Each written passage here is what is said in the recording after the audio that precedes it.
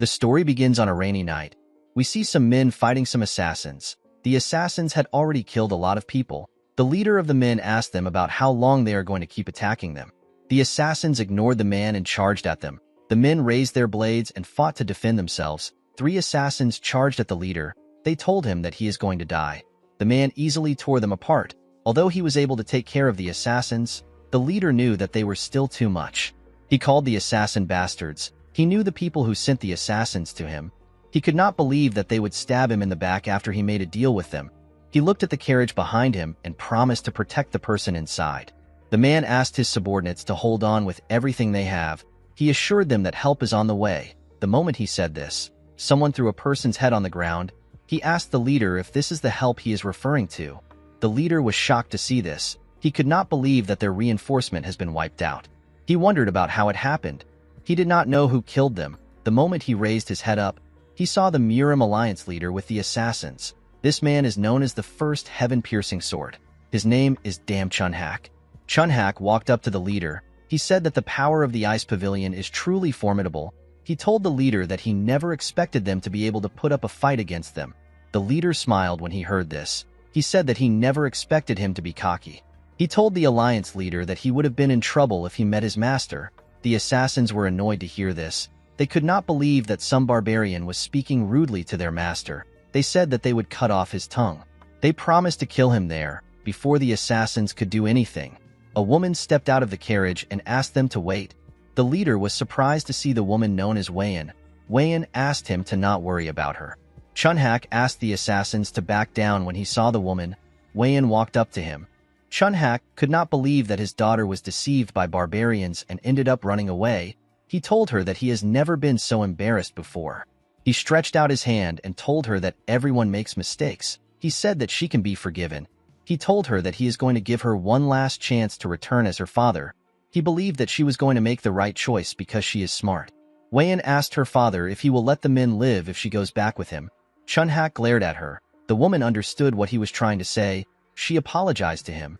Chunhak did not expect the apology. He realized that she wasn't leaving with him. He raised his sword. The leader was shocked to see this.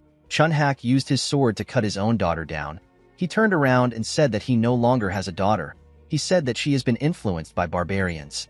He told the assassins that their sole mission is to recover the soul of the Central Plains. He asked them to clean up the mess. The assassins rushed to attack the injured men when they heard this. The leader took out 3 assassins that came close to him. He asked his men to fight till the end. The men accepted his orders and began to fight without fear. While she was on the ground, Wayan told herself that she needs to return somewhere. She apologized to someone in her head for not keeping her promise. She said that it will be different next time. The scene shifts and we are taken to a palace. We see someone reporting to his master. His master asked him to repeat what he said. His master's name is Seol Mudak. He is the Northern Sea Palace Master and our protagonist. His subordinate revealed to him that Lord Bai Muyue, who went to the gathering as an envoy to conclude negotiations with the Murim Alliance, fought the alliance. He and his group were annihilated.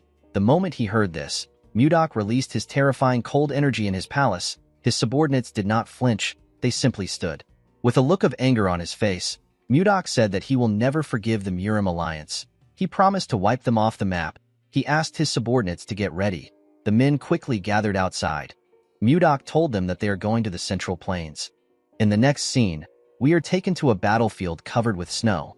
We see an injured Chunhak struggling to stay alive. Several blades were sticking out of his body. He looked around and saw countless dead bodies. He could not believe that his entire army was annihilated. He noticed that his inner energy was depleted. He realized that this might be the end for him. He asked the Northern Sea Palace Master to kill him now. Mudak glared at him when he heard this. He moved close to him. He asked Chunhak to tell him why he killed his daughter. Chunhak laughed when he heard this. He asked Mudak to stop asking a stupid question. With a deranged look on his face, he said that the daughter of the alliance leader cannot be playing love games with a barbarian like him.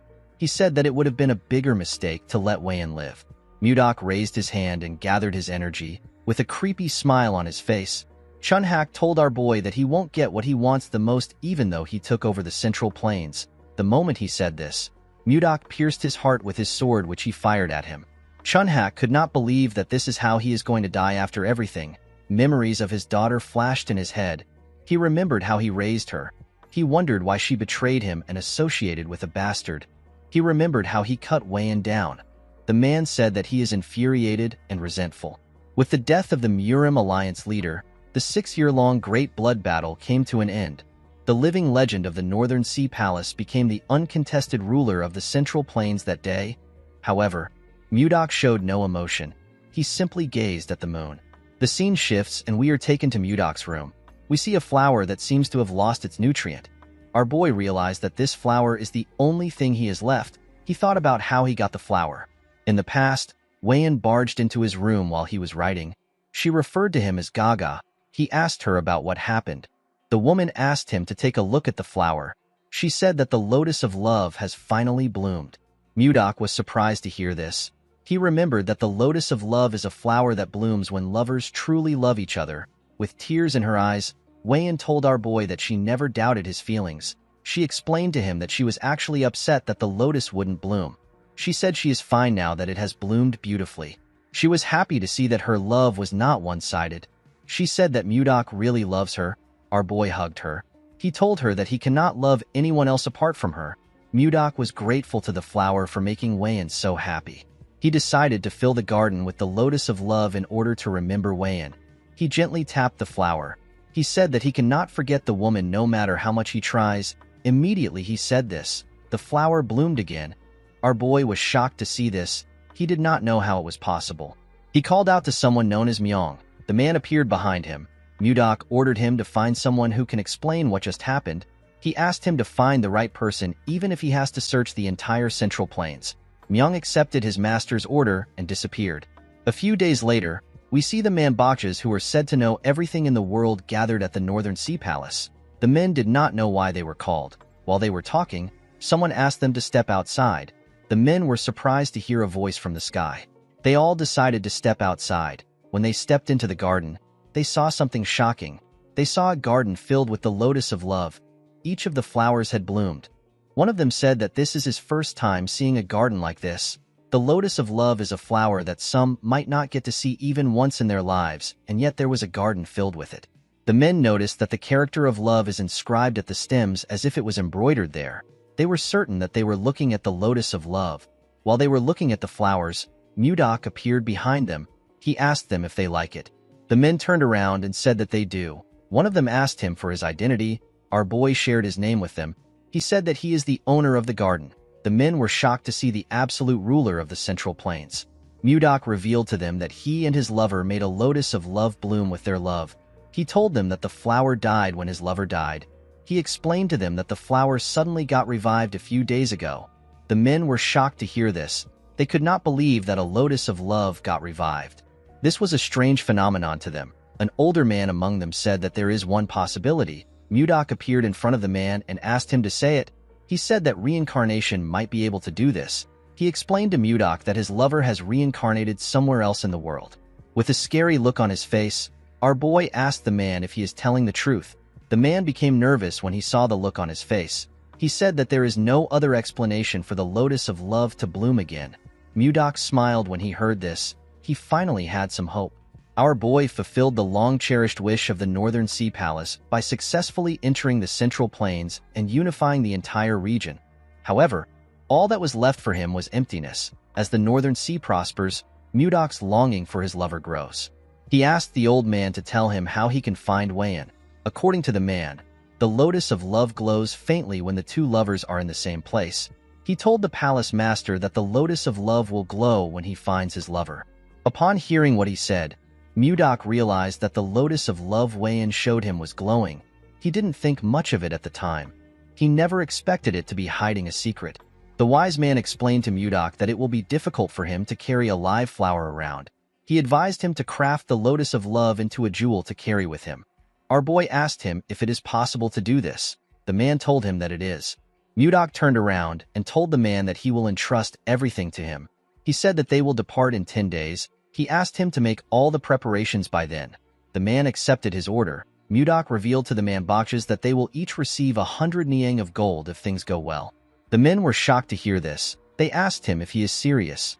Mudok told them that he will be leaving now. The men bowed their heads and asked him to take care. Inside his room, Our boy looked out his window. He could not believe that he has been given some hope again. He promised himself that he will not let go of this hope. He said that he will find Wei-in no matter where she is. He asked his lover to wait for him. In the next scene, we are taken to a ship. The ship was sailing somewhere. We see Mudok inside the ship. He was looking at a map. He noticed that he had been to most places. He realized that the last place left is Hainan. It has been 3 years and 5 months since our boy started searching for Wei-in. He did not find her anywhere in the Central Plains during this time. Mudok advanced from the transformation realm to the profound realm and experienced complete metamorphosis twice. Our boy believed that his lover must be in Hainan. He touched his jewel and remembered what he said to her. The scene shifts and we are taken to the past. We see Mudok bang the table. He told Wei-in that she doesn't need to go. He asked her about why she wants to leave. Wei-in explained to him that her father has personally decided to attend this negotiation. She said that her father will understand his intentions if his daughter attends the negotiation. Mudok told her that the negotiation might be a trap. Wei-in explained to him that she wants to trust her father for once. She begged him to let her attend the negotiation. After thinking about it, our boy gave in to her request. He asked her to return immediately if anything seems off. Wei-in was happy to hear this. She put her hand into her cloth. She told Mudok that she wants to give him something. Our boy asked her about what it is. She took out a necklace and said that it is a keepsake from her late mother. She said that her mother told her that the necklace has the power to return to the person who gave it out. She gave Mudok the necklace and told him that it will always bring him back to her. With a smile on her face, Wei-in asked her lover to not worry. She promised to never leave his side. Mudok realized that he should have stopped her back then. While sleeping, our boy hears people yelling above him. They said that a storm is coming. When he went to the deck, he saw everyone desperately trying to hold on to the ship. Mudok never expected a storm to suddenly appear. He noticed that he was under the shadow of something. When he turned to the side, he saw a huge wave that was ready to swallow the ship. Mudok covered his body with protective chi. He held himself down with a technique known as the 1,000-pound hammer. This technique protected him when the water pushed some people on the ship. People were pushed into the sea. They screamed out for help. A little girl and her father called out to the mother in the water. Mudok quickly raised some planks next to him with a technique known as telekinetic grasp. He fired the planks into the water and used it to grab the people inside the water. He wanted to drag them back to the ship. Before he could do anything, a man next to him said that the wave is coming again. Immediately the man said this. Mudok turned around to see the ridiculously large wave. The people on board began to lose hope. They held on to anything they could. Our boy knew that the ship couldn't take another wave. He realized that there was only one option left. He placed his hand on his sword and slowly pulled it out. His sword released a cold energy as it was taken out. The people did not understand why everywhere was so cold. Mudok decided to freeze the wave. He wanted to use a technique called freezing ice wind. Before he could use the technique, the jewel began to glow. Mudok was shocked to see this. A bright light from the sky pierced through the wave and shined on him. Our boy used his hand to cover his face from the blinding light. Mudok began to float. He suddenly disappeared while he was in the air. After he disappeared, something incredible happened. The storm disappeared and the cloud cleared up. The people did not understand what was happening. When Mudok opened his eyes, he found himself in a cramped space. He realized that he was in a carriage. Our boy did not know how he got here. He was certain that he was just fighting a storm in the middle of the sea. While he was trying to think, he hears someone scream. He realized that someone was close by, outside the carriage. We see different men running away from giant mosquitoes. The mosquitoes caught some of the men and injured them. 2 girls hid next to a tree and watched as the men ran. A man holding a knife referred to the girls as Savina and Annie. A boy next to him told them that they will save them. Mudok destroyed the carriage with his energy and crushed some mosquitoes next to it. The boy and the man turned around when they heard the loud sound. The leader of the group was shocked to see that the first-class carriage was destroyed. When the dust cleared up, they saw Mudok standing next to the carriage. Our boy assumed that he was in a forest somewhere in the Central Plains. When he looked around, he saw the merchants. He noticed that they looked different and had different clothes. He assumed that they were foreigners. He believed that he was in a different part of the Central Plains. When Mudok looked up, he saw giant flies. Our boy was shocked to see them. He had never seen flies this big. The fact that they were foreigners and huge flies in front of him, Mudok began to wonder about the place he is in. One of the flies rushed to attack him. Our boy easily dodged the attack. He used a technique known as Divine White Ice Palm to attack the fly. The fly froze and broke apart. Mudok could not believe that a mere beast would attack a human just because it grew a little bigger. He said that this is unforgivable. He gathered his energy and charged at the monsters. He froze all of them in an instant. The flies immediately exploded and turned into tiny ice shards. Our boy believed that this is enough for some pathetic bugs. The merchants were shocked to see what he did. The leader walked up to Mudok and tried to talk to him. He said that his name is Edmund Roll. He said that he is the leader of the Roll Merchant Association. Edmund bowed his head and thanked Mudok for saving their association.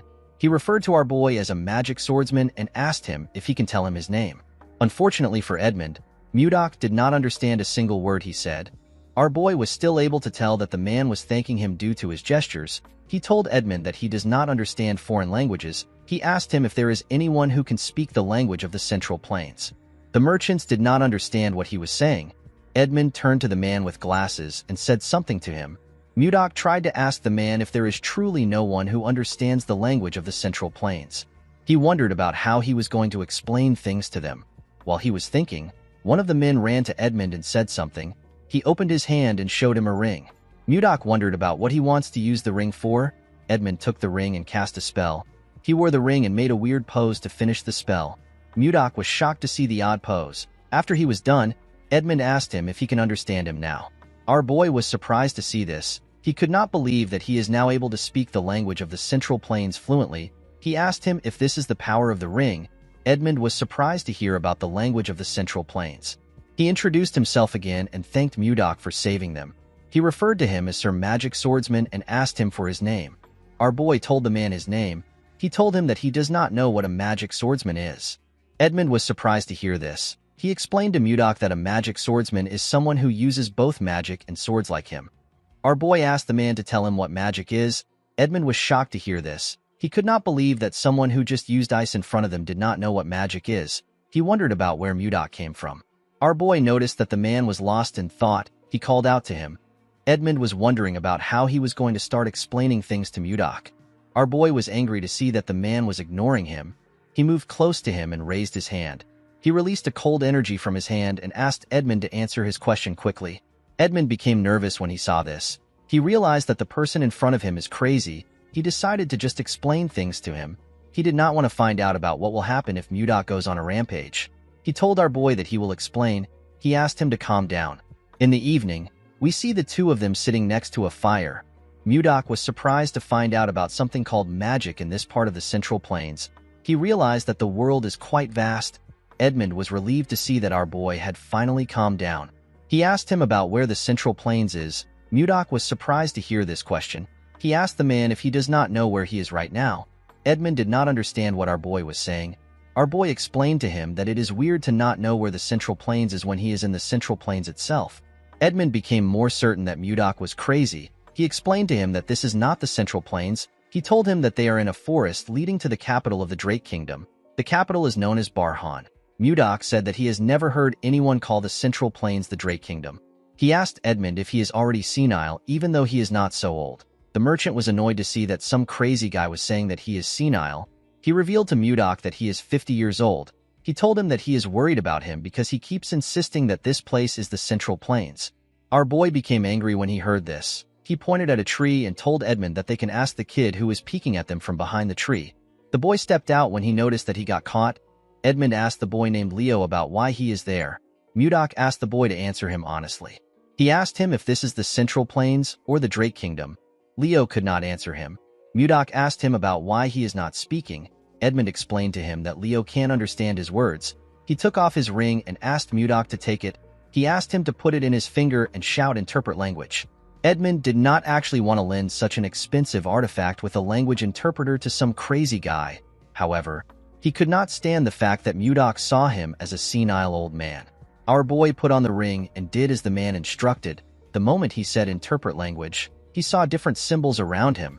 He quickly noticed that he could now understand the foreigners. He found magic to be amazing. He turned to Leo and asked him for his name. The boy told him his name. Mudok asked Leo if they are in the Central Plains or the Drake Kingdom. Leo asked him about where the Central Plains is. He explained to him that this is a forest leading to Barhan. Mudok was shocked to hear this. He asked the boy if he is also going senile. He asked Edmund if he was the one who asked him to say this. The merchant told him that he did not. He asked him to ask the other members of his merchant association if he is suspicious. Due to his reaction, Mudok was able to tell that the man is not lying. He remembered something weird. He recalled that he was fighting a storm on a ship. When he opened his eyes, he was already inside a carriage. Mudok realized that he got teleported somewhere else. The moment he realized this, he felt some pain in his chest. The pain quickly went away. He wondered about the strange feeling he got in his dantian. Edmund asked him if he now believes him. Mudok noticed that the energy here is much different from anything he has ever experienced. He realized that something is not right. He stood up and walked into the woods. He decided to check things out by himself. Edmund was surprised to see him stand up. He called out to him. As he walked deeper into the forest, Mudok noticed that this place has pure energy. He became certain that this place is not the Central Plains. Our boy jumped out of the woods. While he was in the air, he gathered and compressed his energy. After compressing his energy, Mudok released it into his body. He noticed that the amount of chi accumulated in his dantian has doubled. He turned around and moved back down. He wondered about why he got teleported here instead of a place in the Central Plains. He was still focused on finding Wayan. Before he landed on the ground, his necklace came out of his clothes. Mudok wondered if he got sent here because of the light emitted by the necklace earlier. He remembered that his lover told him that the necklace has the power to return to the person who gave it out.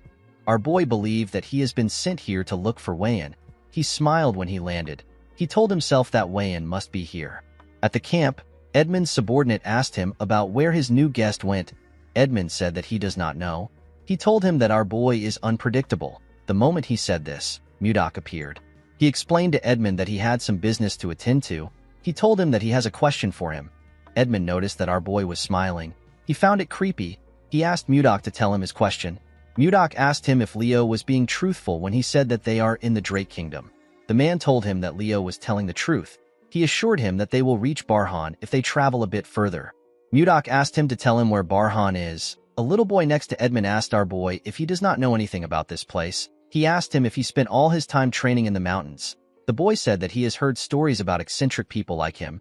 He said that this is his first time seeing an eccentric person in flesh. Mudok decided to take the boy's explanation. He told them that he has been training in the mountains, and he only just came out today to experience the world. He said that this is why he does not know anything. Mudok had never heard of places like the Drake Kingdom and Barhan. He decided to get more information about the place from the kid. Due to the fact that some of them had different colored eyes, our boy assumed that he was in the land of the Western barbarians, which he had only heard of. The boy was happy to hear what Mudok said. He was happy to see that he was right. He referred to our boy as Sir Magic Swordsman and offered to teach him a few things. Mudok accepted his offer. The boy walked forward and asked him to follow him. Mudok asked the boy for his name. The little boy introduced himself as Luffy. Edmund found it creepy that the crazy man was acting friendly. He could not understand what was going through our boy's head. Mudok began to learn about this place and the language the people use from Luffy. Our boy realized that this place wasn't a foreign land. It was actually an entirely different world. The land was oddly shaped and the writings differ from anything he had seen before. In this world, there are other species apart from humans. Elves and dwarves exist. Apart from them, beings known as beastmen also exist on the continent. Of all the species, the strongest are creatures known as dragons. Mudok believed that they were lizards with wings. There are also things known as warp magic and magic circles. According to Luffy, warp magic can be used by 5th circle mages and above.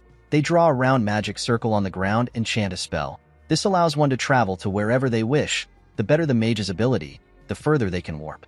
To Mudok, magic was an inexplicable sorcery. He looked up to the sky and wondered about the other amazing things that this world could hold. Immediately he raised his head up.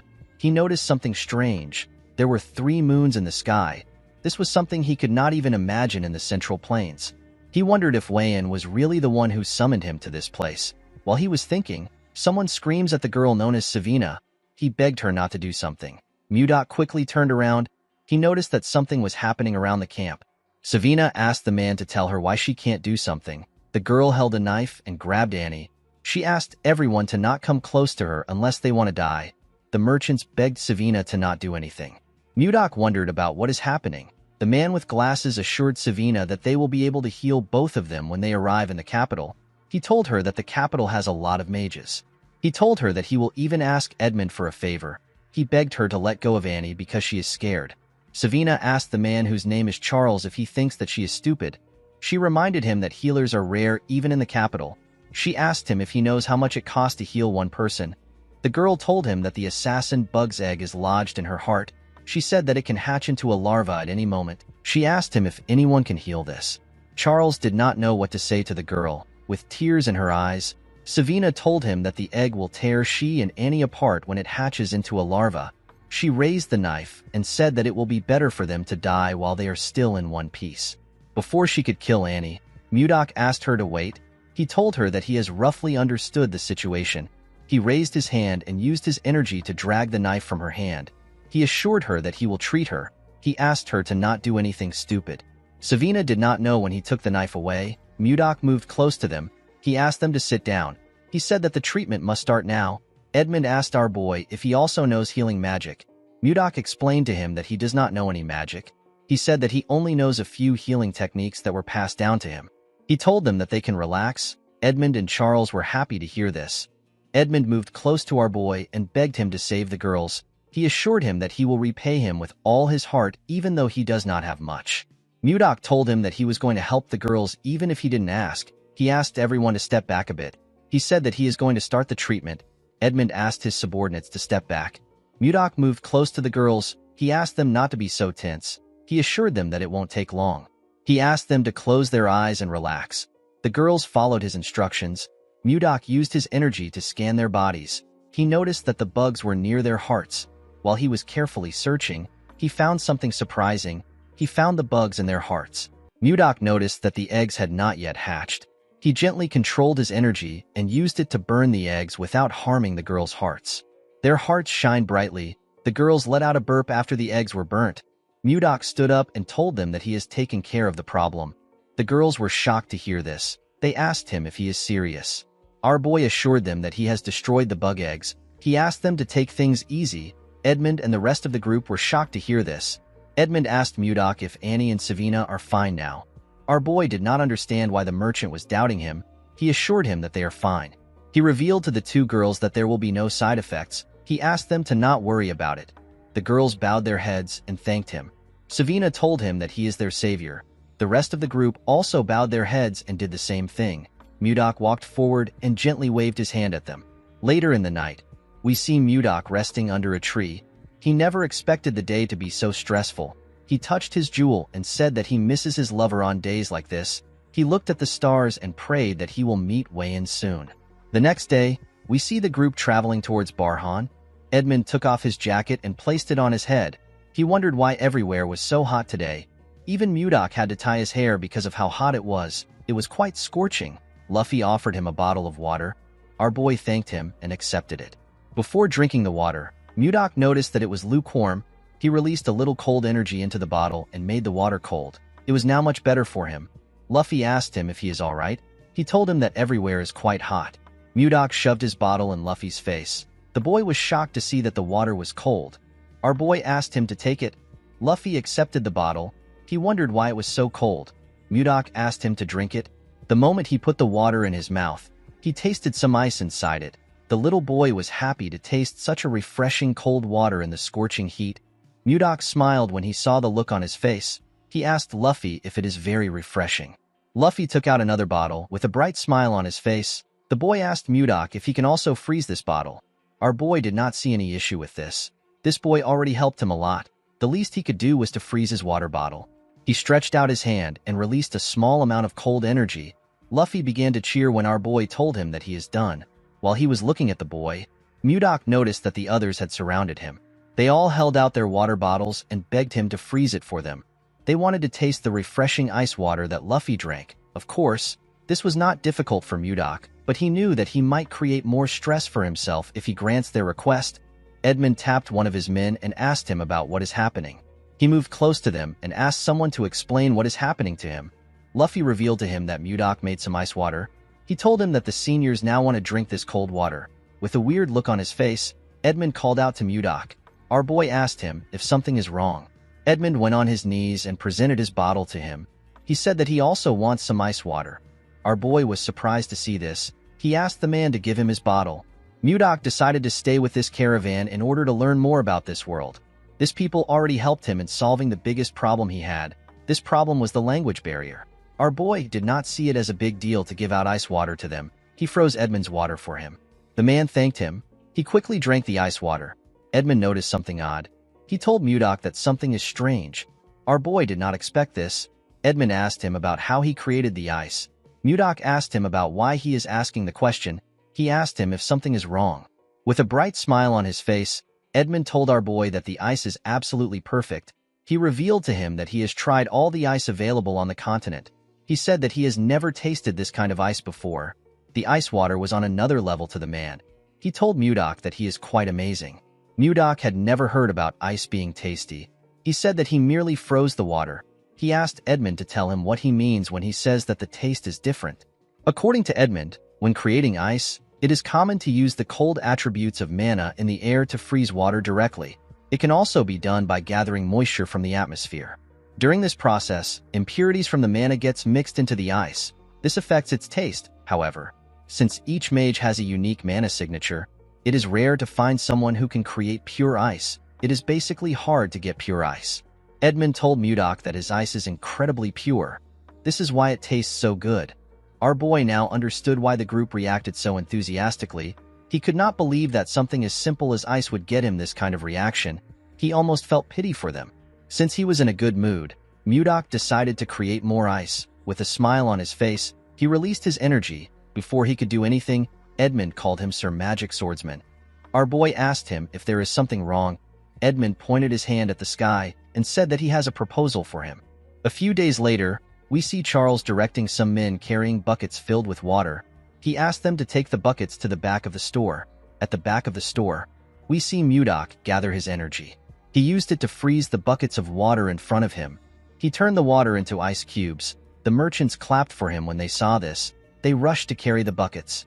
While looking at them, Mudok thinks about what led him to this place. The scene shifts and we are taken to the past. We see Mudok shocked after hearing Edmund's proposal. The man explained to our boy that he wants to revive his merchant association by selling the ice that he makes. He became nervous when he said this. Mudok realized that Edmund had a hidden agenda when he kept going on about how refreshing the ice is. Edmund told our boy that fourth circle mages who can make ice are too arrogant and end up making subpar ice. He told him that they need to target this market. Mudok could tell that Edmund does not have any ill intentions. He actually wanted to revive his struggling merchant association. Our boy did not want to offer his service for free. He decided to negotiate. He told the merchant that it will be a 70-30 business. Edmund asked him to explain what he means. Mudok told him that he will take 70% of the profit because he is making the ice, while Edmund will take 30% for selling it. The merchant knew that this wasn't a bad offer because ice sells like hotcakes. He decided to try negotiating further.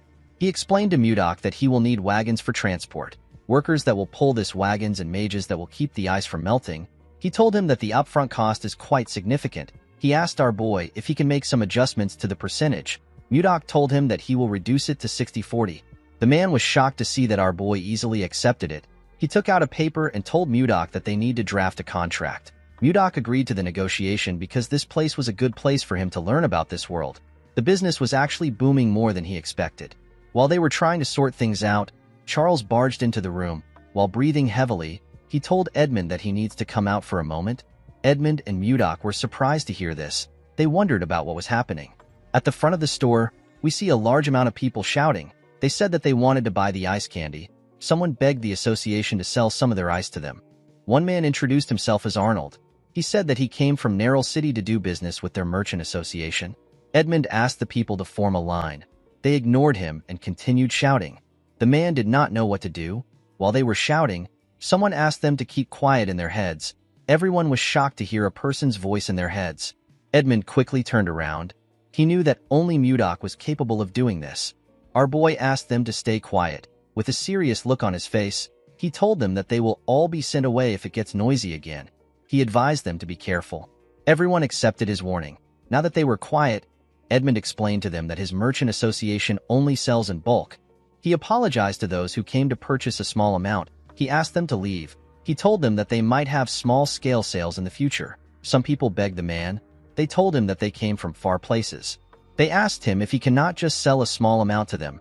Mudok glared at this people. They were terrified to see the scary look on his face. They decided to leave on their own. Edmund asked everyone else to line up. A merchant wearing an eye patch told Edmund that he is from the Meiji Merchant Association. The man next to him introduced himself as Benjamin. He said that he is the butler of the slave family. The brown man next to him said that he came from the Arista family. Edmund knew that the Meiji Merchant Association is one of the top 10 merchant association on the continent. He could not believe that someone from the prestigious slave family was in front of him. Edmund knew that he would make a lot of money, but he never expected to be this lucky. He turned to Mudok. He knew that this people were standing in front of him because of our boy. Although his merchant association had not completely revived yet, it was still thanks to Mudok that they reached this stage. With a smile on his face, he asked Mudok to rest for now. Our boy asked him if the busiest part is over. Edmund told him that it is. He assured him that he can handle the rest. He asked him to take a break. Mudok turned around and wished him luck. Although he felt bad that he was making our boy work, Edmund had his own reasons for reviving this merchant association. In order to avenge his parents and siblings who died unjustly, he needed to fully revive this merchant association and use it to take revenge on Duke Icarus, who ruined them by using the Akasa Merchant Association. Edmund promised himself that he won't give up until he has taken his revenge. He hoped Mudok would cooperate with him until this time comes. He promised to repay him when he succeeds. Inside his room, Mudok jumped on the bed. He was so tired. Since business was doing well and money was coming in steadily, our boy decided to start gathering information about his lover. While he was thinking, someone knocked on his door. The person turns out to be Savina. Mudok was happy to hear that the girl was at his doorstep. He realized that it was already snack time. He asked her to come in. The girl was holding a large bowl containing something. This was Mudok's new favorite snack. It was ice cream. It is a treat made by mixing ice and fruit. The treat was accidentally invented by Savina. The girl placed the bowl on the table. Mudok thanked her for bringing him the snack again. Savina smiled and asked him to enjoy. He took out his spoon and took his first bite. The ice cream had a cold, sweet, and luscious flavor. It was a taste that he could have never imagined in the Northern Sea Palace. Mudok heard that the Merchant Association was thriving because of ice cream. He fully understood why. While he was licking it, our boy noticed that the bowl was empty. He could not believe that he already finished it. He decided to get another one. He did not want to go by himself, but he had no choice since everyone was busy. When he got into the store, he could hear some noise outside. He wondered about what was causing this noise. At the front of the store, we see Savina asking someone to line up. The bastard smiled when he heard this. He asked Savina to tell him who gave her the power to order nobles around. Mudok wondered about who the young men were. The boy next to the chubby boy believed that Savina was asking them to line up because she did not know who they were. He asked her to shut up and bring out the ice cream. The chubby boy pointed at Savina and told her that they heard a rumor about the ice cream, so they came to try it. He told her that there will be consequences if the ice cream is not good. Savina told him that their merchant association does not sell ice cream to people who cut in line. She asked the boy to understand. This only made the chubby boy angrier. He could not believe that she wanted them to line up like commoners. He said that it is already annoying that they are in the same place as mere peasants. He did not like the fact that she was asking him to join the queue. He asked her if she has a death wish. Savina told the idiot that she does not serve ice cream to nobles just because of their status. The boy asked her if she is trying to defy a noble. The girl knew that Mudok would protect her if things go wrong. She decided to speak freely. She told the boy that he is not making sense. She said that she is simply stating the rules. The other boy was annoyed to hear this. He called the girl a wretch. He took out his sword and asked her if she really wants to die. Savina was not scared to see his sword. The boy was annoyed to see this. Before he could do anything, their third friend tapped his shoulder. He called him Samuel. With a cold gaze in his eyes, the boy asked Samuel to not act rashly. He asked him if he wants to lower their dignity. Samuel became nervous when he saw the look on his friend's face. He apologized to him. The boy walked up to Savina. With the same look in his eyes, he told her that they came to try the ice cream. Savina did not like his cold gaze. Her heart felt like it was freezing. She began to tremble. The boy told her that he doesn't like waiting. He asked her to bring it out now. Savina was lost in his gaze. With a shaky tone in her voice, she asked him to wait. Someone called out to Savina. The person turns out to be Edmund. The man reminded her that their merchant association does not sell ice cream to those who cut in line. He asked her if she forgot. Savina apologized to the leader. Mudok could tell that Edmund had something against this young man for him to have such a strong reaction. With a look of anger on his face, Edmund asked the boy to leave. He told him that he cannot tolerate any further disregard for their rules. The two boys were annoyed to hear this. They believed that Edmund was insulting nobles. The man asked them to not be mistaken. He told them that there is another reason why he won't sell ice cream to them. The boy who appears to be their leader asked Edmund for his reason. With a look of anger on his face, the merchant asked the boy to question Duke Icarus by himself. Charles and the other merchant were shocked to hear their leader mention the Duke's name. The boy asked Edmund about how he knows his father. The moment he said this, he noticed that Edmund looked familiar. He recognized the man's eyes. With a creepy smile on his face, the boy asked Edmund if he is one of the leftovers from the Roll Merchant Association. His friends were shocked to see the smile on his face. They knew that Justin only smiles like this when he is angry. Justin took out his sword. He told Edmund that he must pay for the crime of insulting a noble with his life. The moment he said this, he swung his sword at the man. Edmund closed his eyes out of fear. He could not believe that he will not be able to avenge his family before the sword could touch him. Mudok blocked it with his hand.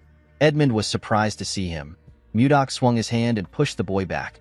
Justin was annoyed to see this. He called our boy a bastard. He asked him if he has a death wish. Mudok could not believe that this nonsense happened when he came down to get some ice cream. He never expected Justin to try to kill someone just because they told him that they don't sell ice cream to people who cut in line. He found this to be absurd. He told the bastard that he really has no manners. He told him that he will use this opportunity to teach him some manners. Justin became angrier when he heard this. He put his energy into his sword and charged at our boy. He told him that he will kill him. Mudok easily dodged his first attack. Justin began to attack him more fiercely. Our boy dodged the attacks without stressing himself. He gently smiled at Justin as he dodged his attacks. He told him that his talent is quite impressive for someone as young as him. He explained to him that his sword will never reach him no matter how many times he swings it. According to Mudok, in principle, righteousness is always accompanied by reason. This is what creates harmony. He explained to Justin that the nobles lack any sense of propriety if his actions represent them. He told him that he is not a narrow-minded person.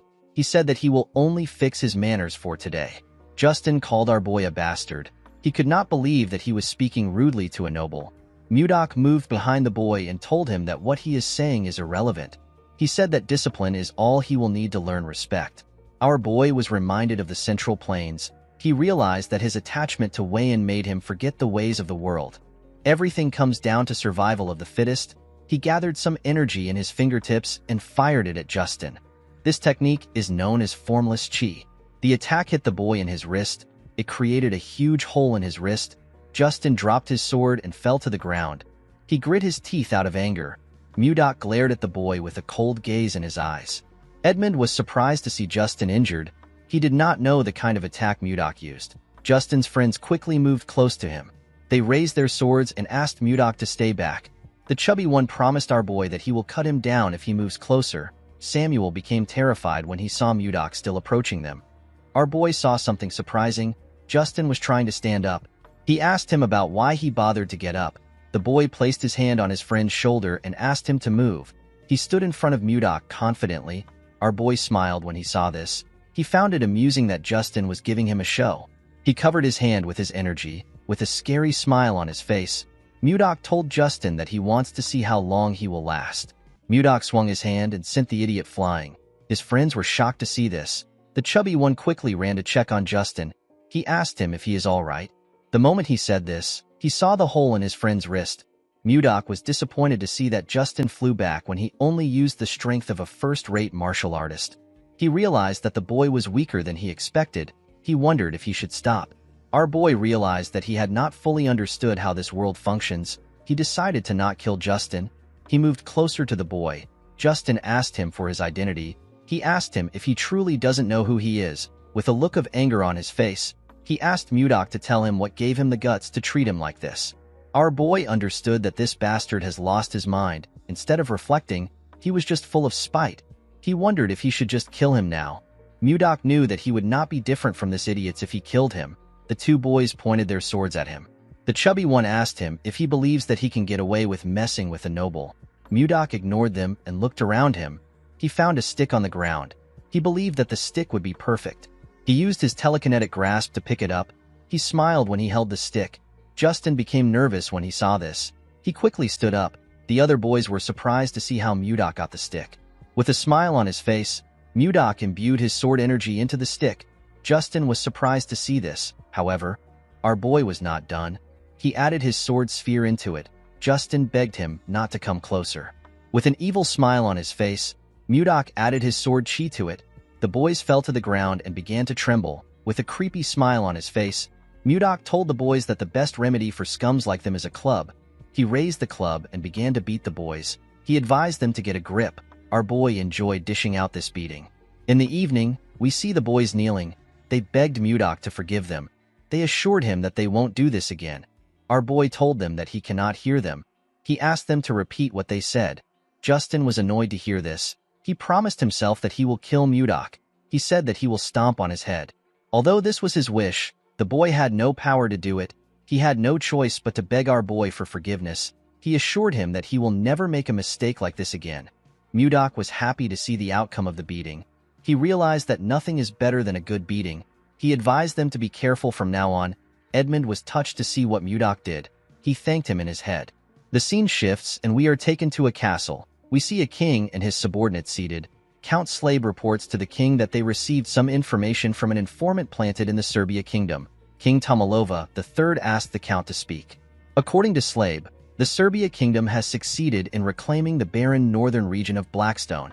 Additionally, the Hazen kingdom is trying to develop the land beyond the Sahara Desert. Duke Sergio von Icarus explained to Slabe that the land beyond the Sahara Desert is too dangerous for humans to live in because of the monsters. He asked the count if the Hazen kingdom has a way of taking care of things. Slabe revealed to him that they have received a report that they are not yet sure of. He told the duke that Anos has naturalized. The king was shocked to hear this. With a nervous look on his face, Count Crash asked him if it is really true. Slabe told him that it is. Baron Arista asked him if he is referring to one of the top 10 sword masters on the continent. He had heard that Anos turned down any amount of money offered to him. The king wondered why Anos ended up in Hazen instead of wandering the continent without belonging to any factions. Crash suggested that the sword master might have fallen in love with someone there. Slabe told him that he is correct. The men were surprised to hear this. The king asked his count about who the woman is. Slabe told him that it is someone they all know quite well. The person turns out to be Princess Daphrin. She is the younger sister of the current king. The king is known as Laird II of Hazen. The men were surprised to hear that Laird, who cherishes his younger sister as his most prized possession, gave her away to a man. Tomalova told his subordinates that the Hazen kingdom now has 2 sword masters. Slabe explained to his king that the Hazen kingdom will likely attempt to expand their land. This is a goal that they have repeatedly failed to achieve since the reign of Laird I. Tomalova became worried when he heard this. In the east, the Hazen kingdom is expanding its territory. In the south, the commercial Serbia kingdom is developing its land. Across the Western Sea, the Jeva Empire is also expanding its land. Tomalova knew that they could not stay idle. He asked his subordinates to share their opinions on what they should do. The duke suggested that it would be beneficial for them to also expand their territory. The king reminded him that they do not have any suitable land for expansion. He asked him if he is suggesting that they cross the Lazar Mountains to the north. Sergio stood up and told the king that they have no other choice. Everyone was surprised to hear this. Expanding into the north is difficult. Even if they succeed, the entire area is covered in ice. This will render their efforts useless. Heading to the north would ultimately mean that they were pushed out of the power struggle. This is why everyone is hesitant. Tomalova knew that someone will soon be sent to the north to address the issue of territorial expansion. He turned to his count. Slabe nodded at him. He told his subordinates that the meeting will end for today. He told them that they will reconvene at another time. Slabe walked out of the room with the king. The duke realized that the count and the king were hiding something. The scene shifts and we see the king and the count in a room together. Tomalova asked Slabe if he has made any mistakes recently. The man said that he hasn't. Tomalova realized that the duke is up to his usual tricks again. Since 10 years ago, he has been sending anyone who opposes him to the north. Slabe told his king that this is all because of his shortcomings. Tomalova asked him to not say this. He told him that he is the only one he trusts among his retainers. He told the count that he heard a rumor about some kind of ice being sold in the capital. He asked him if he knows anything about it. The count realized that the king was referring to the ice candy made by the Roll Merchant Association. Tomalova was surprised to hear the name. Slabe explained to him that the ice is different from regular ice. He told him that it earned its name because it is so sweet. The king asked the man about how long the trading company stays open. The count said that they are open till night. He realized that the king wanted to taste the ice candy. He revealed to the king that he is planning on going on a secret outing soon. He told him that they can check the store together. Tomalova smiled when he heard this. He commended the count for being able to read his mind. Slave told him that it is his duty to understand his desires as his aide. Tomalova asked him about when he plans on going for this secret outing. The scene shifts and we are taken to Mudok's room. We see the kids begging our boy to teach them magic. Our boy was about to lick his ice cream. He was surprised to hear what the kids said. Savina apologized to him for barging in. She knew that it was improper. The girl also knew that not everyone can learn magic. She told him that they have no choice but to learn it. Annie explained to him that the company might face danger again like last time. She promised him that she will train hard. She begged him to teach them. Mudok found it nice to see the kids determined. He placed his ice cream down and reminded them that he does not use magic. Luffy asked him if he uses martial arts like he mentioned before. Our boy told him that he remembered it correctly. He released some of his energy and revealed to them that he uses the Ice White Divine Palm. He told them that he cannot teach them magic because he also doesn't know how to use it. Leo asked him if he can teach them martial arts instead. Mudok was surprised to hear this. The kids agreed with Leo's idea. They believed that it would be amazing to learn martial arts. They begged Mudok to teach them martial arts. Our boy did not know what to say. He noticed that they had earnest eyes and a strong resolve to see their goals through. They reminded him of his childhood. He remembered how his younger self asked someone to teach him martial arts. The person glared at him. Due to the fact that he was urgently searching for his lover, Mudok felt like it would be wrong for him to accept some students. However, these children also wanted to protect someone, and more than anything, they have been helping Mudok out in many ways even though they don't know him well. According to the rules, our boy was not allowed to teach the martial arts of the Northern Sea Palace carelessly. Mudok wondered if this rule still applied in a different world. Savina begged him to teach them. Our boy asked the children to let him think about it. He asked them to come back by this time tomorrow. He told them that he will give them his answer then. The children were happy to hear this. They believed that Mudok was going to teach them. Leo told him that they will never forget his kindness even in death. Our boy realized that the children misunderstood him. Before he could explain himself, the children turned around and left the room. They were excited to be learning martial arts. They closed the door and asked him to sleep well. Mudok decided to figure things out later. He wondered if he was like this when he was their age. He realized that his master must have had a hard time. He opened his window and looked outside. While he was thinking, he heard the sound of metal clashing from the forest. He found this odd. Inside the forest, we see Count Slave kill someone in front of him. The person was wearing a hood that covered his face. The Count was with the king. He wondered if he could hold out before reinforcement arrives. He could not believe that they were ambushed the day they went out to eat the ice candy. While he was thinking, he hears a loud sound behind him. He quickly turned around. He saw a mage cast a spell known as Fire Bomb. The mage created several fireballs. He fired them at Slave. The Count grit his teeth and charged at the attack. It created a huge explosion in the forest. The king was shocked to see this. He quickly ran to him. Slave told him that he is fine. Tomalova reminded him that his arm is bleeding. The Count moved in front of him. He asked the king to forgive him for his rudeness since it is an emergency. The king assured him that he understands. Slave did not expect a mage to be among them. He was not able to tell because their attires were similar. He ordered his men to not lose their composure. He asked them to reorganize the formation. The soldiers quickly followed his order. The leader of the assassins asked them to not let a single person live. One of the assassins said that he will take Slave's head. The Count charged at the assassin and swiftly cut off his head. The other assassins were shocked to see how fast Slave was. They quickly rushed to attack him. Slave blocked their attacks. He moved close to one of them and asked him about who sent them. The man told him that he does not need to know since he will soon die. Slave realized that the magic attack took out a lot of his men. He could tell that this people had no intentions of letting them live. Although he did not like the situation, the Count knew that he had to protect the king at all cost. He must do this for the sake of the kingdom. The mage raised his hand and prepared to use another attack.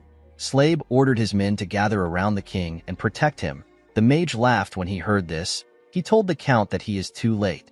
Before the man could use his attack, someone struck him down with ice. Everyone was surprised to see this. The leader of the assassins asked the person for his identity. As expected, the person turns out to be Mudok. With a smile on his face, our boy said that he has been caught. Mudok jumped off the tree and appeared behind the leader. He knocked out an assassin next to the leader. He said that he wanted to see the moon, but everywhere was so loud that he had to come there. The leader quickly turned around when he heard this. With a scary look on his face, Mudok told the leader that he needs to finish this before his ice cream melts. The leader could tell that our boy was dangerous. He did not know when he got behind him. Although they were caught off guard, they were still superior in terms of numbers. The man wanted to kill the king and get out of the forest as soon as possible to avoid any variables. He took out his sword and charged at Mudok. He said that he will take care of our boy. He ordered his men to kill Tomalova. Mudok blocked his attack with his sword. He said that he never expected to see all kinds of swords here. He decided to respect the leader by using his sword, which is known as Sullen. He asked the man to come at him. The leader was annoyed to see this. He charged at Mudok and told him that he will not get out of the fight alive. Our boy found this exhilarating. He advised the man to do his best. He easily blocked the man's attack. The leader took out his other sword and used it to attack him. Mudok dodged his attacks without stressing himself. The man put his sword together and attacked our boy from both sides. Our boy was still able to dodge it. Before the man could attack again, Mudok pushed his sword away and hit him in his back. The man grit his teeth to endure the pain. Our boy raised his sword and began to attack the assassin. The man managed to block Mudok's attacks, but he was struggling to keep up with him. While he was struggling, our boy grabbed his head and slammed it to the ground. He was enjoying the fight. The moment he stood up, rain began to fall. Tomalova asked the count about what is happening. Slave advised his king to be cautious. He asked him to step back. Immediately he heard this. Tomalova realized something. He told Slave that they are looking at the hope of the kingdom. The count did not understand what he was talking about. The assassins were shocked to see what Mudok did to their captain, whose name is Morian. They wondered if Mudok is a sword master. Our boy moved close to the assassins. With a look of anger on his face, he told them that this is all their fault. The assassins did not understand what was happening. Mudok revealed to them that his ice cream has melted in the rain because of them. The assassins did not even know what an ice cream was. Our boy told them that he will show them how fearsome a grudge born from ice cream can be. He told them that he will count to 3. He said that he cannot guarantee the lives of those who remain after he is done counting. The assassins believed that he was spouting nonsense. One of them said that they can get rid of him if they all attack at once. The other assassins agreed with this. Mudok began to count. The assassins charged at him. They wanted to shut him up. When he got to 3, the assassins had already gotten close to him. He activated his protective chi. This allowed him to block all the assassins' attacks. They were shocked to see a barrier. Mudok released a large amount of his cold energy. He asked the assassins to not say his sword is merciless. The moment he said this, he swung his sword. Huge pieces of ice came out of the ground and tore them apart. The king and the count were shocked to see this. After taking care of the assassins, Mudok put his sword away. He said that vengeance has been served. He jumped out of the area. The count was surprised to see that our boy left like that. Tomalova turned to him. He told him that they cannot waste any time. Slave already knew what the king wanted. He placed his hand on his chest and told Tomalova that his wish is his command. In the next scene, we see one of the merchants talking to Edmund. He revealed to him that the children are studying magic. Edmund was surprised to hear this. He reminded the man that magic is not something that one can study on their own. With a serious look on his face, he asked the man if Mudok is the one teaching the children. The man told him that he is correct. He explained to him that his family members also want to learn magic. He did not understand why Mudok was only teaching 4 children.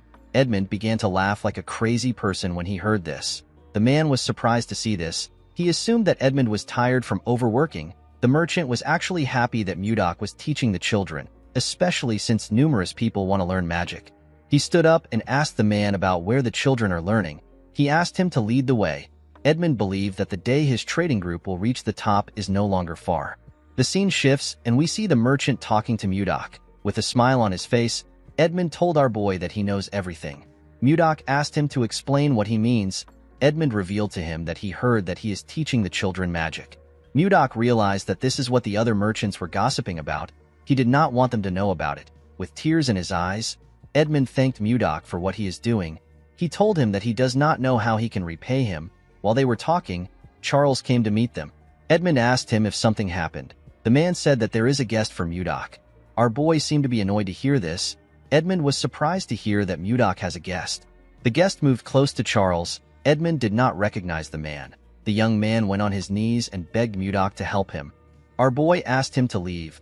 The man grabbed his leg and revealed to him that the king said that he will come by himself if he is not able to bring him to the castle. Mudok told the man that he has no reason to trust him. Edmund was surprised to hear about the king. Our boy used his leg to hit the man's face. The servant begged him not to decline the king's invitation. Mudok gently moved his leg out of the man's hand. He asked him about why he always comes to this place to harass others every day. He walked forward and advised the man to stop wasting his time. He asked him to leave.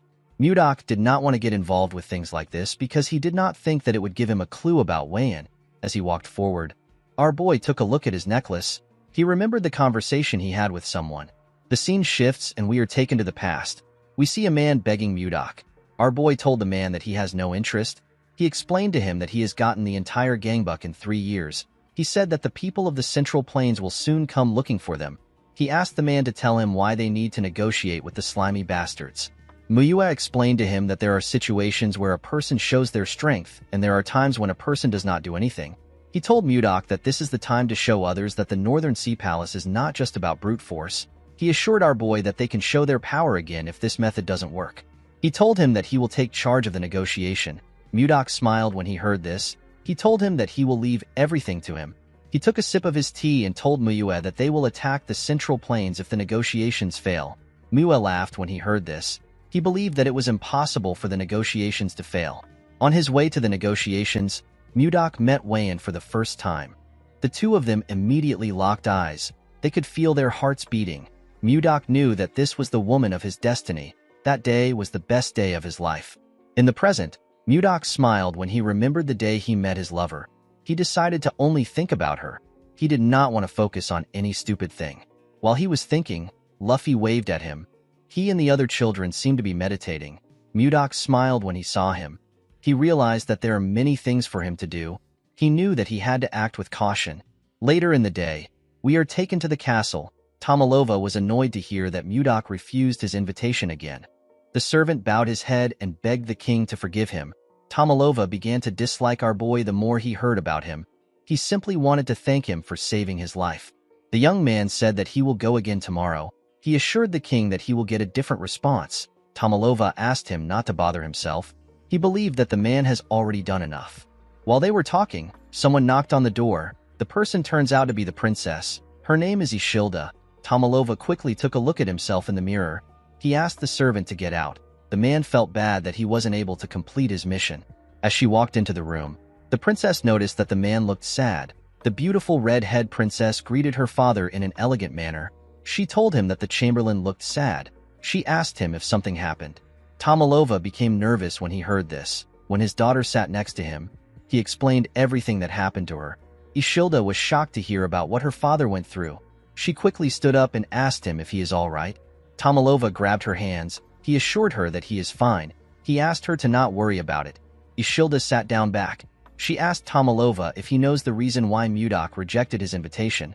The king said that he has no idea.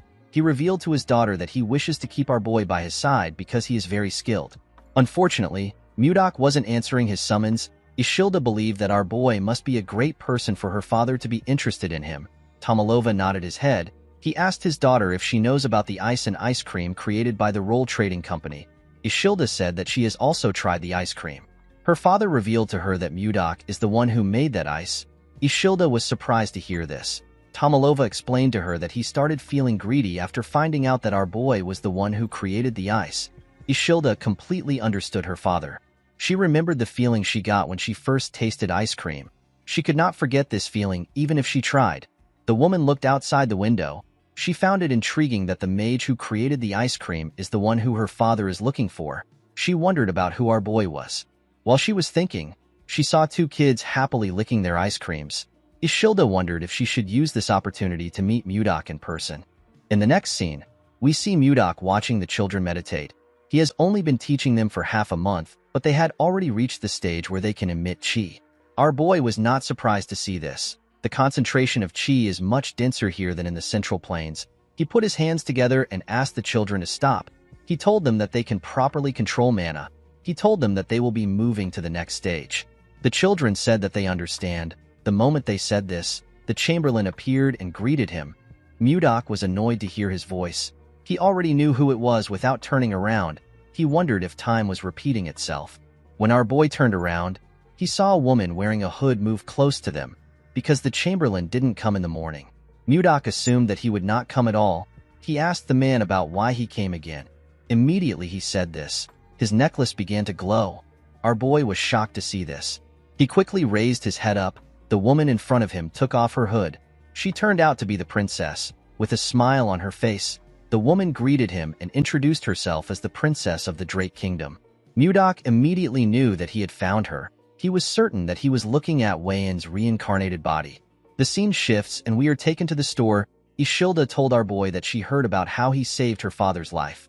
Mudok said that it just happened. The princess was surprised to hear the rude reply. She forcefully made herself smile. She told Mudok that her father has invited him to the palace to show his gratitude. She referred to him as Sir Magic Swordsman and asked him about why he refused the invitation. She said that he has rejected the invitation more than 2 times. She heard that he rejected it in a cold manner every time. Mudok only saw Wayan's face while she was talking. Even Ishilda's angry expression and her tone were exactly like Wayan's. Our boy was certain that he was looking at his lover. The princess noticed that Mudok wasn't saying anything. She called out to him. Mudok came back to reality when he heard her voice. He told her that he will come to the palace. He asked her to tell him the day he should come. The princess was actually about to argue with our boy. She was shocked to hear that he accepted the invitation. She stood up from the chair. Mudok placed his cup down. He reminded her that she came to invite him. The princess realized that he was right. She sat down back and told him that he is correct. Mudok asked her to tell him when he should come to the palace. Ishilda asked him to be there by 11 in the morning. The woman actually felt annoyed that Mudok easily accepted the invitation. She assumed that she was going to have to convince him. She stood up and told him that she has to leave. Mudok clenched his fist and told himself that he will see her when he goes to the palace tomorrow. The only problem our boy had was that Ishilda is a princess. She has the highest status in the country. Mudok wondered about how he was going to get close to her and marry her. He remembered that her father in her past life killed her because she was in love with him. In order to avoid this problem, Mudok realized that he needed to plan everything meticulously. To create the perfect plan, Mudok knew that he will need Edmund's help. The scene shifts and we see Edmund shocked when he hears Mudok mention marriage. Our boy revealed to him that he plans on getting married to the princess. Edmund asked him if he is insane. With a scary tone in his voice, Mudok asked him to repeat what he said. The merchant became terrified. Our boy decided to stay calm. He asked Edmund to tell him why he thinks it is a bad idea. The man revealed to him that Ishilda is the only child of Queen Swan. Unfortunately, the queen is dead. Ishilda is the sole legitimate heir and first in line to the throne. He told our boy that it makes no sense for someone like him who has no proper status to think about marrying the princess. Mudok was annoyed to hear this. Edmund explained to him that he needs to be a prince from another country in order to become the princess's suitor. Even if he is not a prince, he should at least come from a high-ranking noble family. Mudok understood that he needs to attain a status equal to that of the princess or gain great prestige. He needed to do this to aid his plan for marriage. Edmund told him that he might have a shot if he achieves something significant. Mudok stood up. He decided to give it a shot. The merchant stopped him before he could leave. He asked him if he knows the rules that he must follow in the palace. Our boy was surprised to hear that there are rules to follow. Edmund could tell that he did not know. He moved close to his shelf and took out some books. He placed the books talking about proper etiquette on his table. Mudok was shocked to see the amount of books in front of him. Edmund knew that our boy might make a mistake if he lets him go like this. This mistake can affect their business. With a smile on his face, the man assured Mudok that he will thoroughly educate him. Our boy did not understand why the man seemed excited. He picked up a book and asked Edmund to take care of him. Mudok was forced to listen to Edmund's lecture all night long. The next day, we see Mudok dressing in front of the mirror. He stepped out of the store in really nice clothes. He decided to head to the palace. The scene shifts and we see our boy arrive at the palace.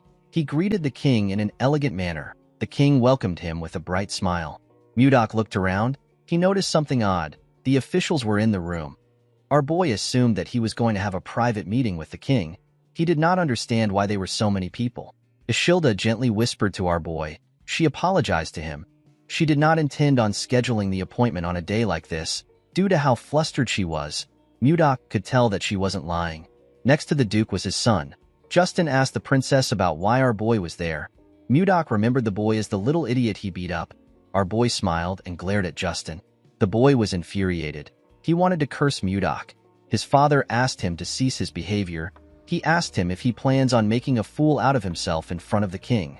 Justin calmed himself and told his father that he understands. Tomalova told Count Slave that Justin must have been through a lot. The Count told him that he is right.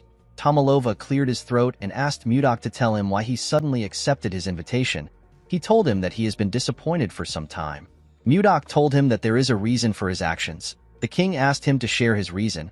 Our boy explained to him that the Roll Merchant Association is currently very busy due to a shortage of manpower. He said that he is the busiest among everyone because he constantly has to produce ice. He told Tomalova that he wanted to get the ice done before meeting him. However, due to the constant barrage of daily orders, the ice he produces keeps running out. Mudok told the king that he kept postponing the invitation until today. Tomalova smiled when he heard this. He told Mudok that he never knew that he had a lot to do. He was not surprised to hear that our boy was busy because ice and ice cream are selling like hot cakes. Mudok thanked the king for his understanding. Our boy was happy to see that the king was not a difficult man. Compared to Chunhak, Tomalova seemed like an angel. The king asked our boy for his name. Mudok told him that he does not use his name. He asked the king to simply call him Magic Swordsman. Tomalova was not comfortable calling our boy with a title. He wondered about what he should do. Mudok felt like the king should just give him a name if he is not comfortable using a title. Ishilda actually told her father that he can personally give Mudok a name. Tomalova was surprised to hear this. Ishilda explained to him that he can bestow our boy with a title. The duke was surprised to hear this. Tomalova was also surprised to hear this. The princess told him that a title is a perfect reward for someone who saved his life. Duke Icarus smiled when he heard this. He told the princess that she is right. He said that it is a brilliant idea. He believed that it was a fitting reward for the person who saved their king. He said that they need to honor this good deed from Mudok. He told the princess that her idea is really outstanding. Ishilda reluctantly thanked the duke for his praise. She found it weird to see the duke praising her. Tomalova told them that they are correct. He said that he cannot turn a blind eye to his benefactor. He stood up and told Mudok that he will give him a title. He grabbed a sword. He said that one word came to his mind when he saw our boy saving him. Tomalova asked Mudok to move closer to him. Our boy moved close to him and went on his knees. Although he did not like the fact that he was kneeling, it did not matter to him as long as he gets to marry the woman of his dreams.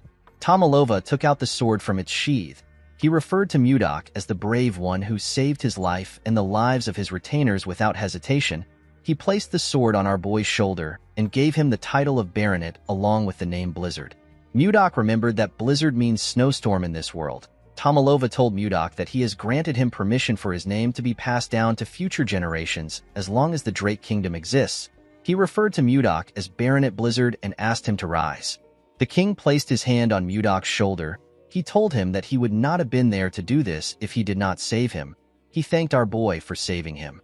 With a smile on his face, Mudok told the king that he will make this choice all over again if another situation arises. Duke Icarus reminded the king that Mudok saved his life.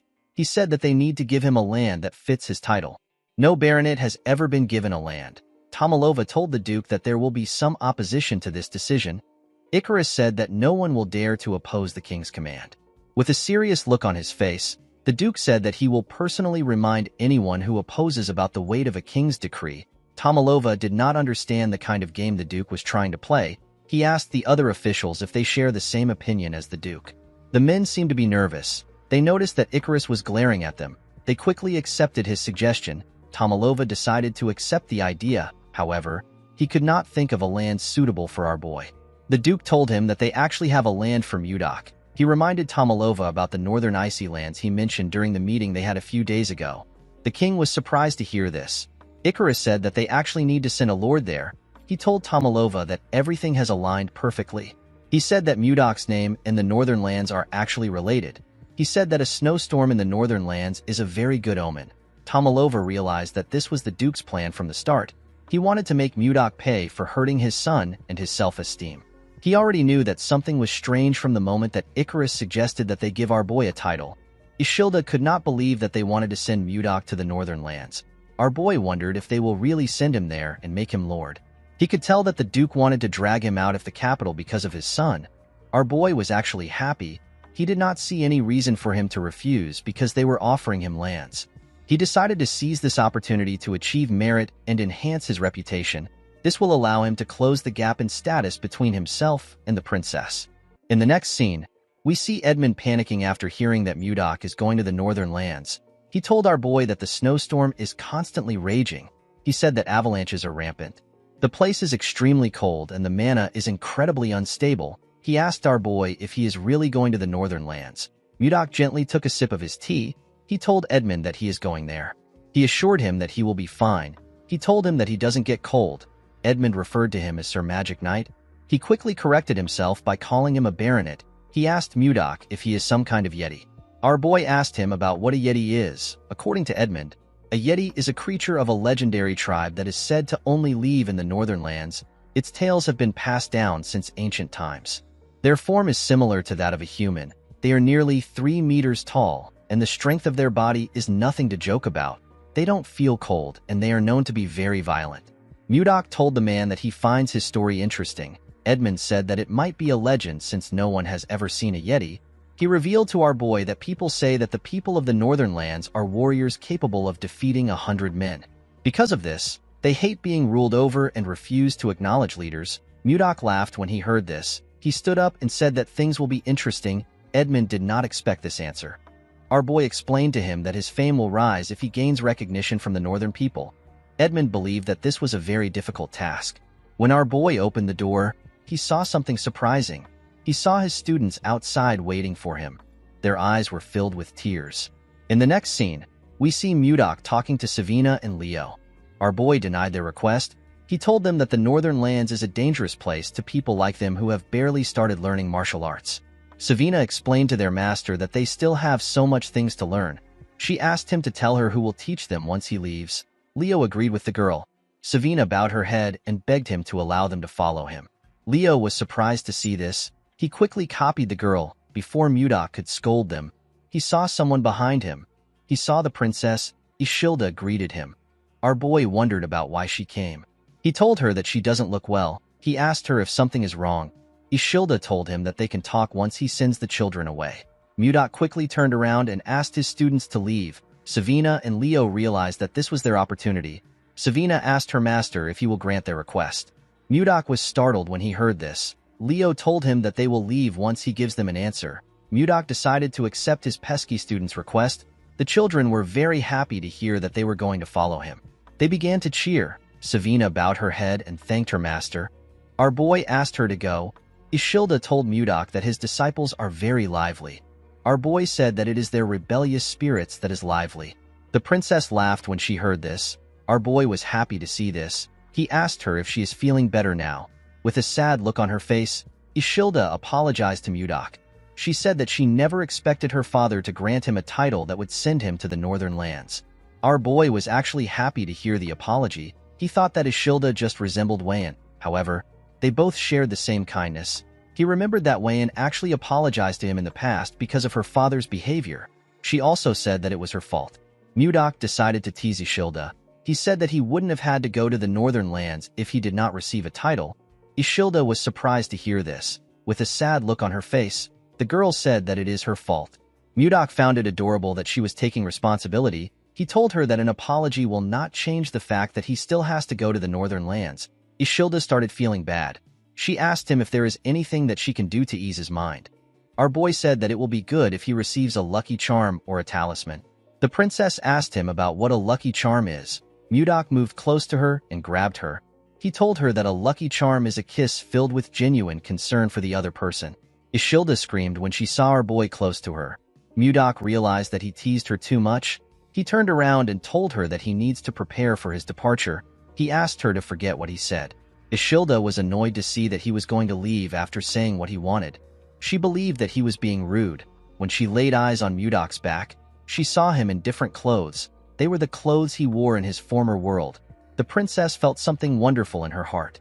She asked Mudok to wait. Our boy turned around and asked her if something is wrong. Ishilda walked up to him and took a closer look at him. She wondered if she was imagining things. Something about Mudok's actions felt familiar to her. She told our boy that she will do it. He was shocked to hear this. He wasn't very serious when he said this. He never expected her to respond this way. He assured her that he is fine. He said that he doesn't want to force anyone into doing things that they don't want to do. Before he could say more, the The princess pulled his clothes and dragged him close to her. She gave him a kiss on the lips. Our boy was shocked to feel her lips. The moment she moved back, she used her hood to cover her head. She was quite flustered. She quickly ran away. Mudok just stood there like an idiot. He could not believe that he just kissed the princess. He put himself together and said that he needs to succeed and return. The scene shifts and we are taken to the very cold northern lands. The men in a bar talk about how they have gotten a new lord. They heard that our boy saved the king's life. They heard a rumor saying that Mudok defeated 100 men to save the king. A bald man said that Mudok is actually a sixth circle mage with a swordsmanship that is so strong that even a sword master cannot handle him. The man he was talking to told him that it is not true. He did not see why the king would send someone so powerful there. A man with a huge jacket said that Mudok obviously fell out of favor with Duke Icarus. He slammed his beer on the table. He said that all they heard are simply rumors. The huge man had a bandage wrapped around one of his eyes. He said that our boy will probably run away like the others once they scare him a little bit. In the next scene, we are taken to the mountains in the northern lands. We see a young man and a young lady breathing heavily. They were holding their weapons. The man wondered about where the wyvern was. The moment he said this, a huge shadow covered the girl.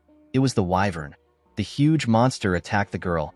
She managed to block the attack with her axe. The man called out to the girl known as Luia. He quickly ran to her. He asked her if she is all right. The two of them were simply trying to grab some of the wyvern's eggs. They did not know that the monster would chase after them. While she was breathing heavily, she saw something shocking. She saw the wyvern behind Jake. She asked him to look behind him. When the boy turned around, he saw the monster's mouth open. It was about to tear him apart. Jake could tell that it was over for him before the monster could eat him. Someone arrived there. The person turns out to be Mudok. Our boy used his sword to send an attack to the wyvern. The attack cut off its head. Luia and Jake were shocked to see the wyvern's head in front of them. Mudok stood in front of them in his new white clothes. He assured them that things are fine now. Luia helped Jake up. She thanked Mudok for his help. Our boy asked her to not worry about it. He said that he was just performing his responsibility as a lord. Luia did not know what he was talking about. Mudok turned around and told her that he will see her next time. Luia wanted to stop him, but our boy quickly left the area. Luia was shocked to see how fast he was. She did not even catch his movements. Jake noticed something shocking. He told Luia that the wyvern eggs are gone. In the next scene, we are taken to a castle. We see Mudok smiling as he sat on his throne. He did not expect the place to be empty. He asked the man in front of him if the people don't know that today is his inauguration. The man apologized to him. He said that he will send messengers to the village again. Mudok asked him not to do it. He said that it will not change anything. Our boy did not expect them to behave like this today. He now understood why the lords kept getting driven out. He smiled at the situation. He decided to use his own way to take care of things. A few days later, we see the huge man step into the bar. He was shocked to see what was in front of him. All of the men were covered with bruises. He asked them about what happened. He asked them if Mudok did this to them. An older man with a lot of beard said that it was actually our boy. He said that he has to acknowledge Mudok's skills even if he doesn't like him. The bald man said that our boy is quite fast. He said that he couldn't move the moment Mudok touched him. He revealed to the huge man that the pain from our boy's hand technique is indescribable. While they were talking, someone barged in. He said that the scoundrel has arrived. He told them that the scoundrel is in the village square right now. The huge man did not expect Mudok to come there. He said that he will take a look at our boy. The men were happy to see that the greatest warrior of Carolyn was going to step up. They asked the man known as Max to defeat Mudok. At the village square, our boy looked around. There were a lot more people there than he expected. While he was looking around, someone called out to him. The person turns out to be Luia. Our boy was surprised to see her. Before she could move close to him, someone tapped her on her shoulders. When Luia turned around, she saw her father. Her father turned out to be Max. The man asked her about why she is there. Luia told him that she came to look at what was happening because a lot of people were gathered there. Max explained to her that the new lord is there. Luia was surprised to hear about a new lord. She realized that this was why Mudok said that it is his responsibility as a lord. She reminded her father about how she told him that someone saved her when she went to steal the ice wyvern's eggs. Max quickly realized that their new lord saved his daughter's life. This made things complicated for him. He could not fight his daughter's savior. Of course, the real reason he was scared was because Mudok killed the ice wyvern with a single blow. It is a wyvern that is stronger than the regular kind. Even someone as powerful as him could not do something like that. Max realized that he needed to acknowledge our boy. Unfortunately, he couldn't still back down. He stretched out his hand to Mudok and introduced himself as the greatest warrior of Carolyn. Mudok did not shake his hand. He introduced himself as Blizzard. He said that he is the newly appointed Baronet of Carolyn. Max told him that he heard that he goes around the village mercilessly beating people up. Mudok said that he was simply teaching those who were trying to rebel a lesson. With a cold gaze in his eyes, he asked Max if he is going to behave like those people. Max told him that he actually has an offer for him. Our boy asked him to tell him his offer. According to Max, Carolyn is an extremely cold place. This is why people have been drinking alcohol to endure the harsh weather since ancient times. The man asked Mudok to have a drinking match with him. Our boy accepted the match. Max asked him to think things through. He revealed to him that the alcohol is so strong that it can burn one's body. Mudok told him that he doesn't care. He told Max that he must recognize him as the Lord and follow him unconditionally if he wins. The other warriors believed that Mudok was insane to make a drinking bet with Max. They referred to the alcohol as finna and said it is impossible to win Max when it comes to finna. With a serious look on his face, Max asked our boy to keep his promise. The scene shifts and we are taken to the bar. We see Mudok and Max sitting together. A large amount of alcohol were poured into huge mugs and placed on the table. Max asked our boy if he is sure about this. He told him that it is not too late to back out. With a smile on his face, Mudok said that he cannot go against his words as a lord. He said that they can start now. Max smiled when he heard this. He asked our boy to not regret what he said. In the next scene, we see Max struggling to keep his eyes open. He was feeling dizzy. His daughter and one of his friends had to tap him to keep him awake. His friend asked him if he is okay. He told him that he passed out for a moment. Max couldn't believe what he was hearing. He couldn't believe that the best drinker in Carolyn passed out. Luia was worried about her father. She asked him to give up. Max brushed it off. He told her that he is not yet drunk. He did not want to accept the fact that he was losing. He grabbed a mug and told Mudok that they should have one more drink. Mudok poured him some drink. He advised the man to not overdo things. Max was shocked to see that our boy was drinking like there is no tomorrow. When he tried to pour Mudok a drink, he poured it around the mug. Our boy asked him to focus on pouring the drink into the mug. Max placed his hand on his head. He wondered about how Mudok was still fine. Our boy asked him if he is going to give up now. Max put himself together and told him that he is good. He said that they can continue. The moment he said this, he drank another cup of liquor. Luia and Jake were quite worried when they saw this. Mudok simply drank his liquor in a calm manner. Luia and Jake were shocked to see that he wasn't drunk at all. Our boy dropped the mug on the table. He wondered if he was able to drink well because it had been a while since he had a drink. The moment he thought of this, he heard a loud sound. He quickly looked down. He smiled when he saw what was on the ground. He saw Max on the ground. The man had collapsed from drinking too much. Mudok said that he won. Everyone was shocked to see that Max actually lost. Our boy stood up. He said that everyone must gather at his castle in exactly 5 days. With a serious look on his face, he told them that he wants to see if they are the kind of people who keep their promises. 5 days later, we are taken to Mudok's castle. We see our boy on his throne. He was surprised to see the people in front of him. The people from the tavern were all gathered there. He told them that he did not expect them to come. He did not expect them to actually keep their promise. Max told him that they definitely keep their promises. Before he could go on, Mudok cut him off. Since they all knew who he was, our boy decided to go straight to the point. He told them that he will give them 10 days to prepare to move. Everyone was confused by Mudok's words. Our boy asked them to give him an answer. Luia asked him if they will all come and live in the castle with him.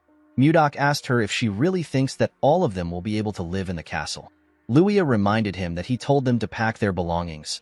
Mudok told her that he never said that they would live at the castle. With a smile on his face, our boy revealed to them that they are going to migrate to the north. Everyone was shocked to hear this. Mudok revealed to them that he has been wandering around for the past 5 days. He told them that he found a place in the north that could easily support 10,000 people. He said that they will no longer live scattered. He told them that they can live as one. The people were skeptical about Mudok's idea. Max revealed to our boy that the place he is talking about is currently inhabited by groups of ice ogres. Mudok asked him about what ice ogres are. Max told him that they are similar to normal ogres. Our boy asked the man if he is referring to the bald monsters who walk on 2 legs.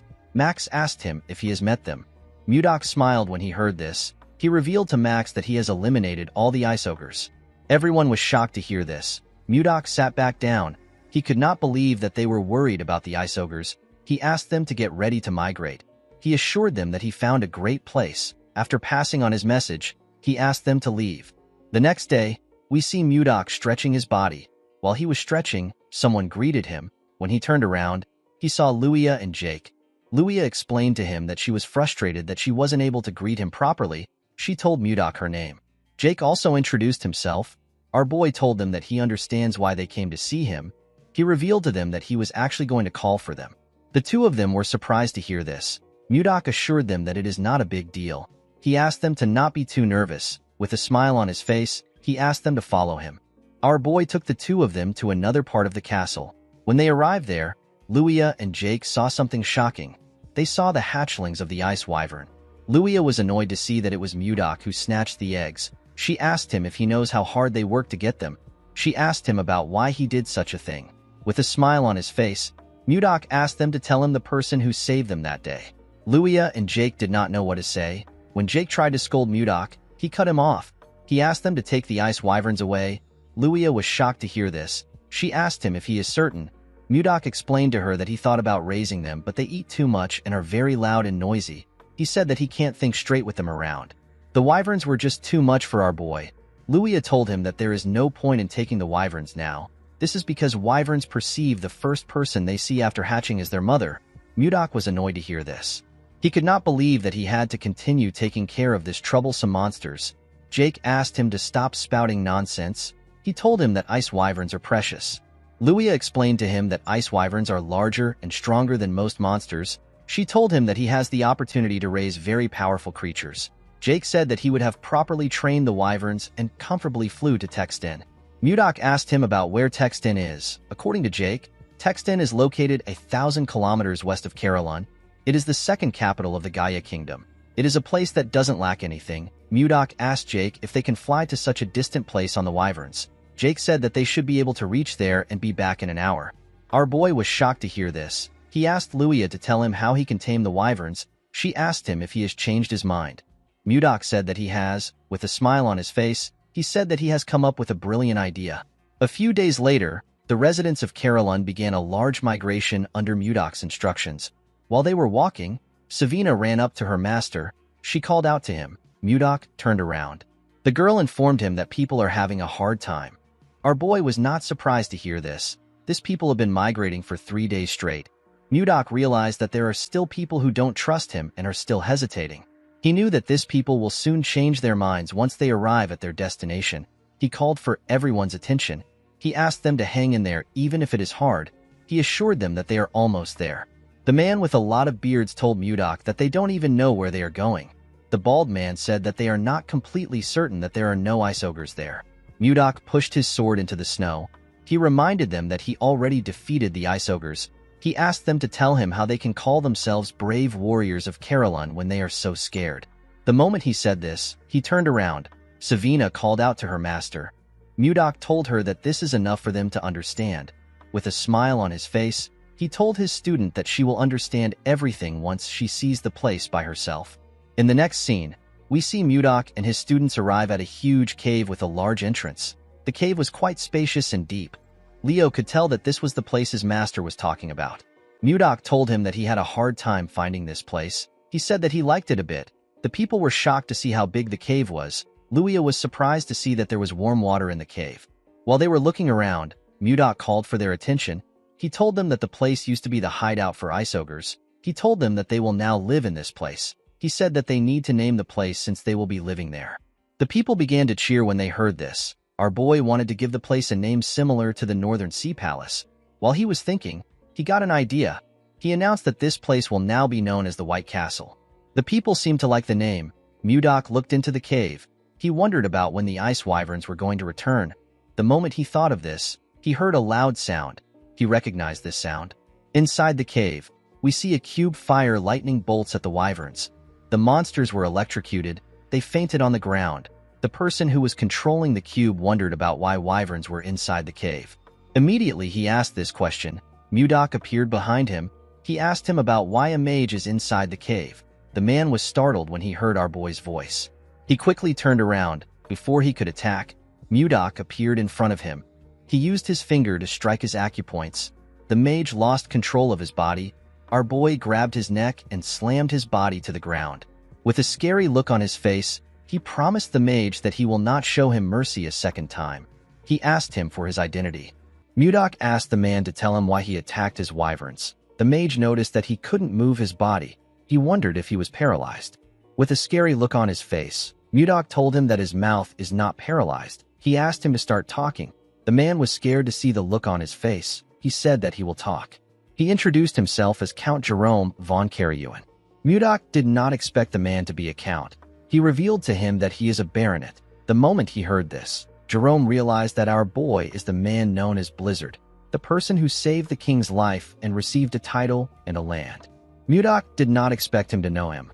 Our boy realized that something was off. He asked Jerome if he is the former lord who was appointed here and got kicked out by the people. The count told him that he has his circumstances. Mudok told him that it is none of his business. He moved Jerome closer and told him that he has been talking to him freely for a while. The mage told him that he is now aware of his identity, and he knows that they are on the same side. Mudok did not respond to him. Jerome asked him if he said something wrong. Our boy grabbed his head and told him that he is wrong. The man screamed out in pain. Mudok told him that he does not care about equality. He reminded him that he failed to fulfill his responsibility. He told him that he should have turned down the title. Mudok told him that equality doesn't matter to him.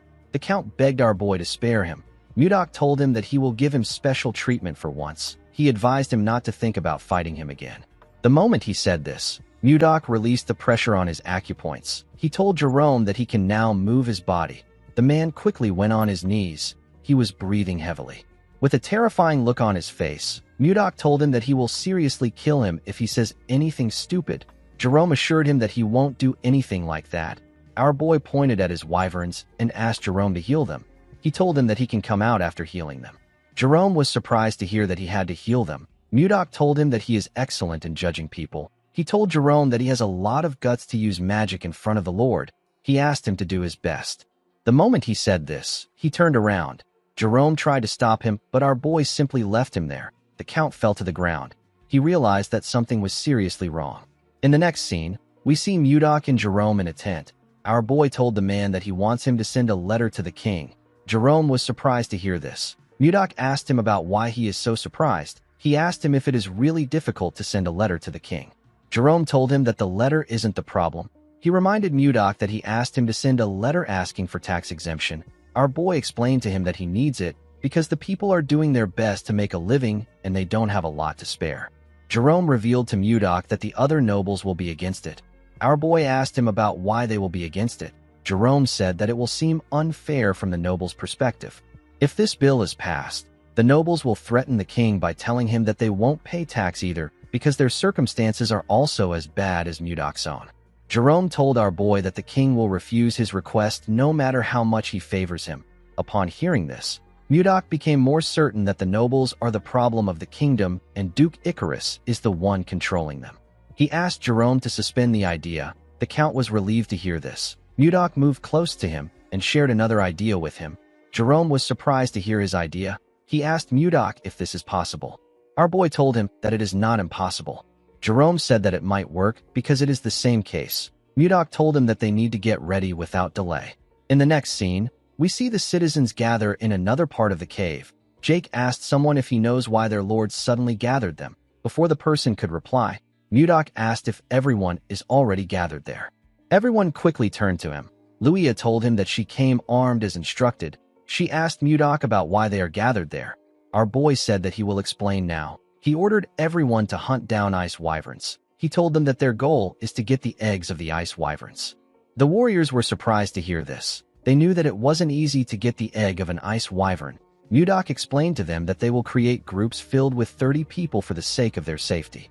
He asked them to focus on getting at least one egg in each group. Jerome gave the warriors papers to show them which team they belong to. Mudok announced that the team that brings back the largest amount of wyvern eggs will receive 100 gold. The warriors were shocked to hear this. An elf said that he has never imagined getting this amount of money in his life. Jake asked Mudok if he will really give them this kind of reward for the eggs. Max asked Mudok if he will really pay them 100 gold for the eggs. Our boy told him that he never makes a promise that he can't keep. He asked the warriors of Carolyn if they are up to the task. The warriors began to cheer. They asked Mudok to leave it to them. While they were cheering, Mudok ordered Jerome to follow each team for 10 days and keep an eye out for useful people. He said that he will use this people for different tasks later. Jerome asked Mudok if he is thinking of creating a knight's order. Our boy turned to him when he heard this. The man wondered if he said something wrong.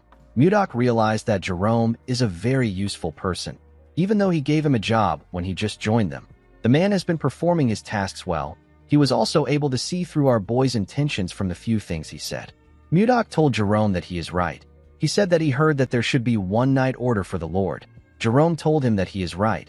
He told him that he needs it a lot because the Lion Knights of the Icarus Duchy are especially powerful. They are so strong that they wouldn't lose even if they fought against the Royal Knights. Mudok smiled when he heard this. He asked Jerome not to worry. He told him that they will soon be the best.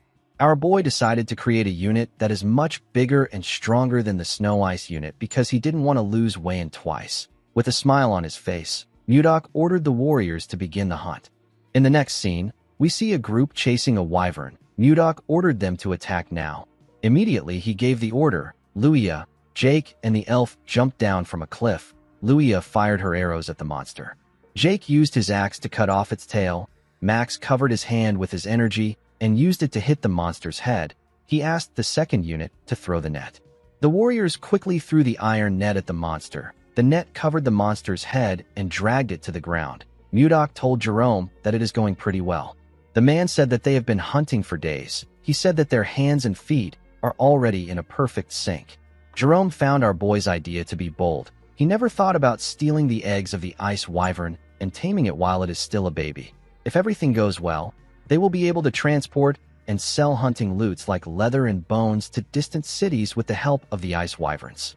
Mudok asked his warriors to cheer up. He reminded them that they will be able to get a great reward if they bring back a lot of eggs. The warriors became motivated when they heard this. They decided to continue hunting. Jerome found it amazing that our boy united the uncontrollable Carolyn warriors into one. He could not believe that they were hunting monsters together. While they were watching the warriors, they saw one of them behead a wyvern at a crazy speed. The monster didn't stand a chance. The man's teammates commended him for this. They referred to him as Gale. Our boy was also impressed by his skill. He asked Jerome about who the man is. Jerome opened his book to see his name. He told Mudok that the man is known as Shuart Gale. Mudok believed that the man is famous since he has a nickname. Jerome told him that he is correct. He said that Gale is the hero of the commoners. He raids evil noble houses and gives the raid loot to the poor. Mudok asked Jerome to tell him why a guy like this is here. Jerome revealed to him that Gale was once caught in a trap. He was imprisoned, but he escaped from the prison and wandered all the way here. Mudok could tell that the man was a decent person from the way he interacted with the locals. He asked Jerome to report back to him if he finds anyone else who escaped from prison besides Gale. He told him that they might find another useful person. The man could not believe that his work had increased again. In the next scene, we see Mudok addressing the warriors in the cave. He commended them on their efforts in hunting the ice wyverns. He said that they have collected enough wyvern eggs. He assured them that he will give them the rewards he promised.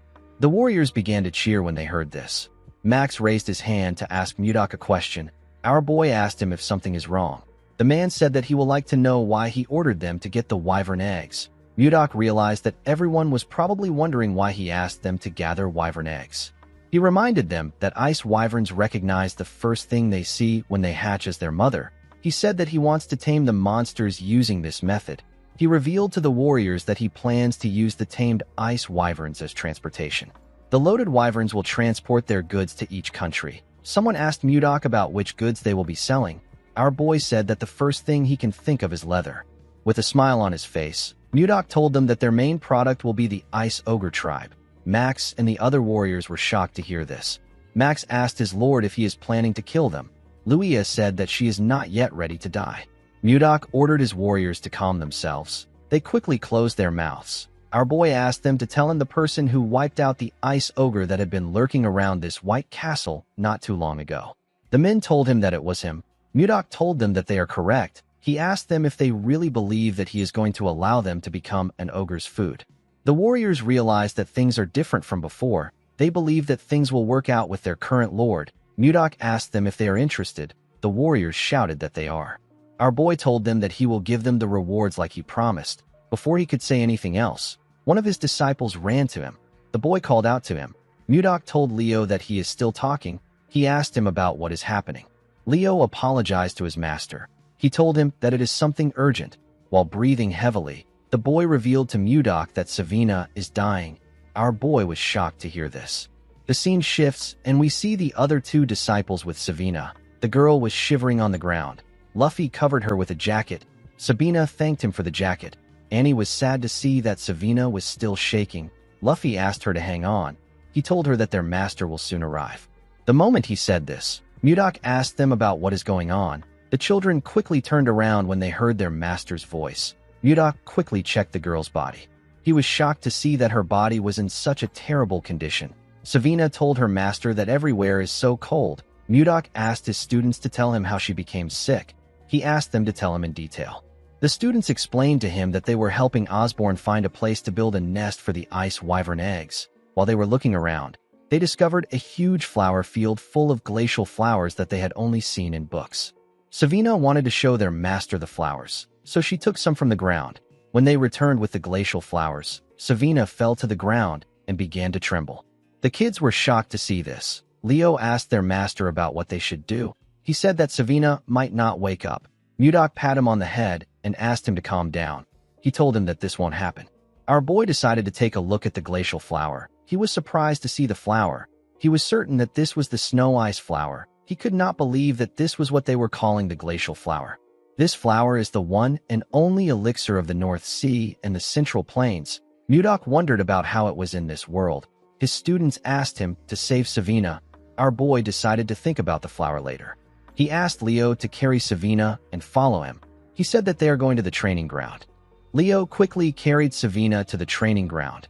Our boy asked him to put her down on a bed. The boy gently placed her down. Mudok commended him for this.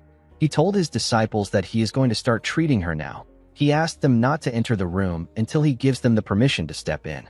The students stepped out of the room. Before closing the door, Luffy begged his master to save Savina. Our boy assured him that he will. He looked at the snow ice flower in his hand. The glacial flower is known as a mysterious flower that endlessly emits cold air. However, in the Northern Sea Palace where Mudok lived, the fruit of this flower was a priceless elixir.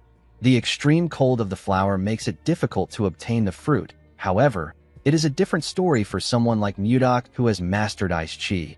Our boy blew some cold air on the fruit to refine it. Savina collapsed because her ice chi wasn't strong enough to withstand the cold. Mudok put the fruit into the girl's mouth. He poured his energy into her and called out to her. He asked her to open her eyes. The moment she heard this, Savina opened her eyes and raised her head. She was surprised to see her master in front of her. As our boy poured his energy into his student, he spoke to her through telepathy. He asked her to sit up straight and try to circulate her chi. Savina accepted his order. She quickly began to circulate her energy. The cold energy went round her body. Mudok noticed that the cold chi in her body has completely stabilized thanks to the circulation of her internal energy. While she was circulating her energy, Savina suddenly fell on the bed with her eyes open. Mudok realized that she has fallen asleep. He believed that she should have closed her eyes. He noticed that her internal energy has significantly increased compared to before. The fruit worked better than he expected. Mudok realized that he can increase the intensity of her training if her energy continues to increase. Before starting the training again, our boy wanted the girl to take him to the flower field, where she found the snow ice flower when she woke up. He realized that he might be able to achieve his goal much sooner than expected.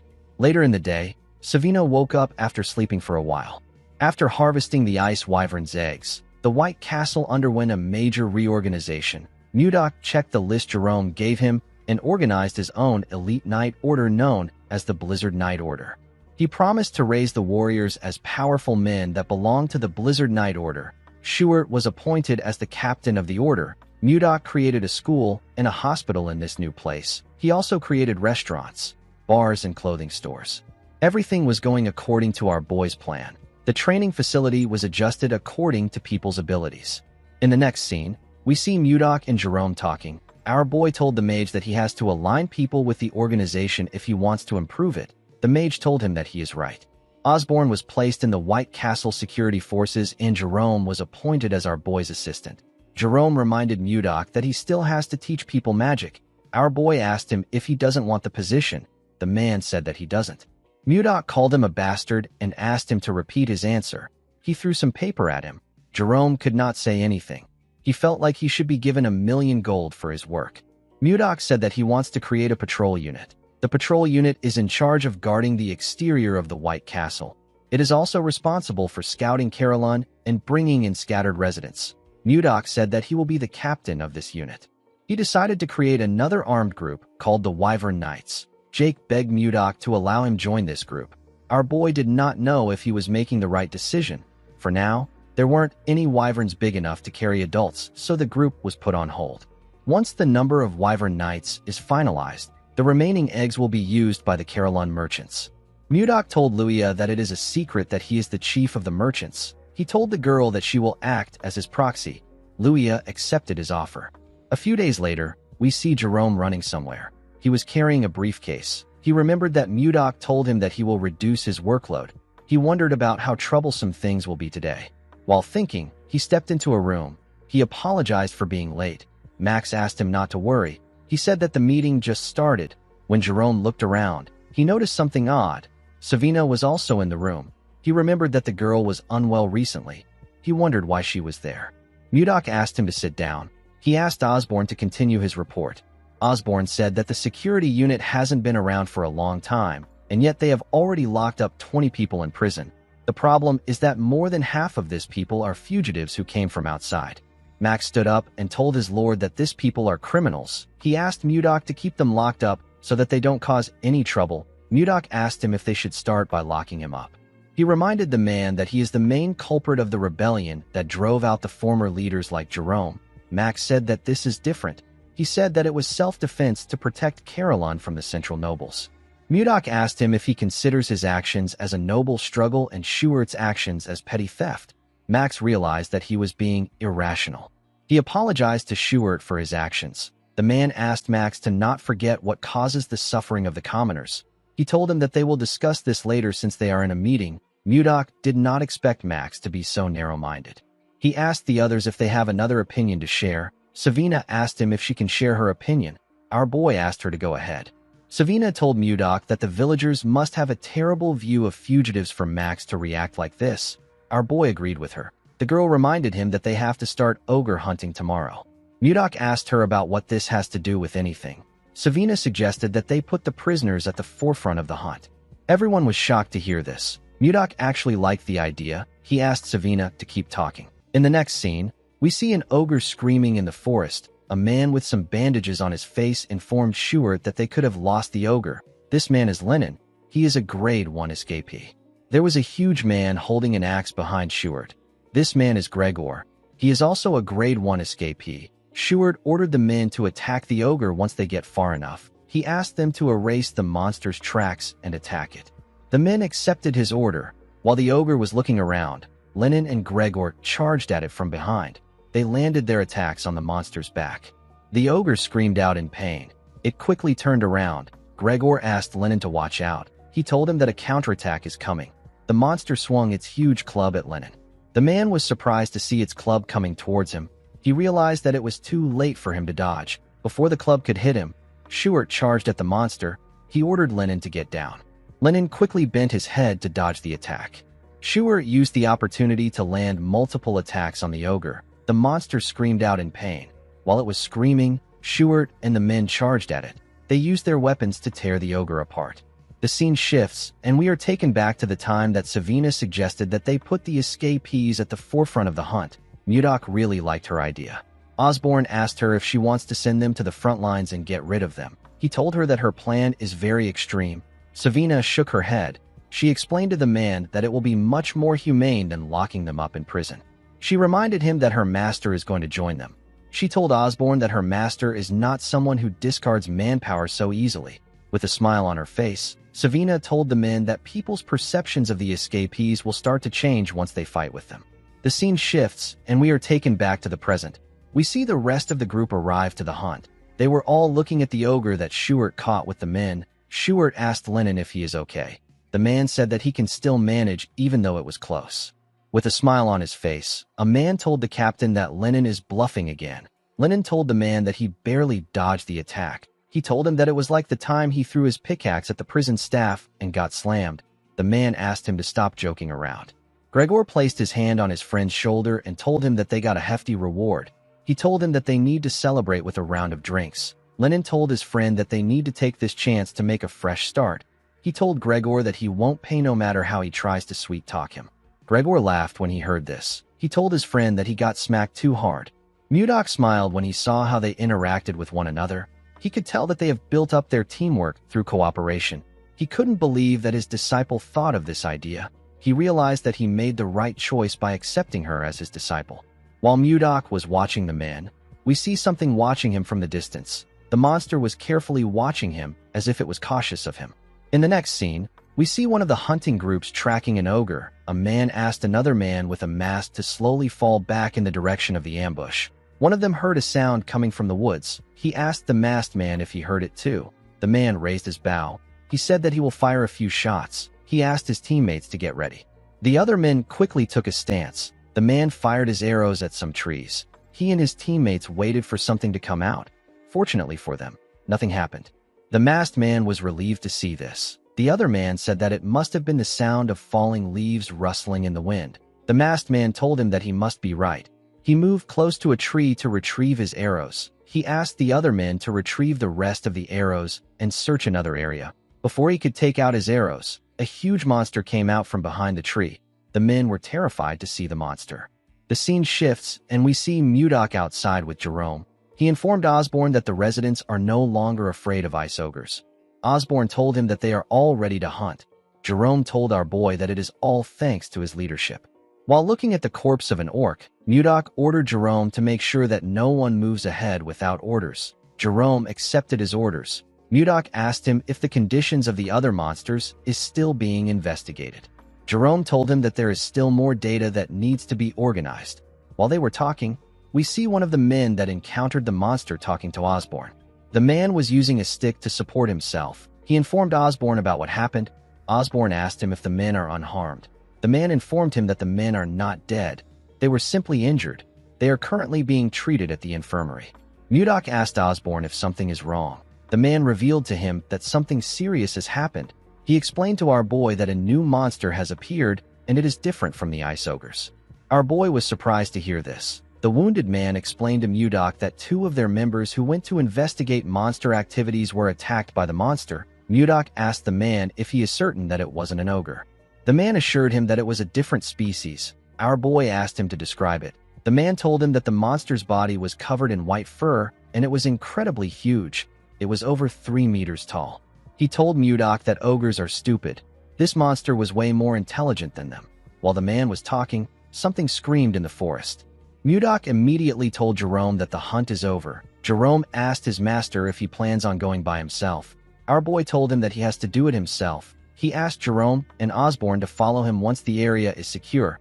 The men accepted his order. Mudok ran into the forest at a crazy speed.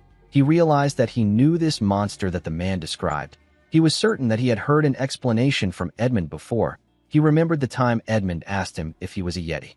While Mudok was running, he activated a skill known as Mind's Eye and used it to scan the forest. He quickly found the monster he was looking for.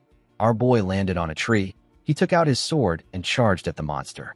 The monster became terrified when it sensed someone coming towards him. He quickly raised his hand to block our boy's attack. He was able to block it with his thick fur. Mudok was barely able to cut him. He noticed that his attack bounced right off the monster. He could tell that his body was very tough. Now that our boy was looking at it, he became certain that this monster is a Yeti.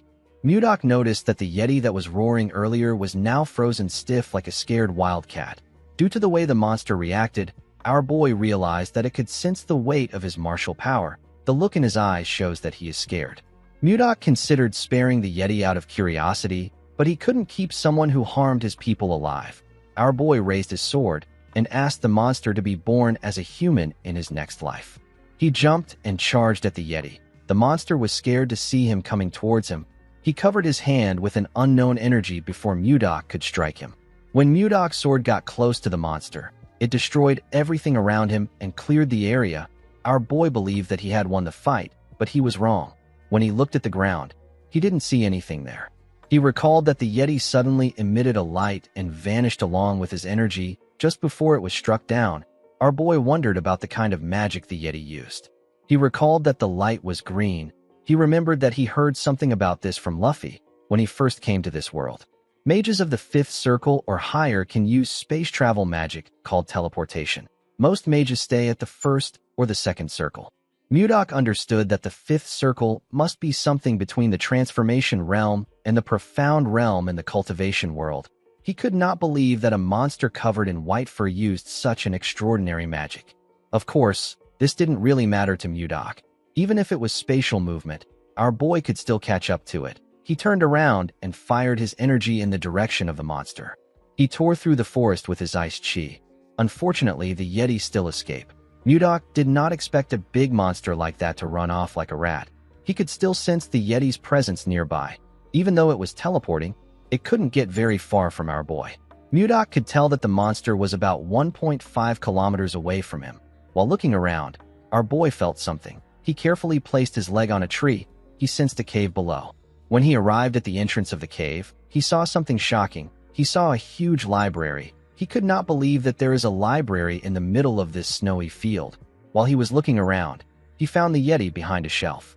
He told the monster that he should make some efforts if he is going to hide. The Yeti begged him not to come closer. Mudok assured him that he is not going to eat him. He asked him to calm down. He asked the Yeti if he is a human. The Yeti told him that he isn't. He said that he is a great warrior of horse. He told him that his name is Condal. Our boy wondered if he had heard about a warrior of horse. Jerome appeared behind him and told his master that it is a term that means Yeti. Mudok commended Jerome on finding this location. The mage informed his master that there were signs of destruction nearby. He told him that something like that would be impossible for anyone except his master. Jerome thought that a natural disaster occurred when he saw what his master did. Jerome wondered why a legendary race like the Yeti that has been in existence since ancient times was in a library like this. Mudok said that he was about to ask Condal about it. He hit his hand on the wall and asked Condal to tell him where he came from. Condal didn't say anything. With a look of anger on his face, our boy asked him if he is trying to run away again. He released his ice chi and asked Condal to speak quickly. He told him that he is not a very patient person. Condal became scared. He revealed to Mudok that he is from Gulag. Our boy asked him if Gulag is his village. Condal nodded his head. Mudok asked him if a lot of Yetis live there. Condal told him that he is right. While they were talking, Jerome was looking at the books in the library. Something in the library caught his attention. Mudok asked Condal to tell him why he killed his people. With a scary look on his face, he asked him to choose his answer carefully. Condal told him that he didn't kill anyone. He used his hand to beat his chest and told our boy that he is a great warrior of horse. He said that people don't die after getting hit by his bat. With a serious look on his face, Mudok asked him if he is telling the truth. Condal looked into his eyes and told him that he is. While looking through the books, Jerome told his master that Condal is telling them the truth. He said that the two men only sustained injuries. There were no deaths. Mudok recalled that the man said that the men were in the infirmary. He realized that no one actually said that someone died. Condal told him that he drove the humans out because they entered the sanctuary first. He said that he would never attack first. Mudok told Jerome that the men must have trespassed into the Yeti's territory while they were hunting the ice ogres. The man told him that he is right. Our boy realized that Edmund gave him the wrong information about Yetis. He called Condal Kongdao and asked Jerome to heal his injuries. Jerome corrected his master on his pronunciation of the Yeti's name. While Jerome was healing him, Mudok called out to Condal. With a smile on his face, he asked Condal to tell him where his sanctuary is.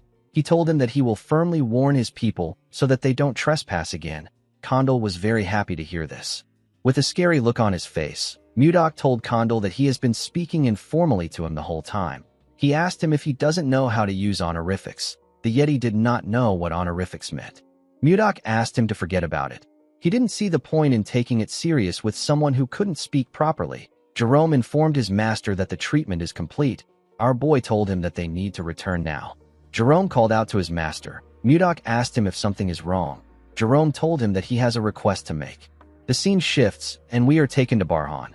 We see Edmund ask Charles to tell him the amount of time that has passed since the promise date. The man told him that it has been 3 months. Edmund called out to his assistant again. The man turned to him. Edmund fell to his knees and said that their merchant association is finished. Edmund told his assistant that Mudok made him a promise. In his very stupid imagination, Mudok held his beard and asked him to hold on for 3 months. He told him that he will send someone. Henry wondered if there was such a romantic mood in the air when Mudok was speaking to his leader. Edmund began to cry. He told Henry that he has not received any word from our boy. Henry asked him to calm down. He told him that Mudok isn't someone who would break his promise. While he was talking, he noticed that a huge shadow covered him and his leader. Edmund and Henry quickly looked up. They were shocked to see a wyvern coming close to them. The two of them quickly moved back. When the wyvern landed, Edmund heard a voice call out to him. Edmund immediately recognized this voice. When he looked at the wyvern's back, he saw Savina. With a smile on her face, the girl told the man that the ice has arrived. Edmund was extremely happy to see a huge bag containing ice. He said that he knew that Mudok would come through. Henry was shocked to see Savina getting off the ice wyvern. It is a monster whose strength rivals an entire night squad. He couldn't believe that they were using this powerful monster for ice delivery. He wondered about what our boy was doing in the north to be able to control an ice wyvern. While looking around, Savina remembered something. She stretched out her hand to give Edmund a letter. She told him that her master asked him to give the letter to a certain person. Edmund smiled when he heard this. He knew who Mudok was talking about. The scene shifts, and we are taken to the palace. We see Princess Ishilda drinking tea outside. She was drinking it with someone. The boy thanked her for accepting his invitation. He told her that she grows more beautiful with each passing day. Ishilda thanked Justin for his compliment. He took a sip of his wine. He realized that the princess is still as cold as ever. She wasn't even giving him a fake smile for formalities. Justin believed that it wouldn't be fun if the princess gave in too easily. He was certain that he could change her indifferent behavior. While he was thinking, a maid rushed to meet the princess. She told her about something. Ishilda screamed out when she heard that she received a letter from Mudok. Justin stood up and spat out his drink when he heard this. The maid informed Ishilda that the letter is in the study. Ishilda quickly stood up and asked the maid to follow her. Justin asked the princess if she is already leaving. He reminded her that he rushed here in the morning to see her. With a cold look on her face, Ishilda told him that she heard that he trained so much that even a day isn't enough. She asked him not to waste his time. She asked him to head back to his house. She turned around and asked the maid, whose name is Lenshia, to follow her. Justin grit his teeth when he saw this. When he saw how beautiful Ishilda's hair was, he became enraged. He slammed his hand on the table and called Mudok a bastard. The scene shifts, and we are taken to Ishilda's study. We see her reading the letter. Our boy asked her about how she has been. He told her that he has been doing well thanks to her lucky charm. Ishilda blushed when she remembered the kiss. Mudok told her that the northern lands is a nice place to live in. He said that there are sparkling crystal caves and warm hot springs. He revealed to her that they built a city called the White Castle inside a warm cave. He told Ishilda that it is a very beautiful place, but it has one big flaw. The flaw is that she is not there with him. He said that this makes the place feel really empty. Mudok told her that he wants to give her a small gift to show her how he is feeling. When Ishilda looked down, she saw something shocking. She saw a flower made from ice. She held the flower close to her chest. She wondered why she was always thinking about our boy. She took a look at the flower again and made a decision. She decided to meet Mudok directly. The scene shifts, and we are taken to the White Castle. We see Mudok making an ice flower. He was wearing a white fur coat. The flower broke in his hand. He found it odd that he was good at smashing things, but it was difficult for him to make delicate items like this. While he was thinking, Jerome ran to him. He called out to his master. Mudok asked the mage to tell him why he is making such a fuss. He asked him to tell him what happened. Jerome told his master that he needs to come to the office right now. He said that he has made a huge discovery. He told Mudok that it is a once-in-a-lifetime event. Mudok asked him to calm down. He told him that he will follow him. He poured the ice shards on the numerous ice shards next to him. Those were the ice shards from the previous ice flowers he tried to make. At the office, Jerome revealed to our boy that the library he found belongs to an ancient mage. Mudok acted surprised. He asked Jerome to tell him what the big deal is. The mage told his master that his reaction is too poor. He explained to him that this is a huge discovery. He told Mudok that it is a relic of ancient humans, a key to reviving lost magic and a stepping stone to break past the fifth circle. Mudok didn't really care. He noticed something odd. He turned to Jerome and told him that he is sensing something intense coming from his waist. Jerome was shocked to hear this. With a shaky tone in his voice, he told Mudok that it is not important. He said that he didn't report it because it was worthless. Mudok used his chi to drag a bag out of Jerome's clothes. Jerome became scared. With a smile on his face, our boy told the mage that he needs to see it since he is trying so hard to hide it. When he opened the bag, he found something odd inside. He found some shiny rocks inside the bag. Jerome explained to his master that he wasn't trying to hide the stones. He told him that the stones are filled with condensed mana. They are called mana stones. Mudok asked Jerome to tell him what he wanted to use the mana stones for. Jerome gathered his mana and revealed to Mudok that he is currently a 4th circle mage. He has nearly reached the 5th circle, but he hit a wall that has been holding him back for a while. He told Mudok that he believes that a mana stone might help him overcome it. Our boy understood that it wasn't easy for him to surpass his current level. He told Jerome that he understands how he feels. The mage thanked him for this. Mudok revealed to him that he will not allow him to use the mana stones. Jerome was annoyed to hear this. He explained to Mudok that increasing his power will benefit the White Castle. He begged our boy to allow him use it. Mudok denied his request. He explained to him that he might be able to break through his wall with the mana stones now. He asked him about what he will do after that. He asked him if he will start searching for another mana stone again. Our boy told Jerome that this isn't important when stepping into a new realm. The important thing is the efforts he makes to gain true understanding.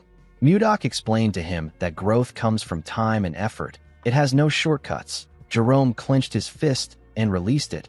He realized that his master was right. He recalled that he reached the 4th circle with his own efforts. Jerome remembered someone telling him that magic isn't something he can learn in a hurry. The man told him that he will be able to understand what magic is as he slowly progresses. Jerome told Mudok that he started forgetting his grandfather's words without realizing it.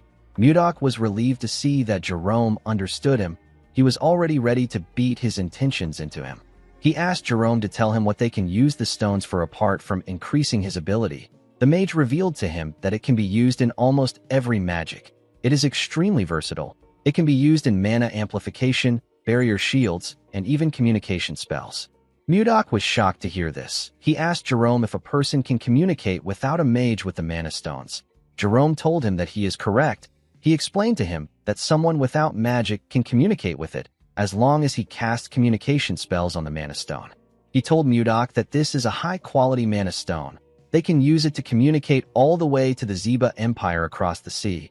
Our boy picked up a cup and asked Jerome if he knows the most important thing in governing a country. Jerome said that he is not sure. Our boy revealed to him that it is the speed of information. He told him that the country that gathers and delivers information faster can change the game. He ordered Jerome to turn all the mana stones into communication stones. The scene shifts, and we are taken outside the White Castle. We see Mudok, Jerome, and Osborne standing outside. Jake called out to our boy with the mana stone and asked him if he can hear him. Mudok and Osborne were surprised to see this. Our boy told Jake that he can hear him clearly. He asked Jake about how far he has gotten. While riding a wyvern, Jake told Mudok that he is 10 kilometers above the plains from the White Castle. He told our boy that he can hear him perfectly. Mudok was happy to see that the signal did not have any interference. He said that the communication stones test is a success. He announced that they will use the communication stones to stay in contact from now on. The moment he said this, he heard Jake saying that the wyvern is amazing.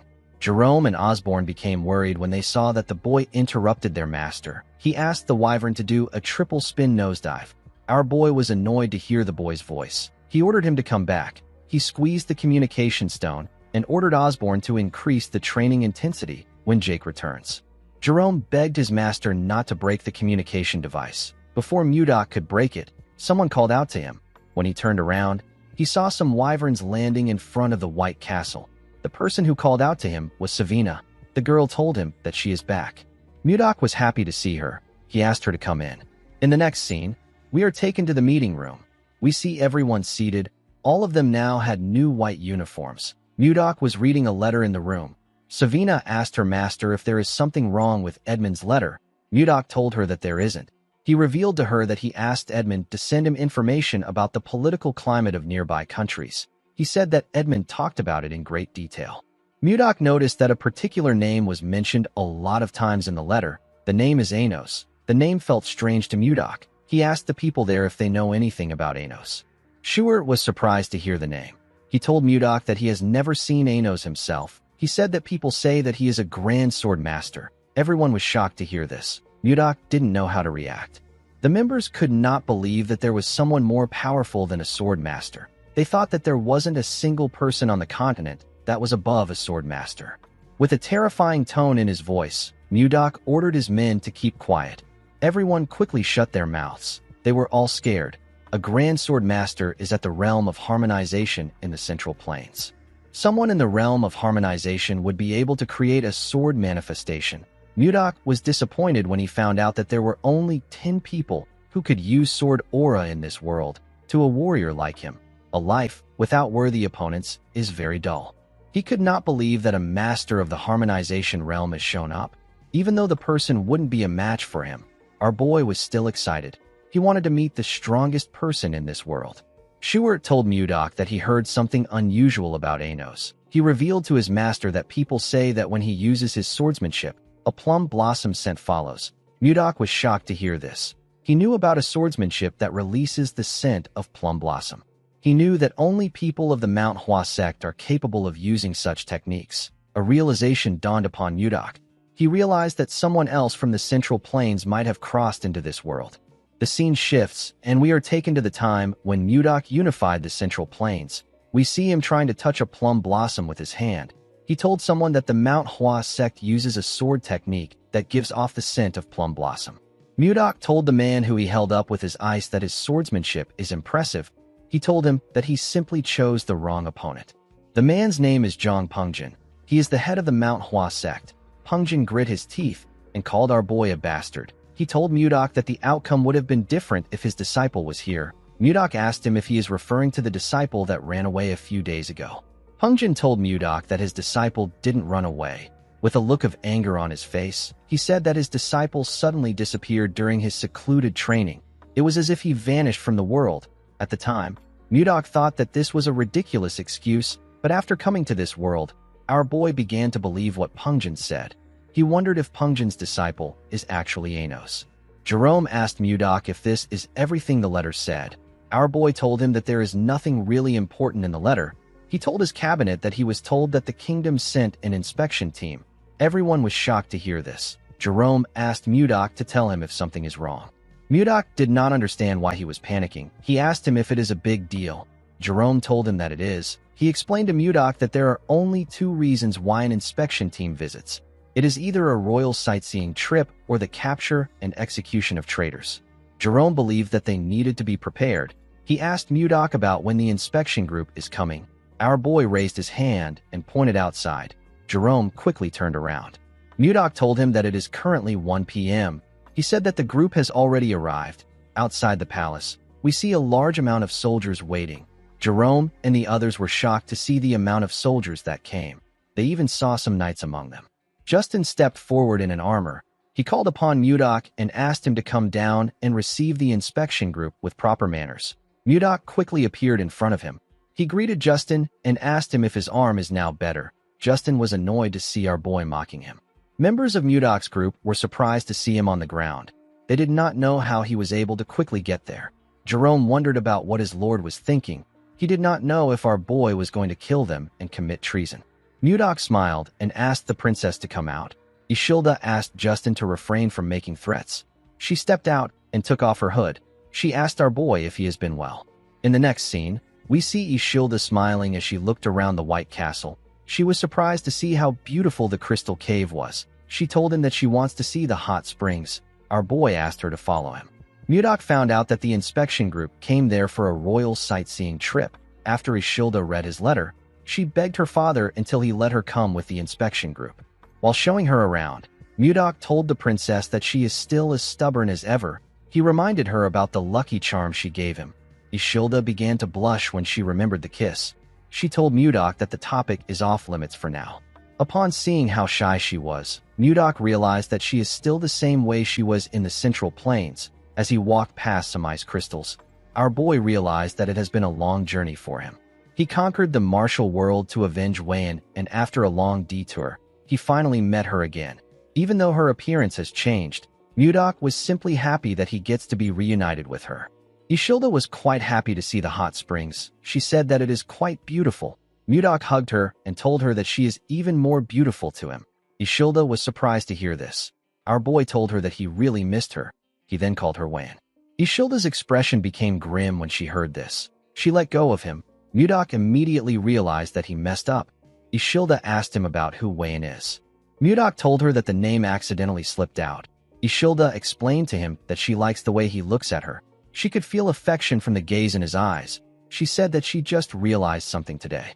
She asked our boy if his affection is directed towards her or the woman known as Wan. Mudok was shocked to hear this. Seeing that he could not give her a response, Ishilda turned around. Before she could walk away, Mudok called out to her. Ishilda covered his mouth with her hand before he could say anything. She told him that he does not need to say anything. As tears slowly dropped from her eyes, she turned around. She told Mudok that she has already gotten her answer. Mudok wanted to stop her. He clenched his fist out of anger because he didn't know what to say. At night, we see Mudok walking in the forest. He thought about Wan and Ishilda. He knew that Ishilda won't understand the emotions he has built up even if he explains his transmigration to her. While Mudok was thinking, we see someone watching him from a tree. The person took out a blade and charged at Mudok from behind. A large amount of blood splashed in the forest. In the next scene, we see Justin call out to someone known as Arbin. Arbin came out of his shadow and greeted him. Justin asked him about how the ambush went. Arbin told him that it was a success. Justin smiled when he heard this. At the forest, we see Mudok's pendant on the ground. The scene shifts, and we are taken to the White Castle's VIP guest quarters. We see two guards at the entrance. Inside the room, we see Ishilda crying. She told herself that she is pathetic. She could not believe that she was crying her eyes out after a breakup. While resting her head on her table, she remembered the look that Mudok had in his eyes. She told herself that Mudok is so foolish. She wanted him to try holding her back. At the entrance, we see someone walking up to the guards. The guards informed Ishilda that she has a visitor. Our girl's mood quickly changed when she heard this. She believed that it was Mudok. She quickly got dressed and opened the door for the person. Ishilda asked him about why he came there so late at night. She asked him if he came to apologize for earlier. The moment she said this, Ishilda saw something shocking. The person in front of her was holding a sword covered in blood. The person had used his sword to stab Ishilda's guards. The person turned out to be Justin. With a creepy smile on his face, the sadistic bastard asked Ishilda to pardon his late-night visit. Our girl was shocked to hear this. She quickly rushed to grab the handle of the door. Before she could touch it, Justin used his sword to cut it off and destroy the door. Ishilda was sent flying. She could not believe that the door got torn apart easily. She realized that this was a sword imbued with magic. She asked Justin to tell her the reason for his rude behavior. She asked him to tell her why he attacked the royal guards and entered her chambers without her permission. Justin told her that anyone who dares stand in a noble's way must be ready to face the consequences of their actions. He moved close to Ishilda and told her that she is the one being rude. He told her that she ignored his feelings and held on to some guy who appeared out of nowhere. Ishilda asked him to repeat what he said. She could not believe that he did all this over something so petty. She told Justin that Mudok won't sit back and let him do as he wishes. Justin found it funny that she still thought of Mudok even in her current situation. He told Ishilda that our boy is dead. The girl was shocked to hear this. Justin revealed to her that he sent an elite assassination squad after our boy. He told Ishilda that the ambush was successful. He said that she won't even find Mudok's corpse. He raised his hand when he said this. As his hand slowly got close to her, Ishilda called out to Mudok. Outside the castle, we see Mudok raise his hand and release his energy. His cold energy got released in the room. Justin was shocked to feel something moving his body. Ishilda was also shocked to see this. Our boy clenched his fist and used his energy to slam Justin's body on the wall. He dragged Justin out of the room. The boy immediately knew that it was Mudok that was doing this. He called him Baron Blizzard. Our boy threw Justin to the ground and ran into the room. He covered Ishilda with his jacket and asked her if she is okay. He gently smiled at her. Ishilda was quite happy to see him. She told him that she is fine. She asked him if he is okay. While they were talking, we see Justin's sword releasing a dark energy in the room. Our boy was able to sense this energy. He quickly raised his hand and used it to block the attack of the sword. He realized that the sword was being controlled with chi. The sword moved past him and went outside. We see someone grab the sword outside. Mudok pulled Ishilde up and called Justin a bastard. He saw the boy wearing an armor that released an ominous energy. Our boy realized that Justin has planned this entire thing thoroughly. The scene shifts, and we are taken to the past. We see Justin telling his father that he wants to take Mudok down. The armor he is wearing was in his father's room.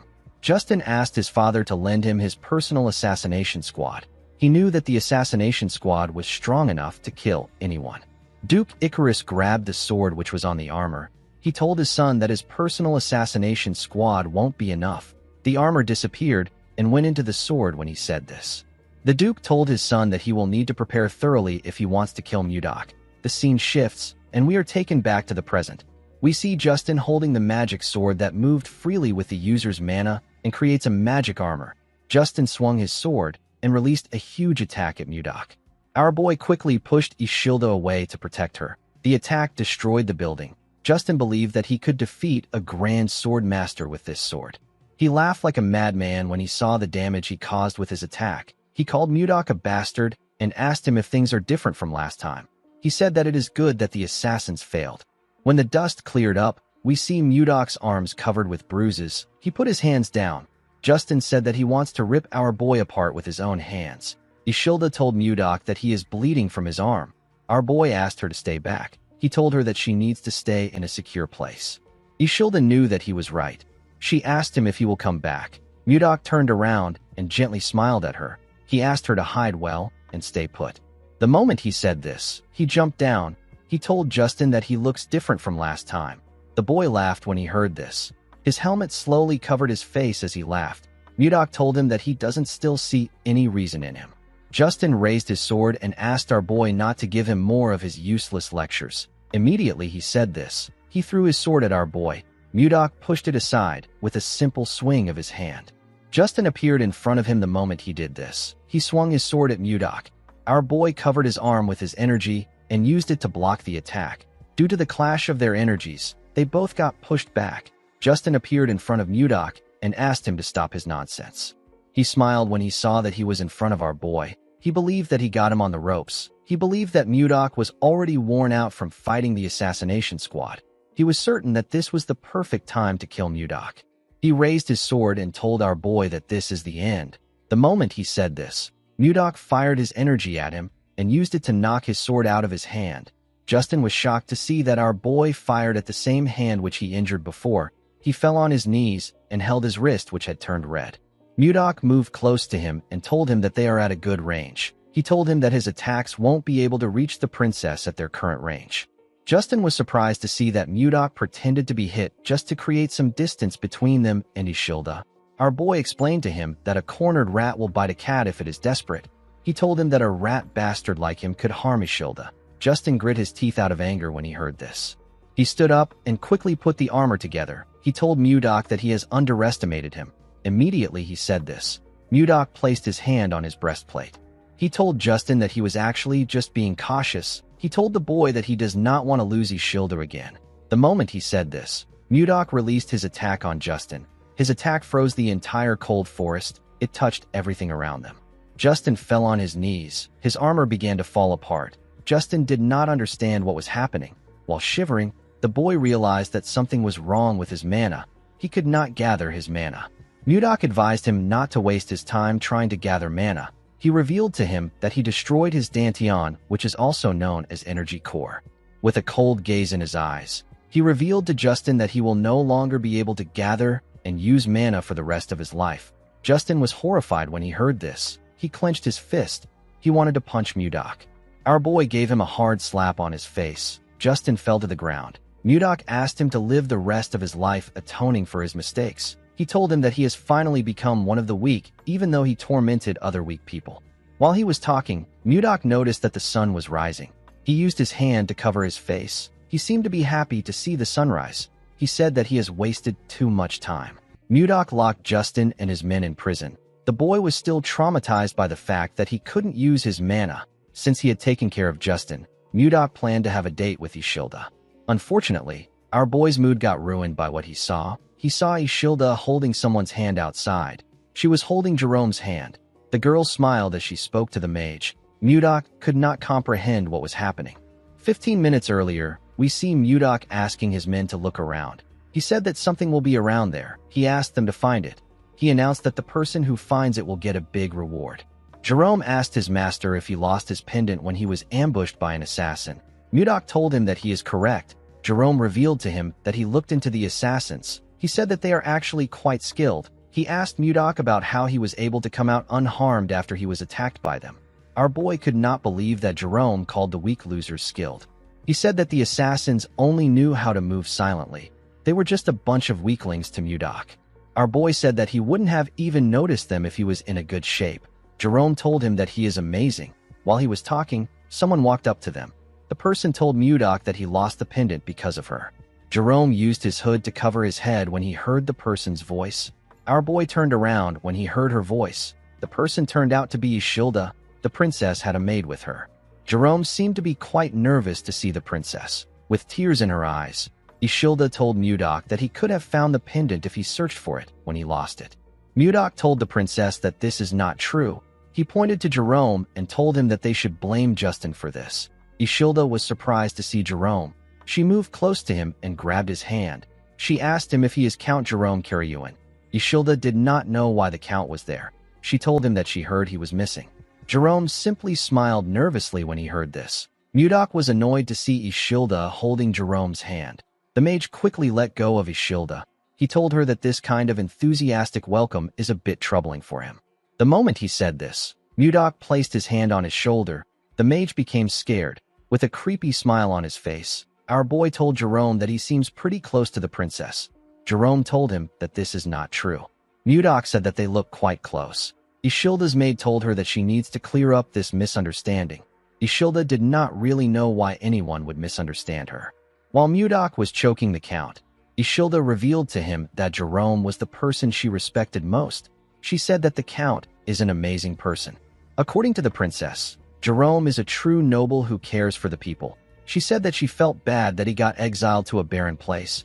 She was quite sad when she found out that he went missing.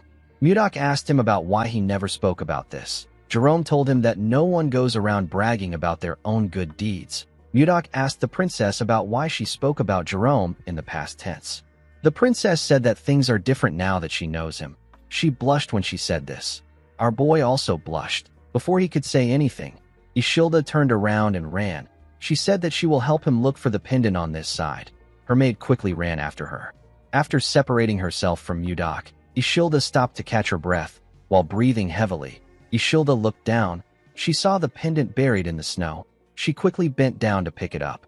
Her maid caught up to her when she went down. Ishilda called out to the maid, whose name is Renchia. She said that this is the pendant that Mudok is looking for.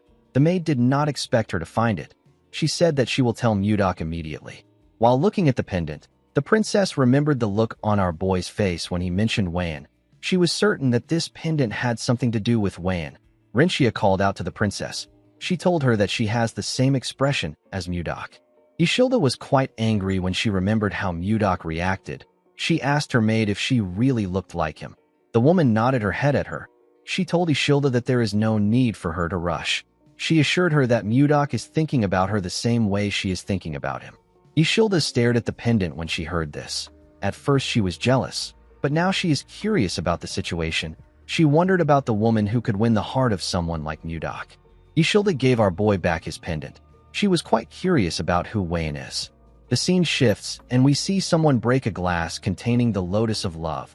The person turned out to be Wayan's father. Chunhak asked his daughter to move the trash away. He could not believe that she was telling him about a lotus that blooms for true love. He told Wayan that she is spouting nonsense. He reminded her that she already has a fiancé. He advised her to stop getting distracted by such stupid things. He asked Wayan to get ready for the marriage he arranged. Wayan stood up and told her father that he needs to open his eyes. She said that lovers who make the twin lotus flower bloom are blessed by everyone as soulmates. The girl was sad that her father only spoke about a political marriage even after witnessing such a miracle. She told her father that the martial alliance must matter to him more than his daughter. Chunhak was hurt by her words. He clenched his fist out of anger. Wayan reminded him that he abandoned her mother for the martial alliance. Before she could say anything, Chunhak ordered his guards to lock her up. He ordered them not to allow her go to the ice palace until the wedding is over. He asked them to keep her under strict surveillance. With tears in her eyes, Wei called out to her father. She begged him to not do this. The girl told herself that she should have never returned there. In the next scene, we see Ishilda open her eyes. She wondered why she had such a weird dream. The scene shifts and we see Ishilda and her maid looking at a hot spring. Ishilda was still thinking about the woman she saw in her dreams. She wondered about who she was. While she was thinking, Mudok walked up to her. He asked her if something is wrong. The girl turned around and told him that she is fine. With a sad look on her face, she told Mudok that there is nothing to worry about. Our boy noticed that she was sad. He turned around and asked the princess to join him on a trip to clear her mind. Ishilda did not expect to hear about a trip. When they went outside, they saw a screaming wyvern slowly coming close to them. Rinchia went down and put her hands on her head. She was quite terrified. Ishilda was actually fascinated. She did not expect to see ice wyverns. She was quite excited. She said that she has never seen ice wyverns that were tamed. Mudok explained to her that the wyverns have been trained since they were little. He assured her that the wyverns are very friendly. He asked her not to fear them.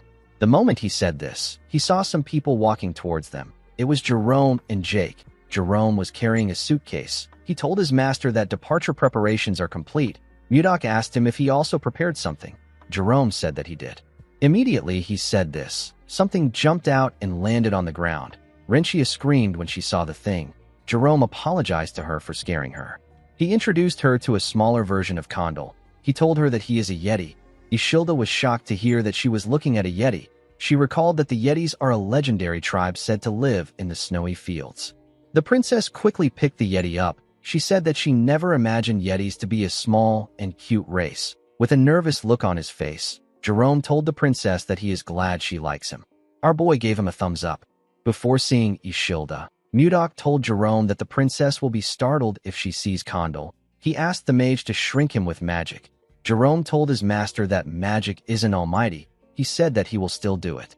Ishilda placed Condal on her head and pressed his fluffy fur. She smiled brightly as she touched the Yeti. Mudok was happy to see her smiling. He told the princess that they need to go now. He called out to a wyvern called Lilith. The wyvern bowed her head to him. Mudok got on her and stretched his hand out to Ishilda. He asked her to take his hand. Ishilda blushed when she heard this. She raised her hand and grabbed Mudok's hand. Our boy helped her sit on the wyvern. After the princess sat down comfortably, Mudok tapped Lilith's rope. The wyvern began to flap its wings when this happened. Everyone and their wyverns went into the air. Jerome and Jake flew behind our boy and Ishilda. The princess was quite scared to be in the sky. She closed her eyes and held on to the saddle. This was her first time coming up in the sky. She told herself that she will be okay since she is with Mudok. With a smile on his face, our boy asked the princess if she will like to look ahead. Ishilda carefully opened her eyes. She was shocked to see what was in front of her. It was a beautiful sunset. Ishilda could not believe her eyes. Mudok asked her if she is feeling a bit better now. Ishilda did not expect to hear this. She smiled when she realized that our boy has been worried about her all along. She told Mudok that she feels better thanks to him. Our boy smiled when he heard this. He asked the princess to hold on tight. Ishilda did not know why he said this. Mudok made his wyvern speed up and pierce through the clouds. The scene shifts and we see the group arrive at their destination. Luia welcomed them. She told Mudok that he should have at least sent word to her in advance. Our boy reminded her that they are far away from each other. He asked her about how they were going to contact her. He told the girl that she can report the trade matters to Jerome. Mudok told the mage that he is counting on him.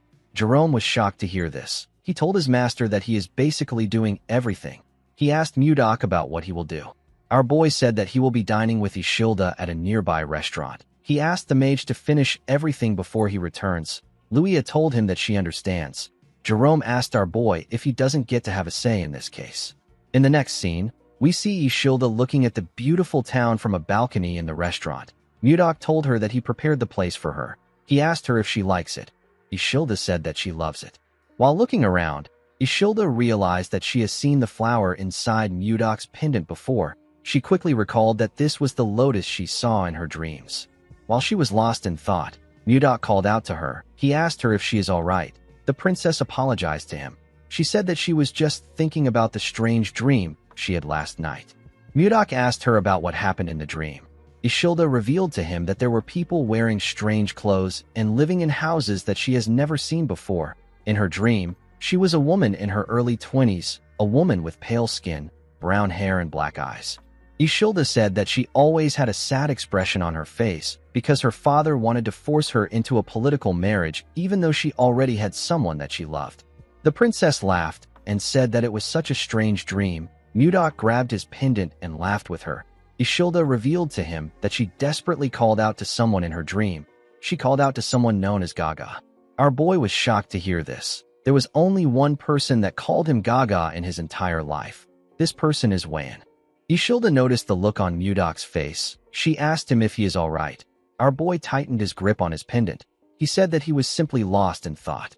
He let go of the pendant and asked the princess to eat before the food gets cold. Ishilda told our boy that she wants to make a request. She explained to him that she feels like there is a distance between them every time he calls her princess. With a smile on her face, the girl asked him to call her Ishilda if it is okay with him. While looking at her, Mudok remembered Wan. He smiled when he remembered his lover. He told Ishilda that he can do this. Later in the evening, we see Mudok and Ishilda finish their food. While our boy was cleaning his mouth, Jerome called out to him. He asked him if he enjoyed his meal. He revealed to him that he has finished the work with the 10 firm. Ishilda was surprised to hear the name of the firm. She asked Jerome if there is a place in the Drake Kingdom called 10. Mudok realized that he messed up. He revealed to her that 10 is not in the Drake Kingdom. It is actually in the Gaia Kingdom. Ishilda was shocked to hear this. The Gaia Kingdom is a powerful nation in the northwest of the continent. It is ruled by queens. It is also known as the country for women. The Knight Order of the kingdom is composed entirely of women. They are known to rival the Wyvern Knights of the Zeba Empire in strength. Ishilda knew that she was far from the White Castle, but she did not think that she would be in the Gaia Kingdom. She hoped that her arrival won't cause any diplomatic issues. While she was thinking, Jerome cleared his throat to remind her that he is still there. Ishilda apologized to him. She asked him to continue. The mage told her that it is fine. He revealed to his master that the ice ogre leather they are currently supplying the kingdom is quite popular. He said that Luia made a suggestion today. She asked if the Carolyn firm could build a factory here to make and sell leather goods directly. Mudok asked him if there is a need to sell products too if the leather is already selling. Jerome explained to him that the queen and most titled nobles in this kingdom are women. If they are able to make clothes and bags that the royals and the nobles like, it will become a trend. This will allow them to earn a lot more money than before. Jerome revealed to Mudok that Luia knows a famous craftsman from Carolyn. The girl said that they can start immediately if they get Mudok's approval. Our boy was happy to hear this. He realized that he made the right decision by making Luia in charge of the firm. He told Jerome that he will provide all the leather they need. He asked him to start production. The man bowed his head and accepted the order. He revealed to Mudok that their leather is so popular that it sells out the same day it arrives. The moment he said this, he and Mudok heard a loud sound. Jerome raised his head and our boy turned around. They saw a building burning far away from them. Jerome was shocked to see the building burning. He revealed to our boy that their firm is in that area. He said that the fire can ride the wind and spread to their building. Our boy said that he will check it out. He asked Jerome to stay with Ishilda. Jerome asked his master if he is going alone. He told him that it is too dangerous. Ishilda told our boy that she will follow him. Mudok told her that it will only take a moment. He assured her that he will be back soon. Immediately he said this, he jumped down from the balcony. After Mudok left, Ishilda told Jerome that they need to go. The mage was surprised to hear this. Ishilda said that they can't just sit around like this. She said that they need to follow Mudok. Jerome could not believe what he was hearing. Outside the burning building, we see a woman crying about her shop. She could not believe that the shop she devoted her life to was on fire. Other vendors were also crying. When our boy arrived there, he was surprised to see the scale of the fire. It was much bigger than he thought. While he was looking at the building, someone called out to him. When Mudok turned around, he saw Ishilda and Jerome. The girl apologized to him for following him. She said that she couldn't just sit around and wait. She said that she was very worried. Mudok couldn't scold her for this because he would also make the same choice if the roles were reversed. While he was looking at the princess, he heard someone call for help. He quickly turned to the burning building. Ishilda did not know why Mudok was looking at the building. She called out to him. Mudok jumped before she could say anything. He found a window at the top floor. He broke into the building through the window. The moment he landed inside, He used his ice-white divine palm to freeze the ground and reduce the heat. The ice clashed with fire and released a large amount of cold air. Mudok used his hand to cover his head. When he looked down, he saw something shocking. He saw a woman lying on the ground. He quickly checked her pulse to see if she was still alive. Fortunately, she was still breathing. Mudok picked her up and placed her on his shoulder. He believed that the woman was exceptionally lucky to survive in a massive fire like this. Before he could leave the building, the wood holding the ceiling collapsed. Before the wood could touch our boy, he released his energy and froze everything around him. He didn't just freeze the top floor, he froze the entire building with his chi. Jerome was shocked to see the precise control and scale of his master's power. He was certain that this level of magic is at the 9th circle. While he was looking at the top floor, someone walked out of the building. Ishilda was quite happy to see the person. The person turned out to be Mudok. Our boy froze the ground with each step he took. The scene shifts, and we see a man and a woman having a meeting near a fireplace. The man poured the woman some liquor. He referred to her as princess and told her that there are signs of rebellion. The princess wasn't pleased to hear this. She asked the man to tell her who dares to try it. The moment she said this, the princess began to feel dizzy. She saw the man reaching out to her. She saw that the man was smiling. The next person the princess saw was Mudok. The princess opened her eyes when she saw our boy. She found herself in a different room. She raised her head up to look around. She wondered about where she was. When she looked at the door, she noticed that it was open. The princess decided to step out of the room. When she opened the door, she found herself in a dining room with Mudok and the rest of the group. Luia stood up and asked the princess if she is feeling better now. The princess crossed her arms and looked around. She asked Luia to tell her where she is. The woman told her that she is with the Carillon Merchant Group. The princess recalled that this is the merchant group that has recently become famous thanks to the leather trade. She could not believe that no one in the group could recognize her. She asked Luia if there is no one from the Gaia Kingdom in their group. The woman revealed to her that they are from Carillon Village, a place in the northern part of the Drake Kingdom. She told the princess that this is why they are known as Carillon merchants. The princess asked Luia to tell her the person who saved her. Luia pointed to her master and introduced him as the Lord of Carillon. She told her that Mudok was the one who saved her. The princess's eyes shined brightly when she saw our boy. She moved close to Mudok and told him that she has to thank him for saving her. With a confident look on her face, the princess introduced herself as Siler McMahon. Ishilda and Jerome were shocked to hear her name. Even Luia could not believe what she was hearing. Jake asked Luia to tell her who Siler is. The woman was annoyed to hear this. She clenched her fist and called the man an idiot. She revealed to him that Princess Siler is the second princess of the Gaia Kingdom. At the age of 25, she reached the realm of Sword Master. She is the captain of the Royal Knights and the most famous person in the kingdom. Luia pressed Jake's head down and bowed her head. She apologized to the princess for their rudeness. Siler told her that it is fine. She told the woman that she will forgive her because they are not from the Gaia Kingdom.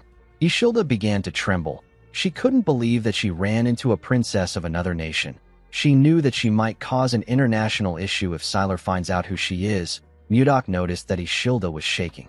Siler told our boy that she will personally reward him for saving her life. She asked him to follow her to the castle when they are done eating. Mudok declined her offer.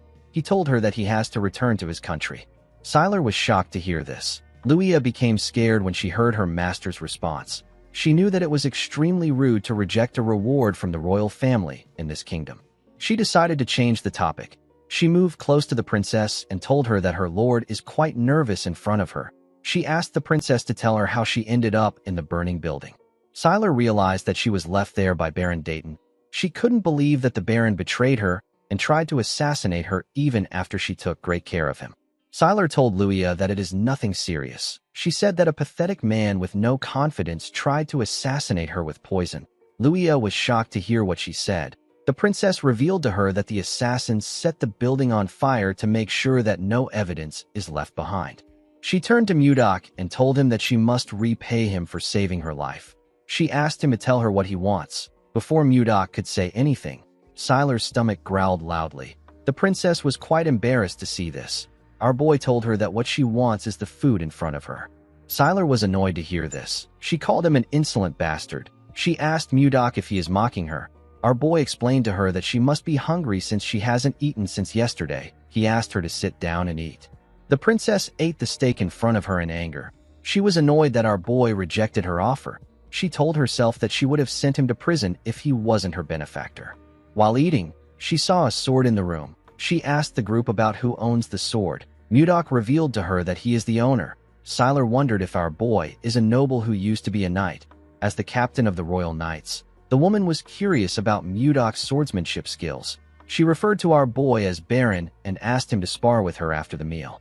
Everyone was shocked to hear this. Mudok declined her request. He told her that he does not spar with those weaker than him. Siler was annoyed to hear this. She couldn't believe that Mudok was saying this to her face. She released her energy and held her cutleries tightly. She wondered why Mudok was acting like he doesn't know that she is a sword master. In the past, there were times when male knights from other countries refused to duel with her simply because she was a woman. Siler found it easy to get those knights to accept her duel. She laughed and asked Mudok if he is afraid of losing. Everyone was shocked to hear this. They couldn't believe that she was provoking our boy. Mudok stood up and grabbed his sword. He asked the princess to come out. With a look of anger on his face, Mudok told her that he wants to show her a technique. The scene shifts, and we see the group outside. Siler and Mudok were standing in a grass field. Siler told our boy that they will be following the knight's rules. She said that their mana will be restricted. The first to subdue the other wins. Mudok accepted her condition. Jerome reminded his master that Siler is a princess of the Gaia Kingdom. He told him that they can have diplomatic issues if Siler gets a scratch. Our boy told him that he understands. He asked him to stop talking. Siler asked Mudok if he is ready. The woman believed that she has met plenty men like our boy. She told herself that every single man ends up kneeling in front of her. Siler smiled like a lunatic when she thought about how our boy will kneel in front of her. She turned her blade and made the sun reflect on it. She directed the reflection at Mudok's eyes. Our boy seemed annoyed by her cheap trick. Siler charged at him because she believed that she had seen an opportunity. Mudok easily blocked her attack by raising his sword. Siler did not expect him to block her surprise attack. She realized that our boy was skilled. She charged at him again from behind. She thrust her rapier at him at a crazy speed. Mudok was able to dodge the attack by moving his head. He smiled when he dodged the attack. Siler wasn't done with him.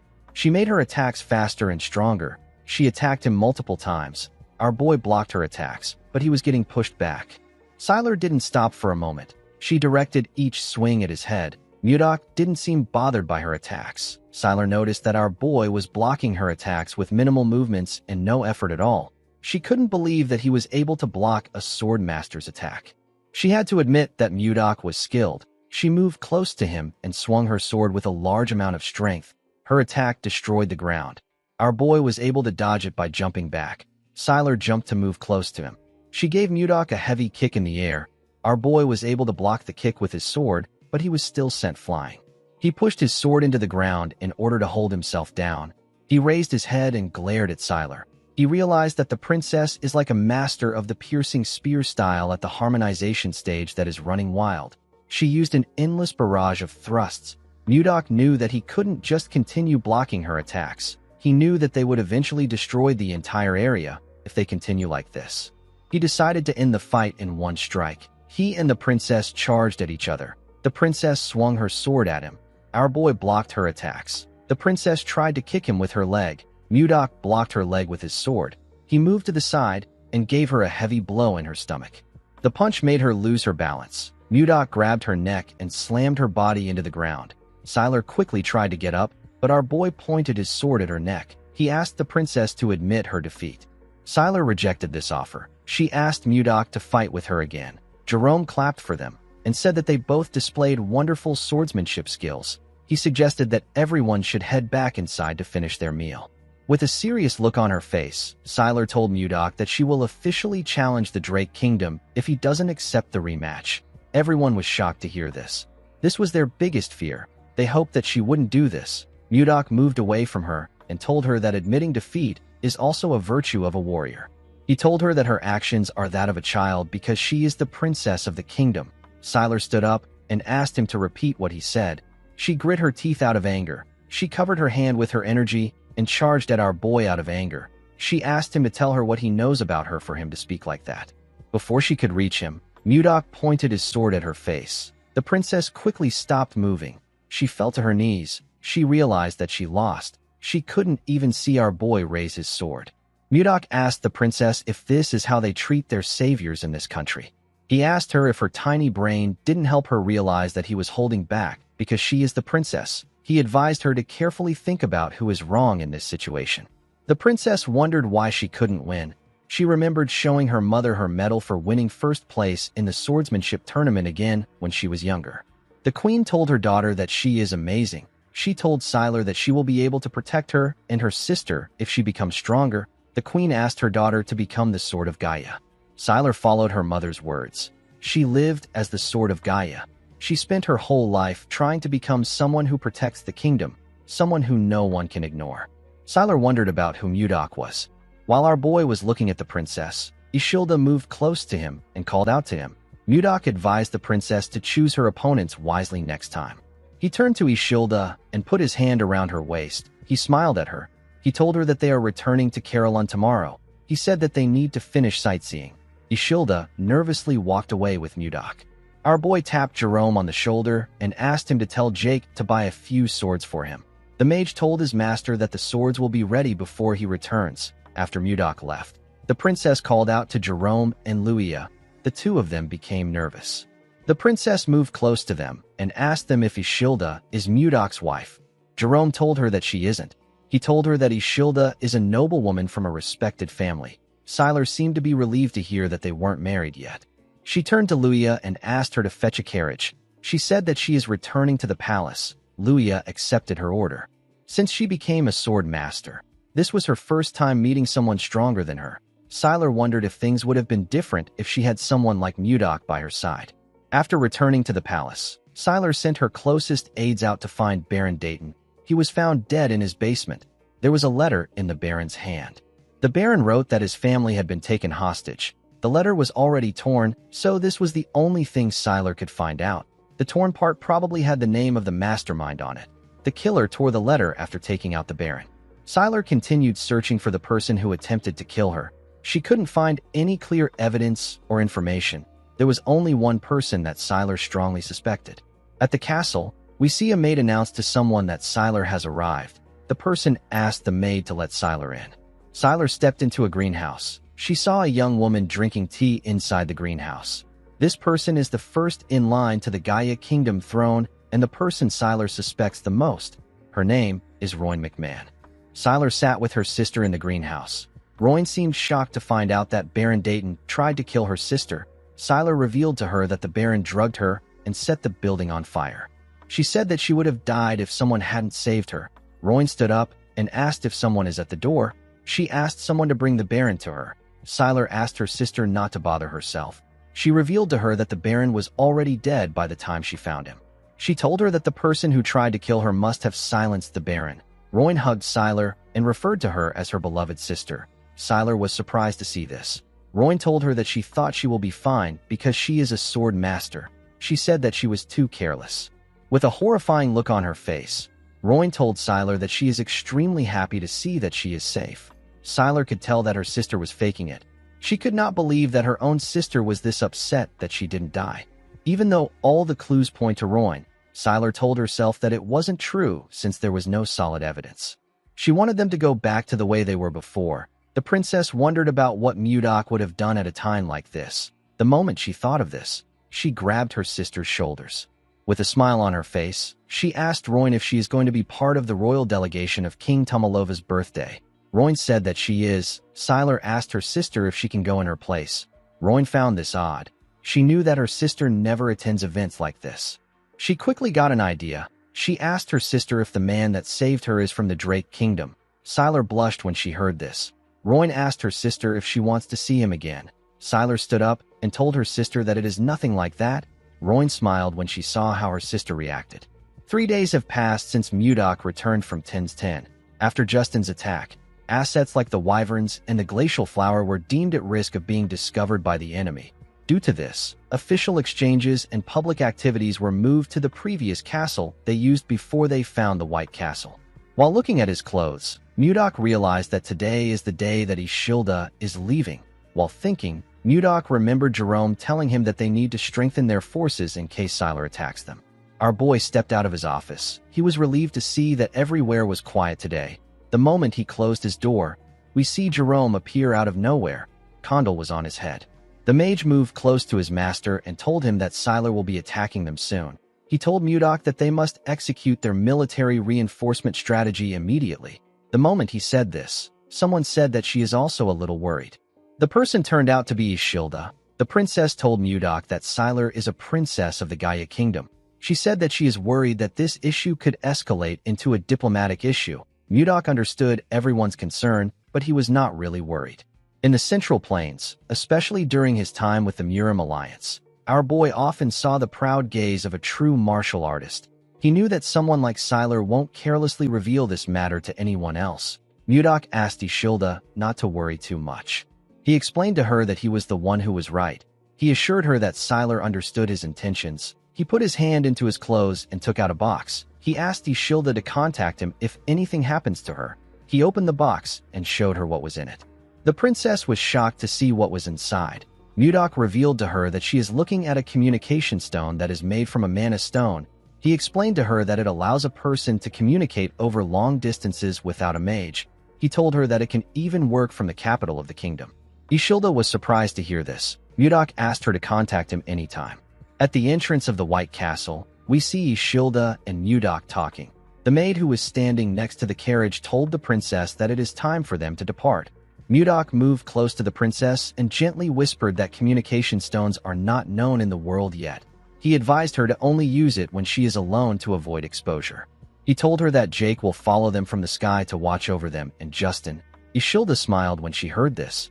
She could feel what Mudok felt for her from his actions and words. She moved close to her carriage and turned around. With a smile on her face, Ishilda thanked Mudok. Our boy watched the carriage as it rode off. He realized that his current status is too low. There was a vast difference between him and the princess. It was like heaven and earth. To become a man worthy of her, Mudok needed to raise his status. Our boy said that it is time for him to visit a certain place. Jerome followed his lord to the place he wanted to visit. He was shocked to see what was inside this place. He saw different unconscious bodies on the ground. He asked his master about what happened there. He asked him to tell him who these people are. Mudok revealed to him that they are the ones who tried to kill him. Jerome asked him if they are the assassins that Justin brought. Our boy told him that he is correct. Mudok and Jerome walked past the assassins lying on the ground. The mage asked his master if Justin knows about them. Our boy told him that Justin probably thinks they are dead. Mudok seemed dissatisfied when he looked at the assassins. He locked them up without food to test how long they would last. He could not believe that they were already in this state after only 10 days. Compared to the assassins in the Central Plains, these people lack skills and survival abilities. While thinking, our boy saw something. He saw two assassins who he considered decent. He ordered Jerome to bring food for them with Shuart. The mage accepted his order. Mudok let out a sigh when he realized that it is going to take a while to make these guys useful. In the next scene, we see the assassins shoving food down their throats. Shuart advised them to slow down. Jerome decided to question his lord. He asked him about why he kept these people alive. Our boy revealed to him that he plans on raising them as his own assassination squad. The mage was surprised to hear this. He asked his master to tell him why he would need an assassination squad. The moment he said this, Jerome became worried. He wondered if his master wants to send assassins to the Gaia Kingdom before they attack, or if he wants an Ice Wyvern unit and an assassination squad to start a rebellion. The mage did not know what his master was thinking. Jerome informed his master that having an Ice Wyvern unit and an assassination unit might be too much. He told Mudok that they were able to get through the inspection thanks to the princess's visit. He said that they might be accused of treason when the next inspection takes place. Mudok wasn't listening to a single thing that Jerome said. He was actually thinking of Ishilda. Before leaving, the princess informed him that her father's birthday will take place soon. She asked him if he is also going to come to the capital. Mudok revealed to Jerome that he plans to use the king's birthday as a turning point for his territory. He said that he will be entering the central political stage. The mage screamed when he heard this. He didn't understand why his master suddenly became ambitious. Mudok explained to him that he has to be a duke to even stand a chance with a princess like Ishilda. In order to become a duke, he needed to face countless enemies. Our boy told Jerome that an assassination unit is necessary for their growth. He called out to Shuart and asked him if the entire Blizzard Order has assembled. The captain of the Blizzard Order told him that they have. He said that the men have gathered at the entrance just like he instructed. Our boy called out to the assassins and asked them to listen. He revealed to them that they have only two choices. The first choice is to become his subordinate, and the second choice is to die at his hand. Mudok informed them that they can't actually become his subordinates because their skills are pathetic. The assassins did not expect to hear this. Our boy revealed to them that he has prepared a training program to whip them into shape. He asked them to choose one of the weapons placed behind them. He ordered them to go outside and kill any knight they see. 3 weeks later, we are taken to the snowy forest. We see 3 knights backing each other. They held their swords and shields up. They seemed to be preparing to block someone's attack. While the knights were looking around, someone charged at them with a dagger. One of the knights blocked the man's attack with his shield. The other 2 knights grabbed his clothes and slammed him on the ground. The knight that blocked the attack raised his sword. The man screamed when he saw this. The knight took a badge off the man. Immediately he did this. The other 2 let the man go. The knight was very happy to see the token. He said that he killed the man. His comrades were also quite happy to see the token. One of them said that he won't have to skip dinner today. The knights asked the man to sit somewhere. The man forcefully stood up. Mudok watched everything from the top of a tree. He held a cane in his hand. It has been 3 weeks since the joint training between the Blizzard Order and the assassins began. The rules of the training are simple. Each participant receives a single badge. If it is stolen or damaged, the owner is considered dead. If one side loses all their badges, that side has lost the match. Although this training sounds simple, nothing spurs growth like competition. Since both sides needed to get some training, this was the best exercise for them. While Mudok was looking around, he saw a bright red light shining in the forest. Our boy said that something has started again. All the assassins were marked by Jerome's tracking spell. If they leave the designated area, an alarm will go off. The assassin who ran out of the designated area was a young man with red and white hair. The man looked behind him to see if anyone had caught up to him. Before he could get far, someone called out to him and told him that this is his 10th time. The man was surprised to hear the person's voice. The man, whose name is Miller, quickly looked up to see Mudok on a tree. Our boy informed him that this is the 10th time he has deserted. He reminded him that he said that he will kill him if he catches him running one more time. Miller went down and took out a dagger. He said that he doesn't have time for games. Before he could do anything, he got hit in the neck. The man fell to the ground and lost consciousness. He was hit by another man. The man who hit him went on his knees and apologized to Mudok. He begged our boy to forgive Miller one more time with his great mercy. This man is Baker. He is the leader of the assassins. Mudok asked Baker to tell him why Miller is so desperate to escape. Baker revealed to him that Miller wants to avenge someone. Our boy asked him about what he means. Baker explained to him that Miller is different from the others who became assassins to make money. When he was a child, Miller's entire family was murdered. He was the only one who survived. Miller later found out that the killer will be attending a party in the capital next month. Mudok realized that there is only one party that is going to take place in the capital next month. The scene shifts, and we are taken to the White Castle. We see Mudok watching the sunset from the window. While he was looking outside the window, Miller woke up. Mudok immediately informed him that the king's birthday party will be guarded by hundreds of mages and knights. He asked Miller if he really thinks he can successfully assassinate his target in this environment. Miller realized that his leader told Mudok about his life. He explained to our boy that he has lived his whole life for revenge. He said that he doesn't care about what will happen to him as long as he can kill his enemy. Mudok assured him that he will never be able to get close to his enemy or even get his revenge. He told him that he will die a pointless death without gaining anything. Miller knew that Mudok was right. Our boy revealed to him that he will be attending the party as a noble. Miller asked him about why he is sharing this with him. With a crazy smile on his face, Mudok told the boy that he is proposing a deal. He promised to help him get revenge if he serves him with complete loyalty. Miller was shocked to hear this. He asked Mudok about why he wants him. He told our boy that there are many assassins who are better than him in the group. Mudok told him that Baker said that he is the only one who became a top-class assassin at age 25. He told Miller that he holds his potential in high regard. Although the man was still lacking in Mudok's eyes, it was certain that he would still grow stronger. Our boy told him that he needs him in the assassination unit he is forming. He asked Miller if he will make a deal with him. The man remembered the bodies of his family members. He went on his knees and told Mudok that he will do anything as long as he can get his revenge. Our boy walked past him and told him that they have a deal. He revealed to him that they are traveling in a few days. He asked him to prepare.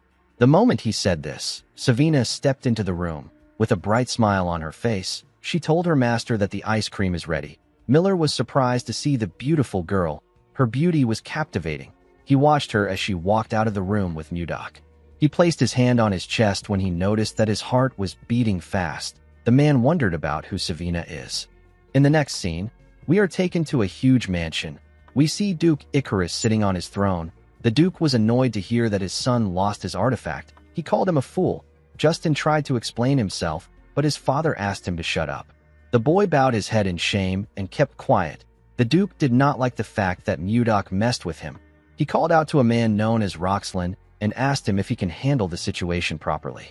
With a smile on his face, Roxlin asked the Duke not to bother himself. He assured him that he will stop Mudok. The scene shifts and we see our boy having a meeting with his officials. He found out that they are supposed to relocate 6,000 new territory citizens from beyond Toth City to Carillon.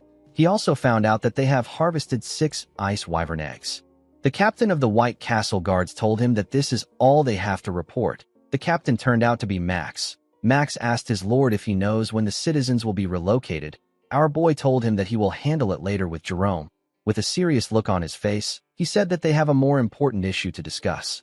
The officials were shocked to hear this. Mudok revealed to them that he doesn't know what to give Tomalova for his birthday. The men were shocked to hear this. Our boy asked them about why they are reacting like this. He said that he needs to get a gift that is better than that of Duke Icarus. He asked the men to provide some suggestions. Max suggested that they give the king an ice ogre leather. He said that it is popular among merchants, and the king will appreciate it since winter is coming. Our boy said that the leather is too common. He asked the others if they have any other ideas. Osborne suggested that he gifts the king flowers. Mudok was annoyed to hear this. He asked the man if he looks like he is joking around. Osborne became scared. He explained to his lord that he is talking about the glacial flowers. They only bloom in Carillon, so they are quite rare.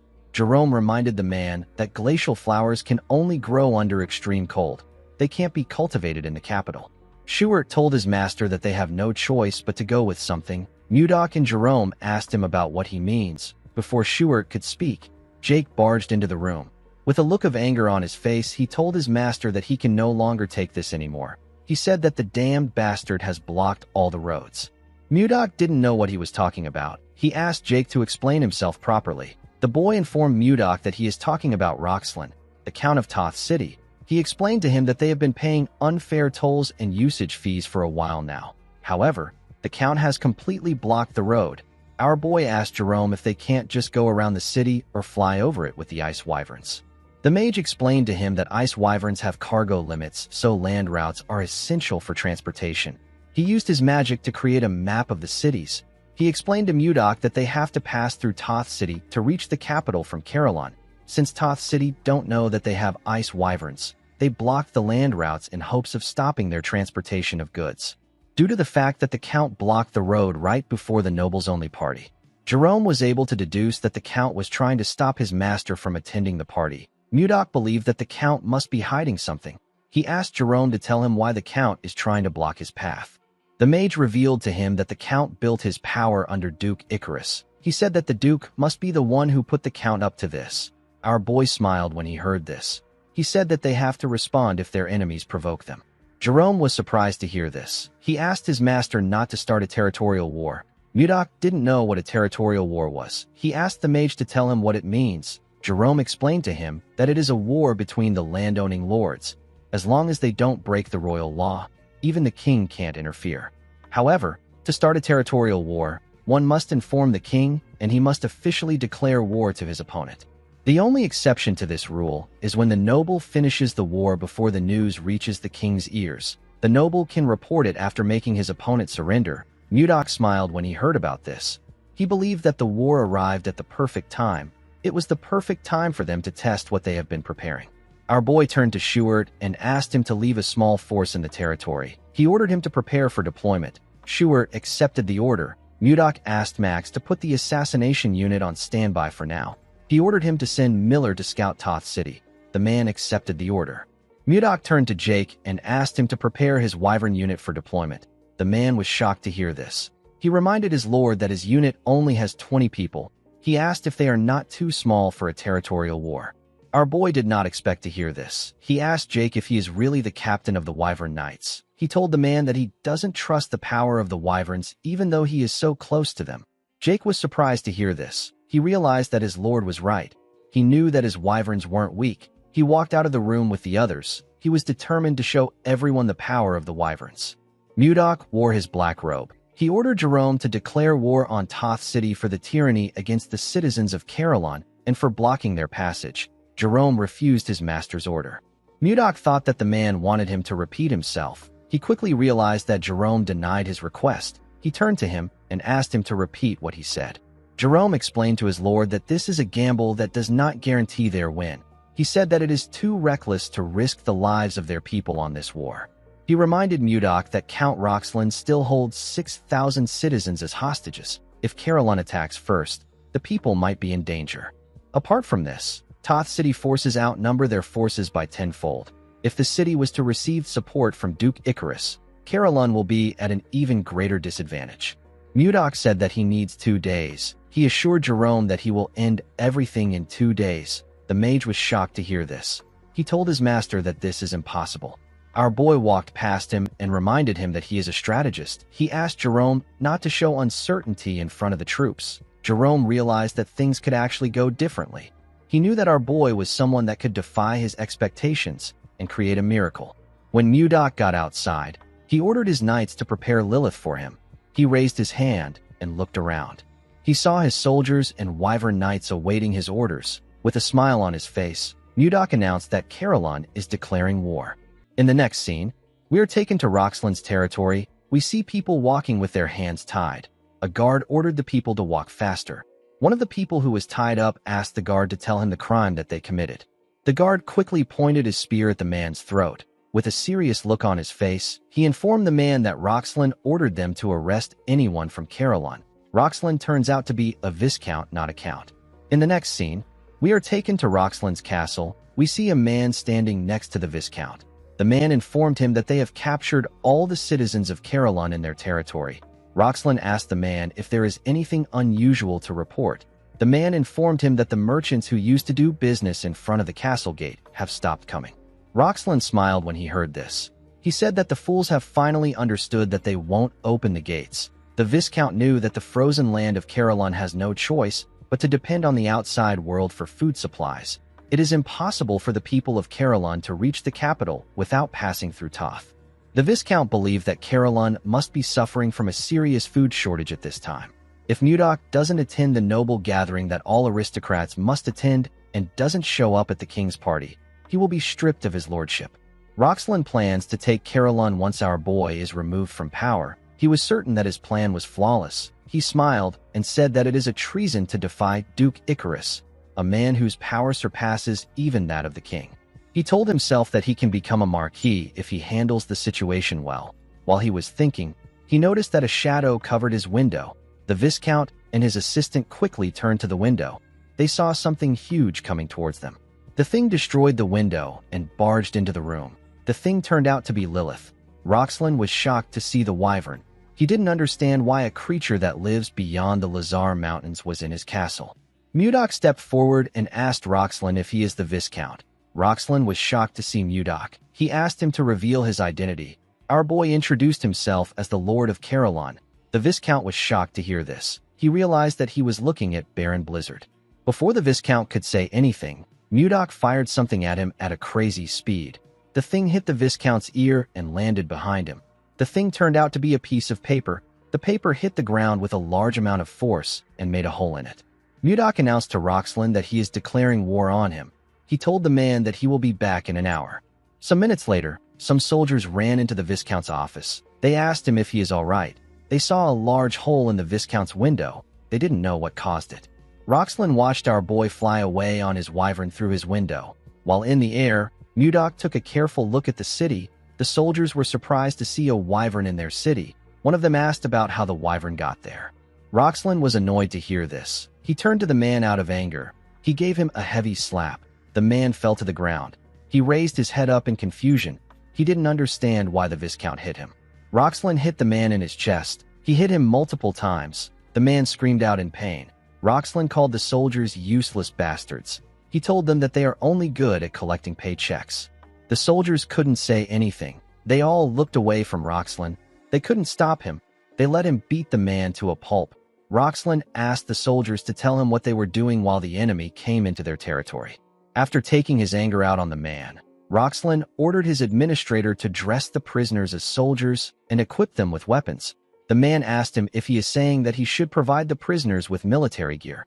The Viscount told him that he is correct. With a smile on his face, he told the administrator that he wants to see the look in Mudok's eyes when he realizes that he killed his own people with his own hands. The man was shocked to hear this. Roxlin walked past him and picked up the paper on the ground. He tore it apart and said that he will frame Mudok. He couldn't believe that our boy declared a territorial war on him. He moved close to his broken window and looked down at the soldiers in front of his castle. He threw the shredded paper to the ground and announced that they will be declaring war on Carolon. He told his men that he will share his wealth with the one who achieves the greatest merit in this war. The soldiers began to cheer when they heard this. They were ready to tear the people of Carolon apart. While Roxlin was laughing like a maniac, we see a soldier staring heavily at him. The soldier turned out to be Miller. The man was dressed as a Toth knight. He asked his master if he heard what the Viscount said. Outside Toth City, we see Mudok in the air. He had a communication stone in his hand. He told Miller that he can hear him loud and clear. Immediately he said this. We see Jake and the Wyvern Knight unit standing behind him. They were ready to attack. In the next scene, we see the soldiers standing on the city walls. The prisoners stood outside the city walls. They were dressed like soldiers and equipped with weapons. The prisoners trembled in fear. They believed that they were going to die. The Viscount smiled when he looked down from the city walls. He wanted Mudok to fall into despair after killing his own people with his own hands. The scene shifts and we see Mudok standing with his soldiers. They were all prepared for battle. Our boy smiled and ordered them to start the attack. Immediately they heard this. The soldiers charged at Toth City at full speed. The people of Carolon began to scream when they saw something coming towards them. They couldn't believe their eyes. The Viscount and his soldiers were more shocked to see what was in the sky. They saw a large amount of wyverns coming towards the city. They saw people riding these wyverns. Each wyvern was carrying a huge rock.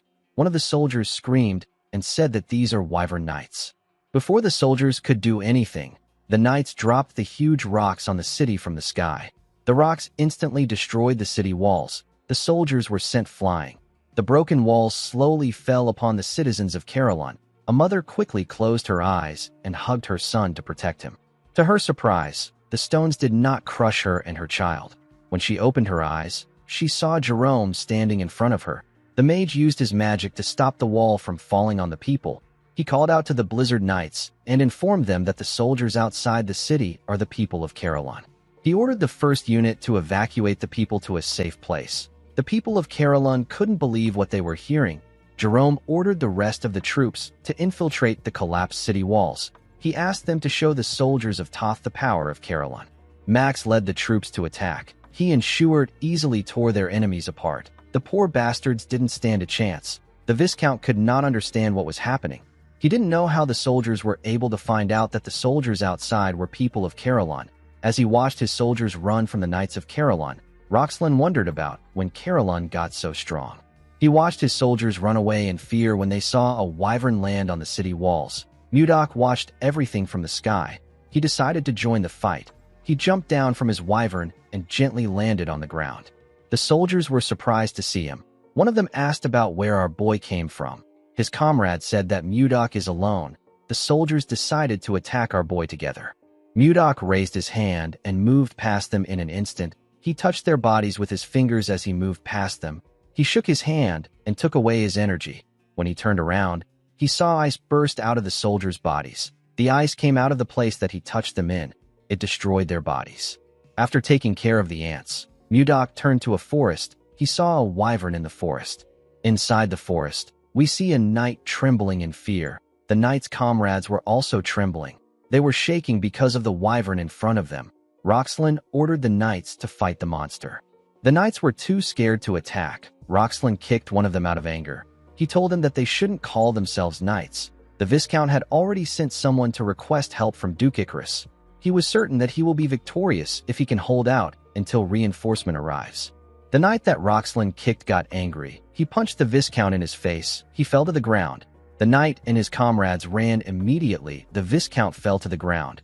The knight called the Viscount a pig and asked him to die alone if he wants to die. Roxlin was shocked to hear this. He ordered the men to come back. Of course, none of them listened to him. While the Viscount was looking at them, the wyvern moved closer to him. Roxlin could feel her breath in his back. Before Lilith could eat him, someone called out to her and told her that her stomach will hurt if she eats trash. The person turned out to be Mudok. Lilith moved away from the Viscount. When Roxlin saw our boy, he quickly bowed his head on the ground. He told Mudok that he was wrong. He said that this is his defeat. He explained to our boy that he couldn't do anything because of Duke Icarus's order. He begged him to forgive him. While he was begging for mercy, Jake landed next to Mudok with his wyvern. His wyvern was carrying someone in its mouth. Jake informed his lord that he has captured the soldier who was heading to the Duchy of Icarus. Roxlin was shocked to hear this. He realized that he messed up badly. Mudok told the Viscount that it must have been hard for him to lie about things he didn't mean. Our boy released his energy and told the man that he has to repay him with his life for trying to persecute his people. Immediately he said this, Mudok swung his hand at him. A shield appeared in front of the Viscount and blocked Mudok's attack. Jake was shocked to see that the Viscount was able to block his master's attack. With a look of anger on his face, Mudok turned to the side and asked Jerome to tell him what he is trying to do. It turns out that the mage was the one who protected the Viscount with his magic. Jerome explained to his lord that no matter how heinous the crime a noble commits, the authority to decide his life or death belongs solely to the king. He told Mudok that they will be put in a difficult position if they kill the Viscount there. With a nervous look on his face, Roxlin called our boy a senseless brute and told him that Jerome is right. The moment he said this, the Viscount told himself that someone should have arrived. Immediately he thought of this. He heard someone's footsteps. He smiled and turned around. He said that the person has arrived. The person turns out to be his administrator. His name is Volmer. The Viscount laughed and called our boy a fool. He asked him if he really believes that he only sent troops to Duke Icarus. He explained to Mudok that a territorial war must be reported to the king first and must be carried out with a royal observer present. He told our boy that he sent Volmer to the capital because he didn't report it. He said that the king has already found out about the war before he could force him to surrender. He laughed and told Mudok that his arrogance ruined everything. Jerome couldn't believe what he was hearing. He was certain that they stationed soldiers in the path that leads to the capital. He wondered about how Volmer was able to get through the soldiers. Mudok didn't say anything to the Viscount. He simply smiled. Roxlin was annoyed to see this. He asked our boy if he has gone mad. Mudok asked Volmer to reveal his identity now. The man accepted his order and removed his fake face. Jerome and the Viscount were shocked to see this. The person under the mask turned out to be Miller. The Viscount could not comprehend what was happening. He asked Miller about when he took his administrator's place. Miller told his master that the mission is accomplished. Mudok revealed to Roxlin that there is a clause in the territorial war law. The clause states that a noble may declare war if the opponent has violated the royal law. Roxlin was shocked to hear this. Mudok reminded the man that he was selling Carolyn's citizens as slaves. He told him that slave trade is banned in the Drake Kingdom. The moment he said this, Mudok covered his hand with his energy. The Viscount became scared. He didn't know what to do. He knew that he was going to lose his city and his title. He realized that Duke Icarus will kill him. He quickly turned around and began to run. He said that he doesn't want to die. Before he could get far, Mudok released his ice from his feet. He froze the Viscount's legs. He charged at him and asked him to clench his teeth. Immediately he said this. Mudok gave the man a bone-shattering punch in his face. The attack sent the Viscount flying. He slammed his back on a tree and spat out some blood. He destroyed the tree with his body. After taking care of the Viscount, Mudok turned around and announced to his men that the territorial war is over. The men smiled when they heard this. In the next scene, we see our boy announce to his soldiers that Toth City now belongs to Carolyn. The soldiers began to cheer when they heard this. After the war, Mudok and his people quickly got to work. Roxlin lost everything and got sent out of his territory. A few days later, he went missing. Toth City was incorporated into Carolyn. Jerome was appointed as the administrator of the new district, but he rejected the appointment. He explained to Mudok that he is already buried in a lot of work. He told him that he will go on strike if he gives him more work. Mudok asked him to tell him who he is supposed to put in charge. The moment he asked this question, Jerome got an idea. He said that he knows the perfect person. Through Jerome's recommendation, Roxland's former vassal was asked to manage Toth City. Of course, they couldn't completely trust Volmer, so they assigned 2 knights to him to monitor and report his daily movements. After some time passed, the day of the king's birthday arrived. The capital was decorated with different designs. At the entrance of the capital, we see 2 guards on duty. One of them said that he wants to enjoy the festival too.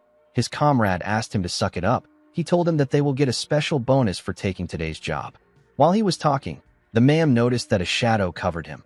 When he looked up, he saw wyverns coming towards him.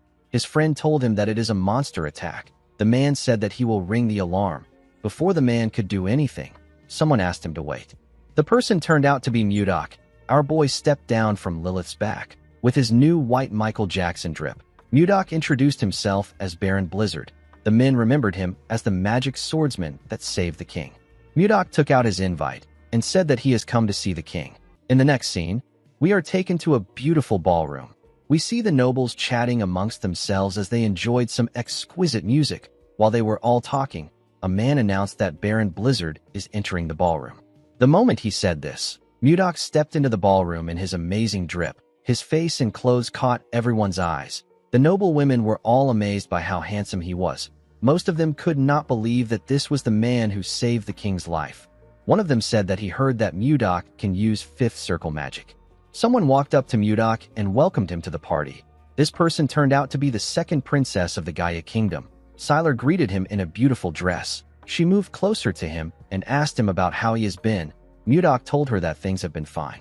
He didn't say anything else after saying this. Sylar was surprised to see this. She asked Mudok if he isn't going to ask her about how she has been. Our boy offered her a drink and asked her to take it. He confidently said that his aide told him that it is always ladies first in a party. The princess did not expect this. She didn't know how to react. She gently blushed and drank the wine. She thanked Mudok for the wine. The announcer with a cool mustache announced that Princess Daphne Laird of the Hazen Kingdom and the Honorable Count Anos have arrived. The moment he said this, a tall man and a beautiful blonde woman stepped into the ballroom. The man and the woman were quite beautiful. The nobles were blown away by Princess Daphne's beauty. They said that her beauty remains unchanging. They were also surprised to see Count Anos. They said that the princess and the count make a perfect couple. Mudok took a look at the count. He realized that he had heard about Anos before. Edmund wrote about him in his letter.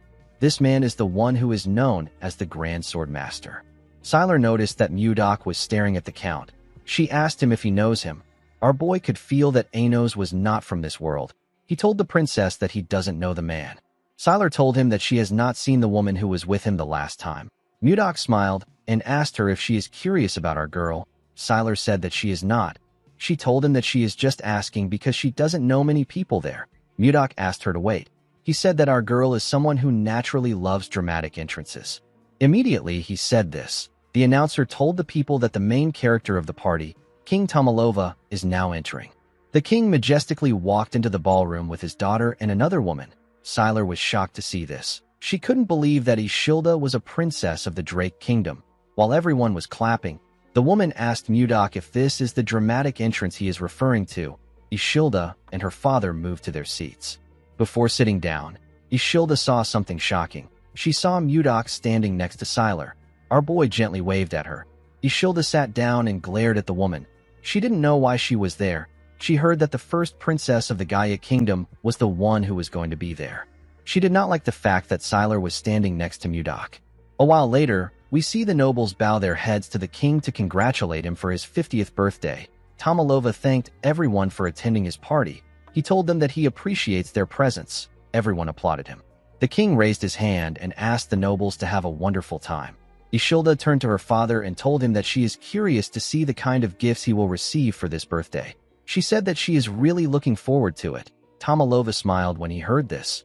He told his daughter that they will start right away. Duke Icarus stepped forward and presented a small box to the king. The announcer told the king that this box is a gift from the duke. When Tomalova opened the box, he saw a ring inside. It was a gold ring with a blue crystal on it. With a smile on his face, the duke informed Tomalova that the ring will protect him from now on. He explained to him that the ring can nullify all offensive magic of the 4th circle and below. The king and the people were shocked to hear this. They realized that this was an artifact. They couldn't believe that such valuable things still existed. Mudok didn't know what an artifact was. Sylar explained to him that it is an object with magic in it. She said that it is a very valuable item in this present age where there are no mages of the ninth circle or higher. The value of an artifact with high nullification magic on it is immeasurable. The king thanked Duke Icarus for his valuable gift.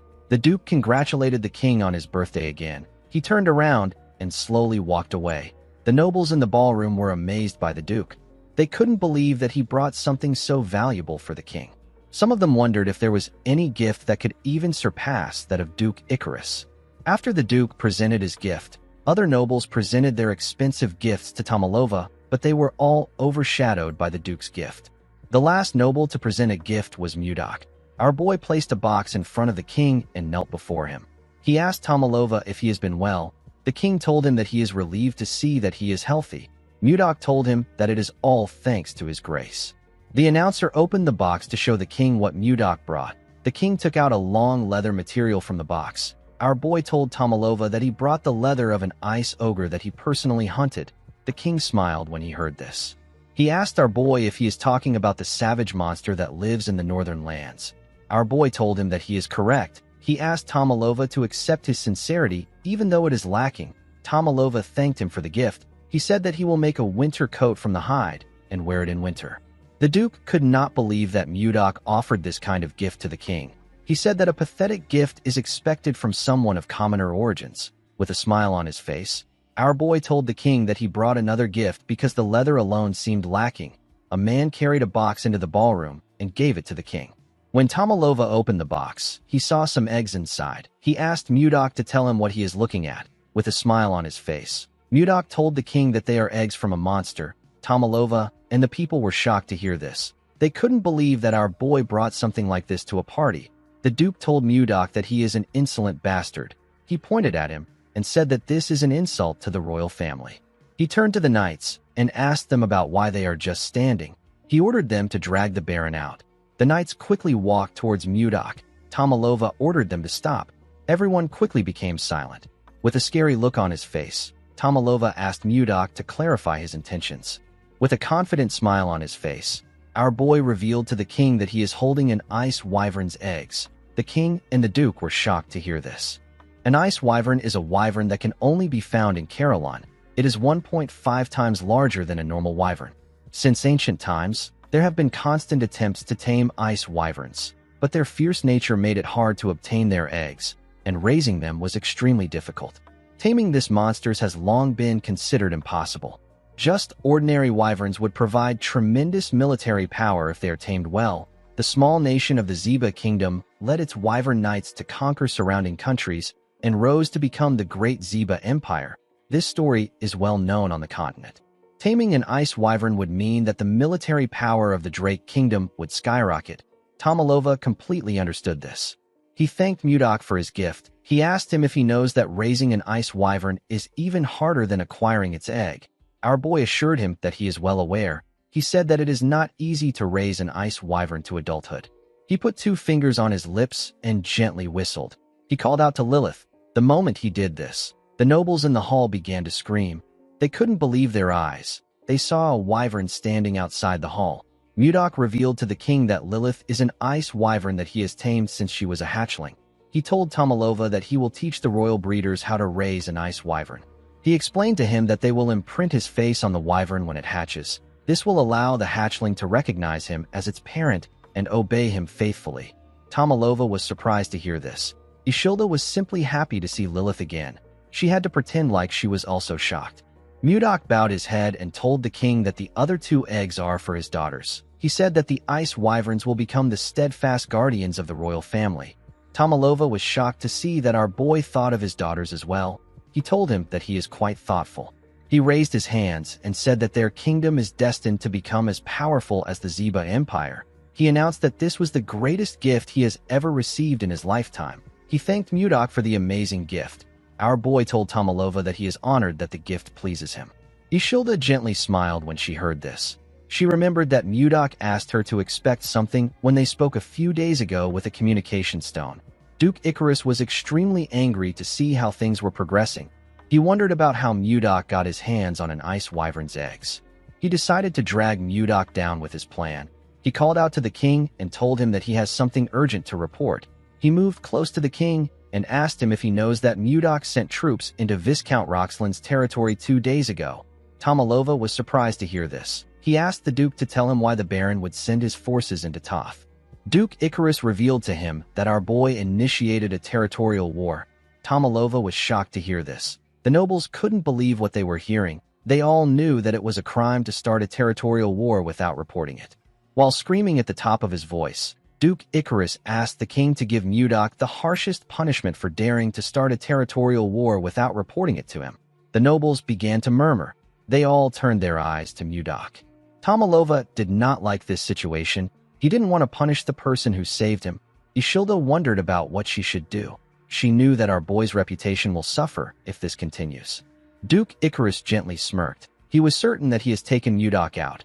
Our boy called out to the king and asked him if slave trading is legal in the Drake Kingdom. Tomalova said that it isn't. He told Mudok that slave trading is prohibited in his kingdom. Our boy put his hand into his clothes and took out a document. He announced that he is holding a ledger containing the Viscount's slave trading records. Duke Icarus and the king were shocked to hear this. They couldn't believe their ears. Mudok explained to the king that Roxland has been capturing people from his territory and selling them as slaves. He threw the document to the ground and asked the king to tell him if there is any lord who wouldn't be enraged when his own subjects are being sold as slaves. The nobles could not believe that the Viscount engaged in slavery. They were all shocked. Duke Icarus couldn't believe that Roxland got involved in slavery behind his back. He called him a filthy, greedy pig. Ishilda reminded her father that those who violate the royal laws can be challenged to a territorial war without reporting it to the king. She smiled and asked him if she is correct. Since Mudok had a valid reason, Tomalova decided to grant him a special exception and not hold him accountable for the territorial war. With a smile on his face, he announced that Toth will now become part of Carolyn's territory. Everyone began to cheer when they heard this. Count Slave suggested that Mudok should get a new title now that his territory has expanded. The king told him that he is right. He asked Mudok to move closer. Our boy moved close to him and went on his knees. Tomalova placed a golden scarf on his neck and appointed him as Viscount of Carolyn. Mudok stood up and thanked the king for his new position. Duke Icarus watched them as they spoke. He glared at our boy with eyes filled with hate. He promised himself that he will bring him down no matter what it takes. He turned around and walked forward. On the way out, we see Count Anos resting on the wall. He seemed to be annoyed about something. In the next scene, we see Mudok in the balcony. He seemed tired. He felt bad that he couldn't talk to Ishilda because of the nobles swarming him. He smiled when he realized that he had finally gotten this far. He remembered the things that happened when he first came to this world. He remembered how he fought, how he took over Carolyn, and how he got a kiss from the princess. He believed that he and the princess will soon be together. Immediately, he thought of this. Someone came to the balcony. Mudok turned around and asked the person to tell him who he is.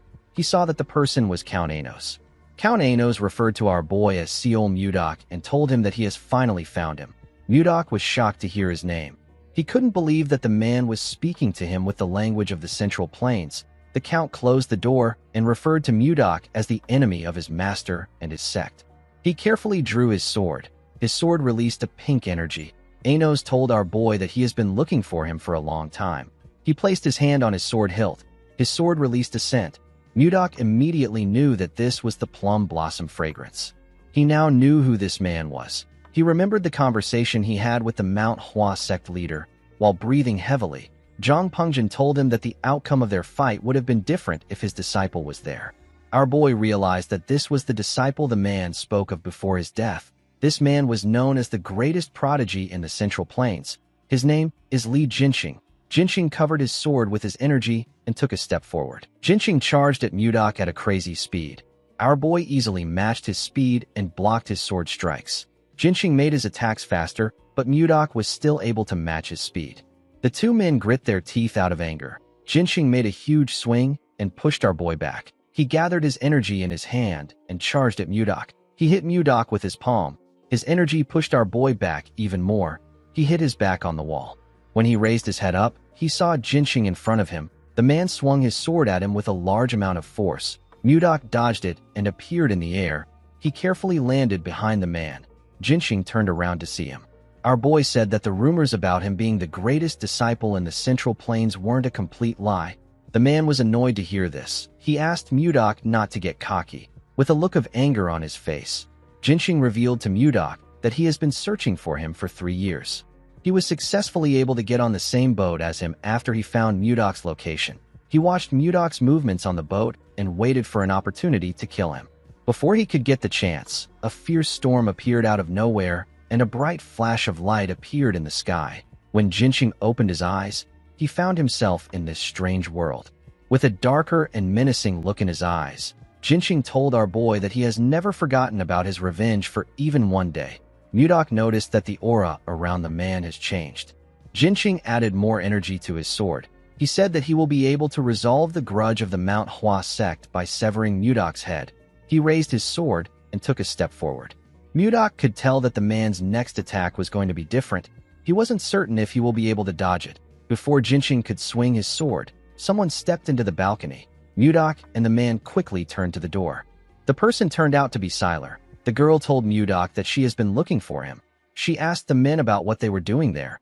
Our boy told her that he just met someone from his hometown for the first time in a while. He said that they were talking and reminiscing about the past.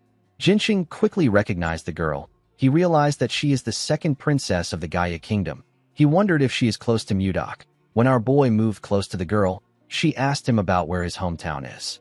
Jinxing watched them as they spoke. He knew that things will become complicated if he kills Mudok in front of a princess. Although he didn't like it, the man decided to back off. He bowed his head to the princess and told her that he will excuse himself first. He asked them to continue their conversation. Sylar gently thanked him. Jinxing walked towards the door. Before he left the balcony, he called out to Mudok in his head.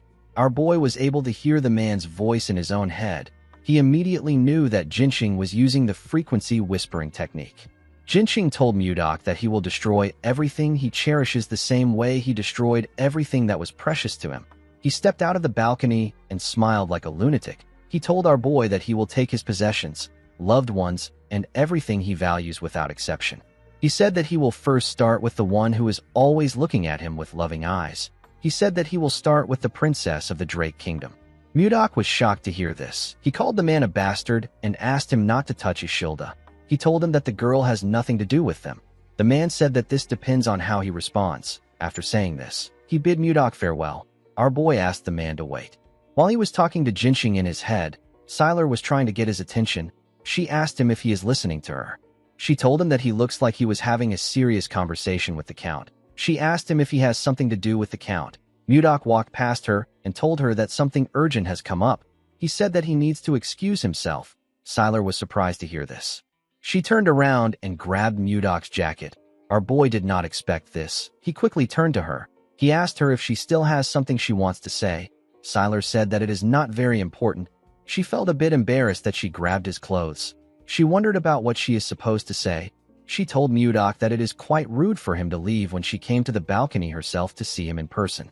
She gently winked at him and asked him to learn some party manners. Mudok moved close to her. With a cold gaze in his eyes, he asked the woman if she doesn't have anything to do. He reminded her that dignitaries from different nations have come to celebrate the king's birthday. He asked her if it isn't her responsibility, as Gaia's representative, to entertain this people and chat with them. With a serious tone in his voice, our boy asked the woman to tell him why she keeps bothering him. Sylar was shocked to hear this. She couldn't believe that someone like her was being bothersome. Most men desperately try to get her attention with everything they have, but the princess always blows them off. They always try to get close to her to get something, but the princess always turns them down. Sylar wondered why Mudok was different. She asked Mudok not to get the wrong idea. With a sad look in her eyes, she told him that she simply wanted to congratulate him on becoming a viscount. Mudok felt bad when he heard what she said. He apologized to the princess for his harsh words. He told her that something urgent has truly come up. He said that he needs to excuse himself. He thanked her for the congratulations. He left after saying this. The princess was on the balcony alone. She moved close to the glass door to see our boy. When she looked down, she saw Mudok checking on Ishilda. Ishilda didn't understand why our boy was doing this. Sylar watched Mudok worry about the princess. She wondered if our boy would have liked her if she met him first. She wondered if she would have been able to smile like Ishilda. Sylar slapped her cheek to bring herself back to reality. She turned away from the door and told herself that she does not have time for this. She said that she needs to focus on her own life. She knew that the most important thing she needed to focus on was how she was going to survive her older sister's assassination attempts. While she was thinking, Sylar heard a sound coming from the pavilion. When she raised her head up, she saw Princess Daphne talking to someone. Sylar immediately recognized the princess. She didn't know the man standing next to her. When she took a closer look at him, she realized that she had seen his face from somewhere. She recalled that Jerome was a retainer of the Blizzard family. She wondered about what the mage and the princess were doing together at this hour. In the next scene, we see someone informing Jinxing that Princess Daphne has disappeared again. The man was surprised to hear this. His subordinate informed him that the princess said that she wanted to get some fresh air outside. He said that they can't find her even though they searched the entire castle. Jinxing did not like the fact that the woman always makes him worry. He ordered his subordinates to search the castle thoroughly. He asked them to report to him the moment they find her. The scene shifts, and we see the princess sitting in the pavilion. She was looking at the night sky. While looking at the moon, the woman remembered something. She remembered someone telling her to go to the Drake Kingdom with Count Anos as an envoy. The woman realized that she would have never come there if she didn't receive an order from her older brother. She and someone on the other side of the pavilion said that they really want to run away. The princess was surprised to hear a person's voice in the pavilion. She quickly turned around. She asked the man to come out of the shadows. The man apologized to her and stepped out of the shadows. The man turned out to be Jerome. Jerome told the princess that he didn't think anyone would be there at this hour. The princess was surprised to see Jerome's handsome face. She quickly put herself together and looked away. She asked the mage not to apologize. She told him that she was just a little startled. The princess did not think that he would be so handsome. Jerome apologized to the woman for not introducing himself. He shared his name with her and told her that he serves under Viscount Blizzard. The princess also introduced herself to him. Jerome smiled and told her that she has a beautiful name. The moment he said this, he realized that he had heard the name before. He immediately knew that this was the princess who is renowned throughout the continent for her beauty. He quickly went on his knees and apologized to Daphne for not recognizing her. He begged her to forgive his rudeness. Daphne assured him that it is fine. She said that she doesn't concern herself with such things. Jerome told her that he will be taking his leave. The moment he said this, he carefully looked at her face to see her expression. He noticed that Daphne looked kind of sad. He stood up and asked her if it is fine for him to stay in the pavilion too. The woman was surprised to hear this, with a smile on his face. Jerome said that he is waiting for his lord who is still in the party. He said that he will like to stay if his presence won't be too imposing on her. Daphne began to heavily blush when she heard this. Jerome looked like a Prince Charming to her. She sat down and asked him to do whatever he likes. A while later, we see Jerome ranting about his problems to the princess. He told her that he is the one who always has to clean up Mudok's mess. He said that he instinctively wants to run away when he stands next to his lord. Daphne smiled and told the mage that he has piled up a lot of complaints about his lord. Jerome became embarrassed. He realized that he has only been talking about his issues. Daphne smiled and told him that it is okay. She said that she finds it interesting. Jerome turned to her and asked her about why she wanted to run away. Daphne stopped smiling when she heard this. She revealed to the mage that she wants to run away because her brother is trying to force her into an arranged marriage. She said that she has no desire to sacrifice her life as a pawn of the country.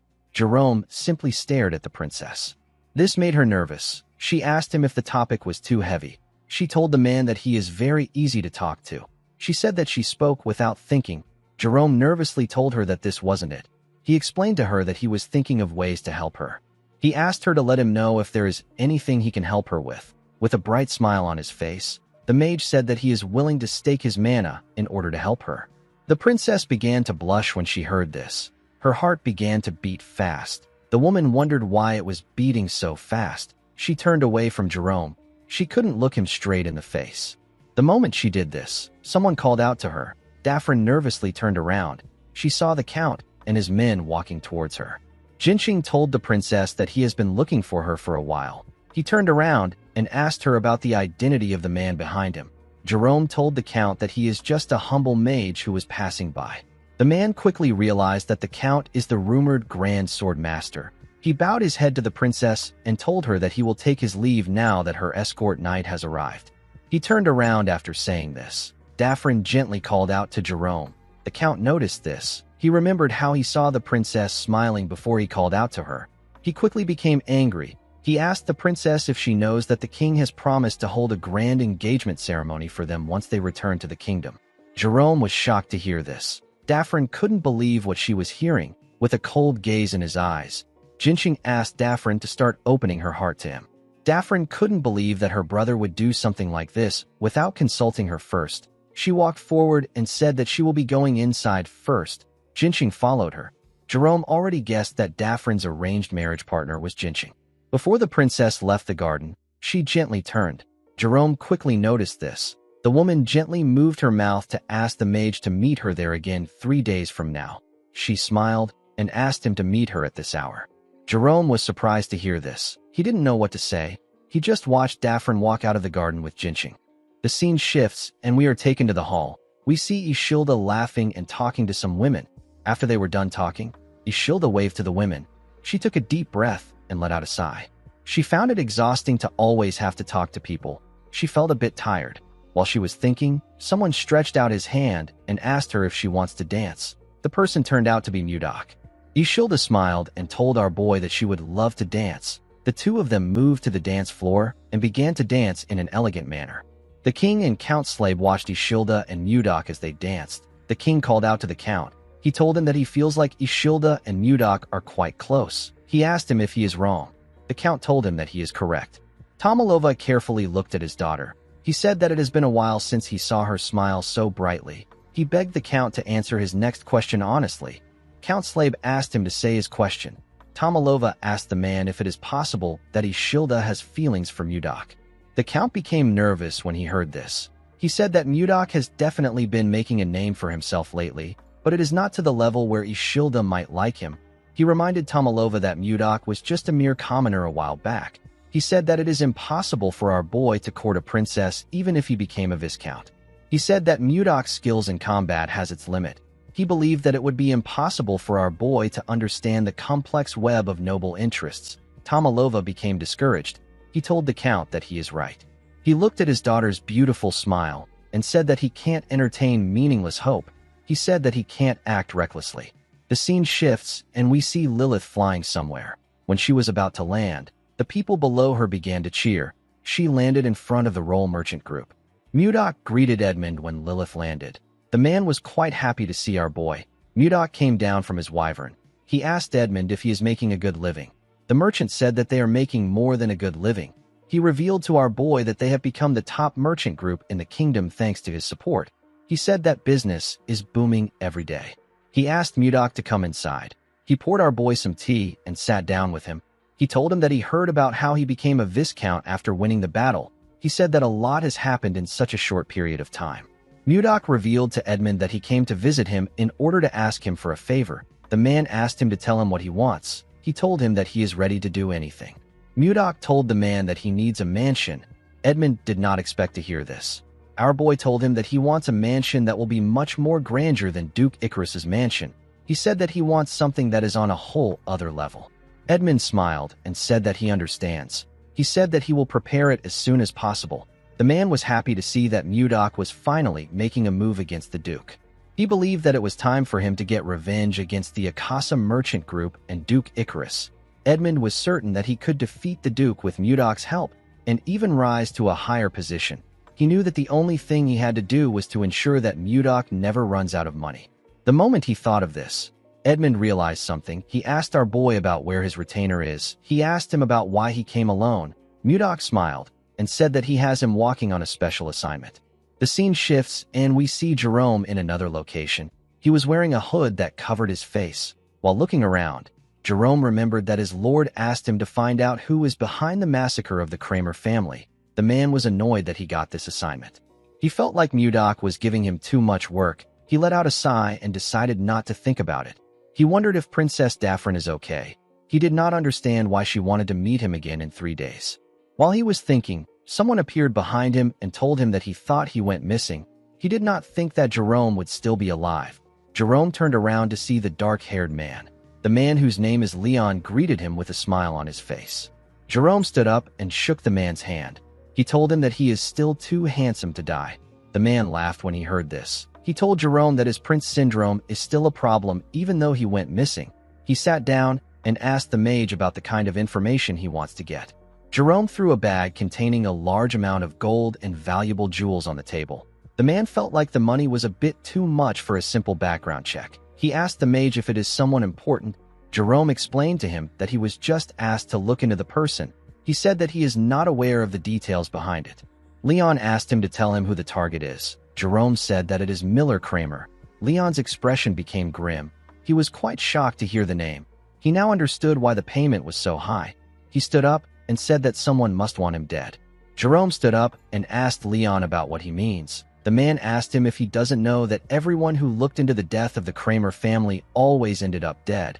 He walked forward and told Jerome that he hasn't heard a thing about the family. He said that he is not interested in the job.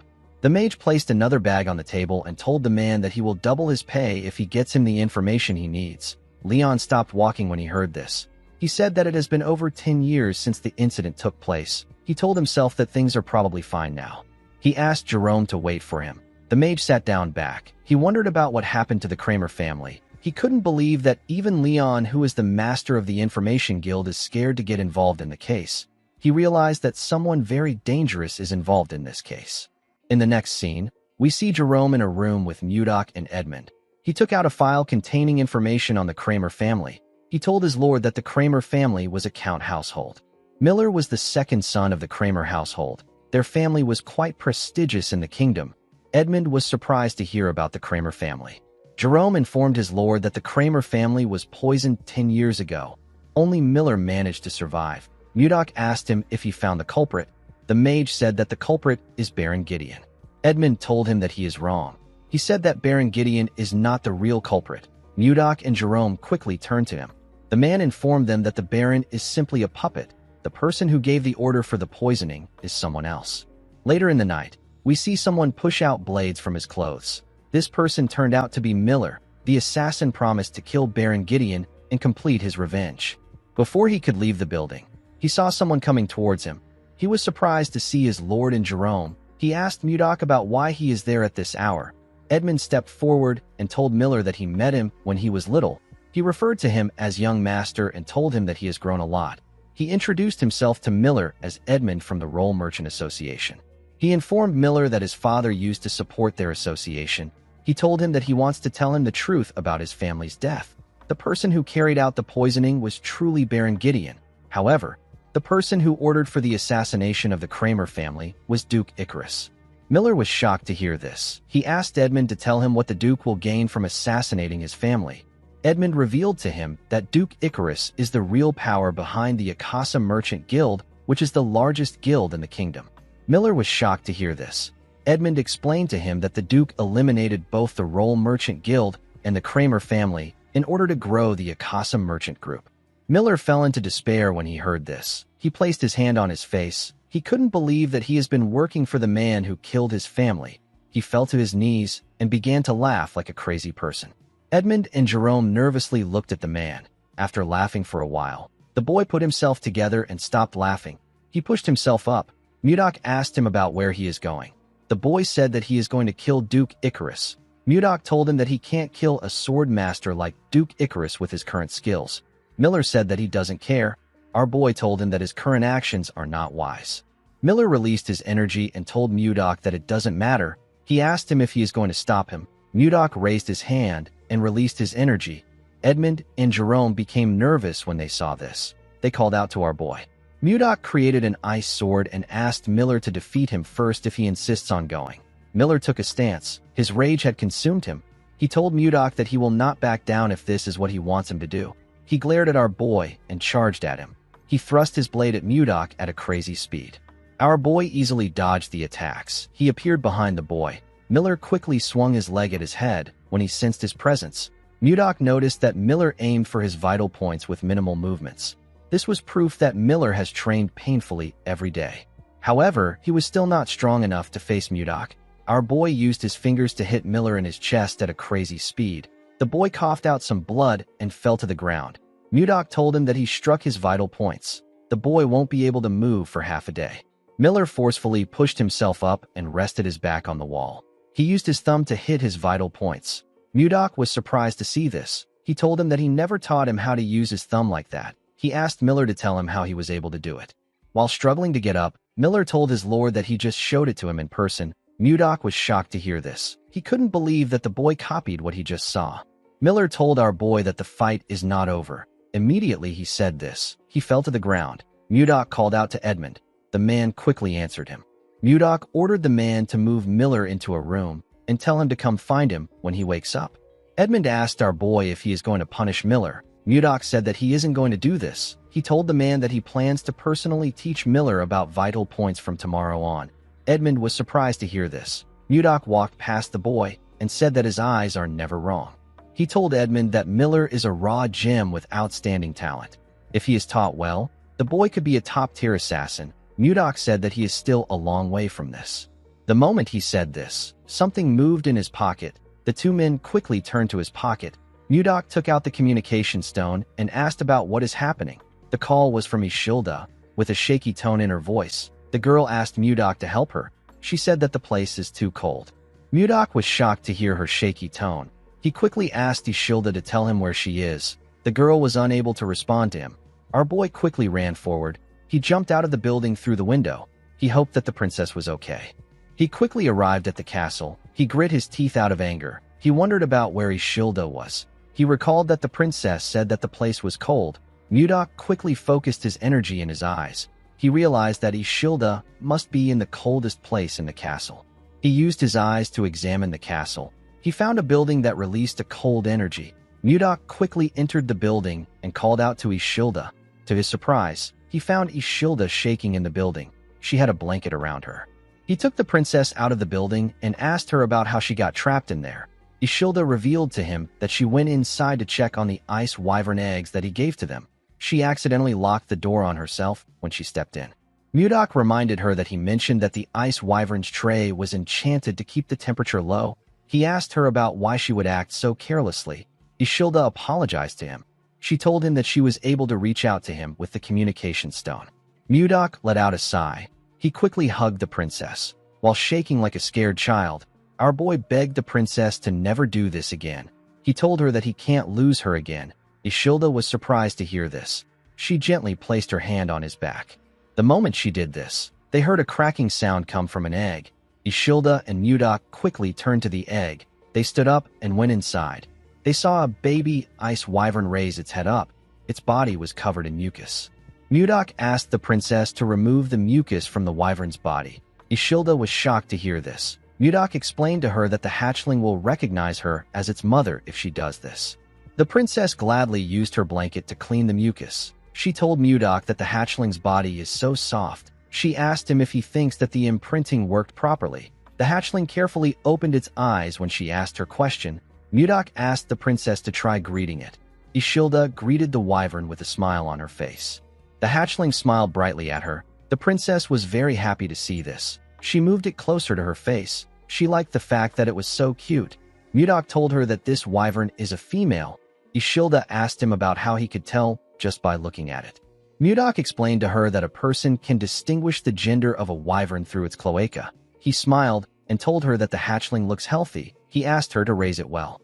With a smile on her face, Ishilda thanked him for the gift. She promised to raise the wyvern well. She asked him about what she should name it. Mudok told her that she is the one who can name it since it belongs to her. While they were talking inside the building, we see a maid looking at the building from a window in the castle. It seemed like she was observing something. After the king's birthday party, the conferral ceremony was held. We see Mudok kneel in front of the king. He was made a viscount of the Drake Kingdom. He was officially recognized as a viscount. Immediately after the ceremony ended, the Grand Council called for a meeting. The Grand Council is a meeting attended by all nobles of the kingdom. It is mainly for selecting members of the small council or discussing noble affairs. The king sat at the center of the hall. He faced the numerous nobles sitting in front of him. He announced that the first agenda of this Grand Council is to elect the members of the small council. He asked anyone with a recommendation to raise their hand and state the name of the nominee. A noble sitting next to Duke Icarus nominated him. Another noble sitting next to Count Slave nominated him for the position. Some people agreed to this nominations and some disagreed. Mudok carefully watched this fierce argument.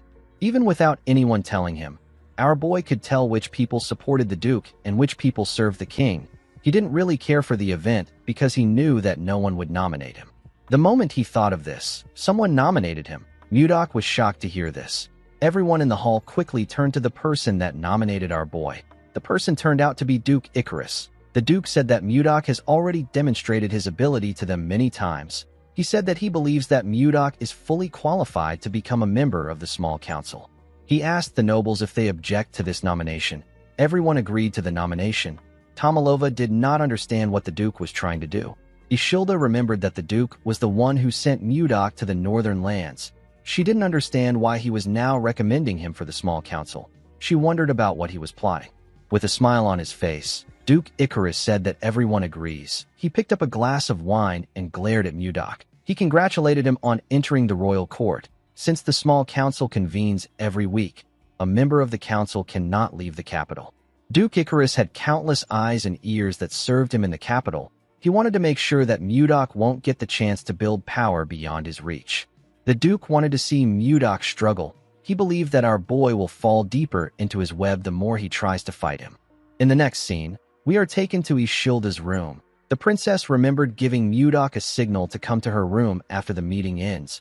She wondered if he didn't notice it.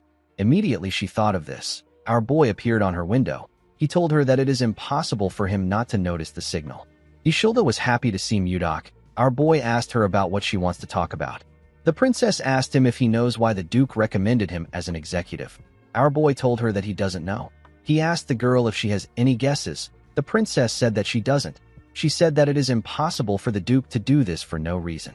Duke Icarus openly sent assassins to kill the king and even sent Mudok to the faraway northern lands. Ishilda was certain that the Duke was plotting something behind the scenes. Mudok wasn't completely against the idea of becoming an executive. He told Ishilda that he will now be able to see her more often. He said that he needs to thank the Duke for helping him. Ishilda warned him that Duke Icarus is a man who will do anything to get what he wants. She told him that things might not work if he is not careful.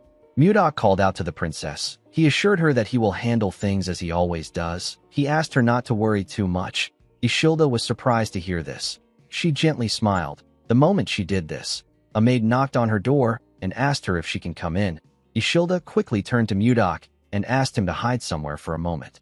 Immediately she said this. She noticed that our boy was no longer in the room. The scene shifts, and we are taken back to the past. 10 days ago, we see Princess Daphne and Jerome talking under the pavilion. The princess informed Jerome that she wanted to run away. Jerome was shocked to hear this. He asked her if she is serious. He asked her about where she wants to go. Daphne said that the place doesn't matter. She asked him if he can take her somewhere that no one will recognize her. The mage reminded her that he is a vassal for the Lord of Carillon. He said that he can start a war between nations if it is revealed that he helped her run away. The princess asked him if the vow he made to her was a lie. Jerome was surprised to hear this. Daphne reminded him that he swore on his mana that he would help her. With a sad look on her face, she said that this is the first time she has actually been outside the castle of the Hazel Kingdom. It was her first time talking to people outside the castle. After her father passed away, her brother locked her in her room. He only let her out during national events. No matter how beautiful the clothes were or how delicious the food was, it didn't matter to the princess. All she wanted was freedom. When the princess got into a political marriage with the count, she tried to like him, but he was nothing more than her brother's loyal dog. The count is a man who doesn't care about her feelings or thoughts. The princess noticed that the count looked at her the same way her brother did. He had cold eyes that saw her only as a tool. Princess Daphne told Jerome that he is the only person who doesn't look at her with his cold eyes. Jerome didn't know what to say to her. The princess stood up and apologized to the mage for making him uncomfortable. She told him that she was too naive to take his promise seriously. As tears flowed down from her eyes, the princess said goodbye to the mage. Jerome clenched his fist. He summoned his courage and called out to the princess. He asked her to wait. Daphne quickly turned around. Jerome became nervous. He told himself that he can't do anything. He told the princess that he really can't do anything. He called her again and tried to change his words. Daphne became angry with his indecisive nature. She turned around and walked up to him. Jerome was still nervously thinking about it. With a look of anger on her face, Daphne asked the mage if he will help her or not. Jerome told her that he will do it. He wondered why her personality suddenly changed. The princess was happy to see that he agreed to her request. She gently smiled at him and thanked him for his help. Jerome told her that he will share the meeting place with her. He asked her to go to the tavern at the castle's main gates. He said that he will wait on the third floor of the Russian Blue until sunset. He told her that no one must know about this. He advised her to act as if she didn't speak to him today. Daphne smiled at him and told him that she understands. The scene shifts, and we are taken to the present. We see Jerome standing in front of a door. He was thinking about the promise he made. While he was thinking, Mudok asked him to come in. When the mage stepped inside, our boy asked him if something is wrong. Jerome said that he wanted to go to Toth for an inspection. Mudok asked him if he is going alone. With a nervous look on his face, the mage said that it is necessary for them to check if Volmer is managing things properly. Mudok agreed that maintenance checks are important. He asked Jerome to go ahead. He told him that he will join him after his next meeting. Jerome explained to his lord that the journey is a 5-day ride on a horse. He told him that it will be difficult for him to attend the small council meeting. He said that he will go by himself and report back immediately. Mudok asked him about what he means. He reminded him that it only takes a day to reach Toth on a wyvern. Jerome nervously laughed. He said that he has completely forgotten about the wyverns. Mudok noticed that he was acting weird. He asked his vassal if something is wrong. He told him that he has been distracted all week. With a shaky tone in his voice, the mage said that this is ridiculous. Mudok was still suspicious of the man. He told him that he will leave Toth in his hands. Jerome thanked him and walked towards the door. Mudok watched him as he walked out of his room. After leaving Mudok's office, Jerome thought about how tomorrow is the day of the operation. He wondered why he was doing this. He would normally refuse this request. He knew that this was a crazy request. He told himself that he needs to stop while he can. The moment he said this, he remembered how the princess looked when she cried. Jerome began to smile like an idiot. He was completely smitten by Daphne's beauty. In the next scene, we see Ishilda and her father walking to the meeting room. On her way there, Ishilda wondered about what Duke Icarus was planning. She knew that there was no way the Duke would invite Mudok to the royal council without any reason. When she arrived at the door of the room, she reminded herself that Mudok said that he will take care of it. She believed that things will be fine. Immediately she thought of this. A guard announced to the nobles that the princess and the king are entering the room. Ishilda and her father stepped into the room when the door got opened. Ishilda quickly turned to the side to see Mudok. Our boy smiled and nodded at her. The princess also did the same thing. After the princess and the king got seated, Count Slave stood up and announced that the royal council meeting will begin now. He said that the first agenda will be presented by Duke Icarus. The Duke stood up and greeted the king, the princess, and his fellow nobles. With a smile on his face, he announced that he would like to discuss the princess's marriage. The king was surprised to hear this. Even Mudok did not expect him to bring this matter up. Ishilda was more shocked than anyone in the room.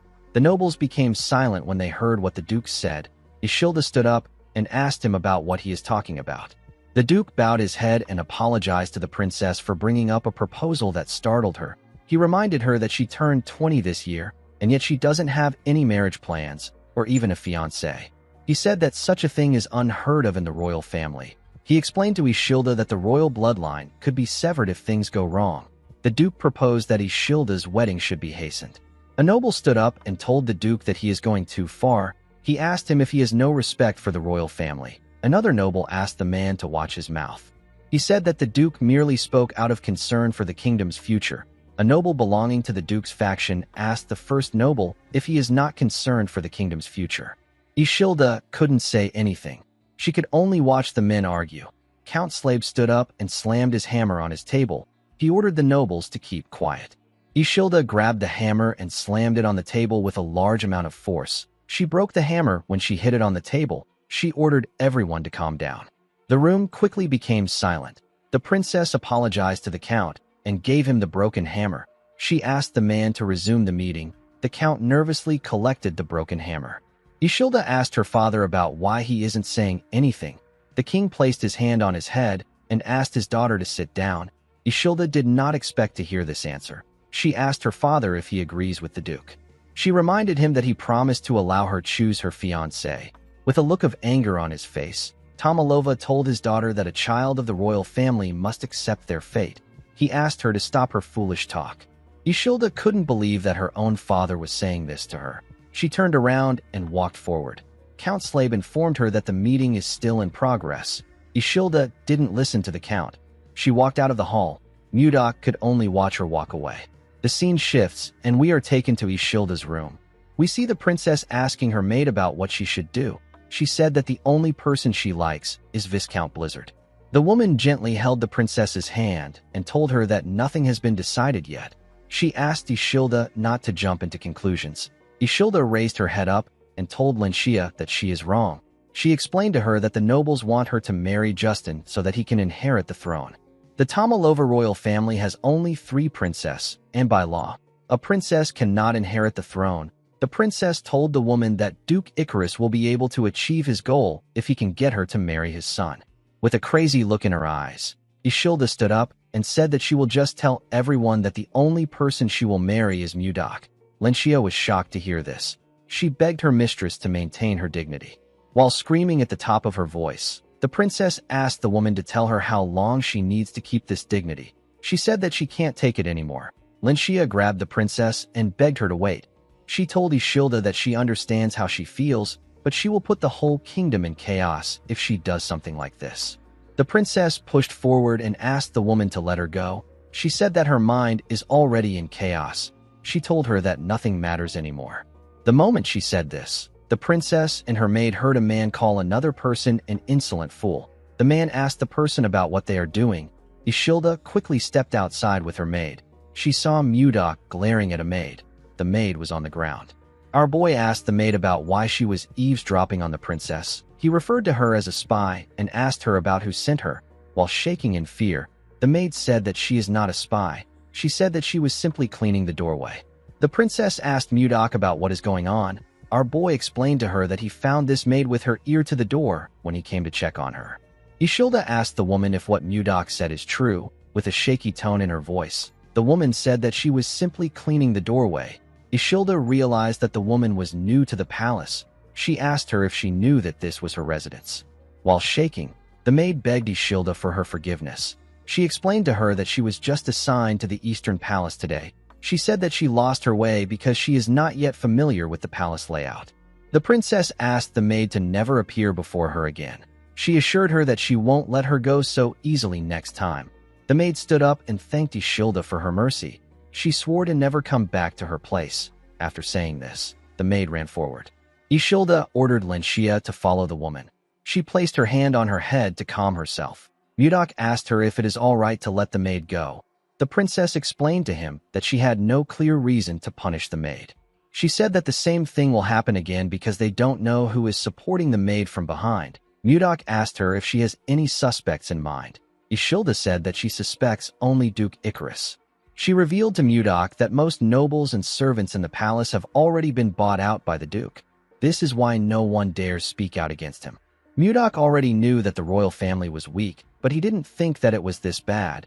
The princess asked our boy about what she should do. She said that she will be forced to marry Justin if she doesn't make a move. Mudok smiled and asked her not to worry. He assured the princess that he will speak to her father.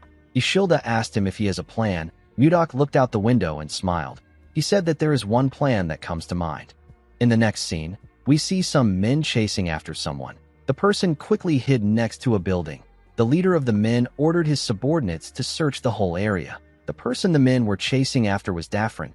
The princess covered her head with a hood. The scene shifts, and we see Jerome waiting in the promised location. The mage seemed to be panicking. He remembered how the princess cried when she begged him to save her. He looked outside and noticed that they were already in the evening. Jerome believed that the princess was not coming again. The moment he thought of this, Daphne barged into the room and called out to the mage. Jerome was shocked to hear her voice. While breathing heavily, the princess asked him if he waited for a long time. Jerome quickly raised his head to see the princess. Before he could say anything, he heard some men talking outside the inn. The leader ordered his subordinates to search every building. He said that they can't let Daphne escape. The princess grabbed the mage's hand and asked him about what they should do. She said that they will be caught soon. Jerome quickly blocked the door with the table and chair. Daphne explained to him that the soldiers will still be able to break in even if he blocks the door. The mage said that he brought something for this situation. Immediately he said this. The soldiers hit the door and asked them to open it. The princess became scared when she heard their voice. She told Jerome that the men are already there. She asked him about what they should do. Jerome took out a scroll and asked the princess to hold on to him tightly. He made the scroll float and began to cast the spell written on it. When the paper began to tear, Jerome told the princess that they are going to Toth. Immediately he said this, he teleported with the princess. The scene shifts and we are taken to the king's office. We see Tomalova thinking about what happened. He couldn't believe that he was swayed by a single noble. He realized that the previous king would have been furious if he saw what was happening. Tomalova knew that he was wrong for taking his anger out on his daughter. He clenched his fist out of anger. He called himself a pathetic father. Immediately he thought of this. Mudok knocked on his door. The king asked his guards to let our boy in. He put himself together and picked up some papers. Mudok entered the king's office and bowed his head to him. He asked Tomalova if he has been well. The king let out a sigh and told Mudok that he must already know that he is not at peace. Our boy asked the king if he will hand over the princess and the kingdom to Duke Icarus. Tomalova glared at Mudok and asked him to watch his words. He told him that he won't forgive everything he does just because he saved his life. Mudok informed the king that he has a solution for him. Tomalova stood up when he heard this. Our boy gently signaled the king to tell his guards to leave the room. Tomalova waved his hand at the men when he saw Mudok's signal. After his guards left the room, he asked Mudok to tell him the solution. Our boy gave the king a scroll and explained to him that he only needs to announce the statement that he prepared as an official decree. Tomalova quickly opened the scroll. He realized that his daughter will be able to avoid the marriage with Justin if he announces what is written in the scroll. He told Mudok that this decree will only buy them time. It will not solve the problem. Mudok assured him that he knows. With a smile on his face, he told Tomalova that it is a trap. He said that the hunter needs to only wait for the prey to step into the trap he set. The scene shifts, and we are taken to Toth. We see Mudok entered the castle. Jerome nervously welcomed him. Princess Daphne was hiding behind him. Mudok was surprised to see the princess with his vassal. Jerome nervously told his lord that he can explain. A while later, we see the group sitting together. Jerome explained everything to his lord. The princess told our boy that she doesn't want to trouble him. She begged him to let her stay there. Mudok explained to his advisor that the princess is an envoy of the Hazen kingdom. He asked him if he knows what this means. Jerome apologized to Mudok and told him that he will ensure that nothing harmful happens. He begged his lord to allow the princess to stay. Mudok didn't really like this arrangement. Jerome and Daphne could tell that our boy was not really in favor of this arrangement. To their surprise, Mudok asked them to do as they wish. Jerome and Daphne couldn't believe what they were hearing. Our boy told Jerome that the princess can stay as long as she wants. Daphne asked him if he is certain. She told him that she will repay his kindness. Mudok asked her to forget about it. He told her that he is not so poor that he will demand payment from a runaway princess. He explained to her that he cannot drive her out so coldly since Jerome risked his life to help her. He assured Jerome that their relationship will be kept a secret. He asked him not to worry about it. Jerome and the princess began to blush when they heard this. Jerome stood up and told his lord that he is being rude to the princess. Mudok asked the mage about why he is angry. He asked him to just admit it. The princess turned to him when she heard this. It seemed as if she wanted Jerome to tell her that he likes her. Mudok told the princess that he needs to speak with Jerome alone. He asked her if she can step out for a bit. Daphne accepted his request and thanked him for his consideration. After the princess left, Jerome followed his lord to his office. He apologized to Mudok and told him that he made a promise to the princess due to a slip of tongue. He placed his hand on his chest and told his lord that he will personally escort the princess back to her kingdom. Mudok asked him about why he wants to do this. Jerome was surprised to hear this question. He explained to his lord that a war could take place if the Hazen kingdom find out that their princess is there. Mudok raised his hand and told Jerome that he is not talking to him as his vassal. He asked him to answer him like a man. He asked Jerome to tell him what he wants. The mage let out a sigh and said that he doesn't know. Immediately he said this. Mudok's communication stone rang out. Our boy picked up the call and asked the caller for his identity. Edmund told our boy that he is the one calling him. He revealed to him that something terrible has happened. He said that Princess Daphne has been kidnapped. He said that Count Anos has asked the king for help and the whole kingdom is in an uproar. Jerome began to sweat when he heard this. Our boy told Edmund that he is already aware of this. The man was surprised to hear this. Mudok told him that he will end the call since nothing else happened. Edmund told him that there is one more thing to report. He revealed to our boy that the king has announced the conditions for Ishilda's marriage. Mudok told the man that he already knows this. Edmund was shocked to hear this. He asked our boy about how he knows. Mudok told the man that he will end the call since he has nothing left to report.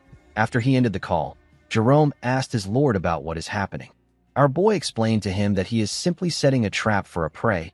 He rested his back on the wall and said that he is waiting for the prey to bite his trap. Mudok has now decided to take control of the kingdom from the Duke. The scene shifts, and we are taken to the Duke's office. We see Duke Icarus throwing every document on his table. He seemed to be quite angry with the announcement the king made. He grit his teeth out of anger.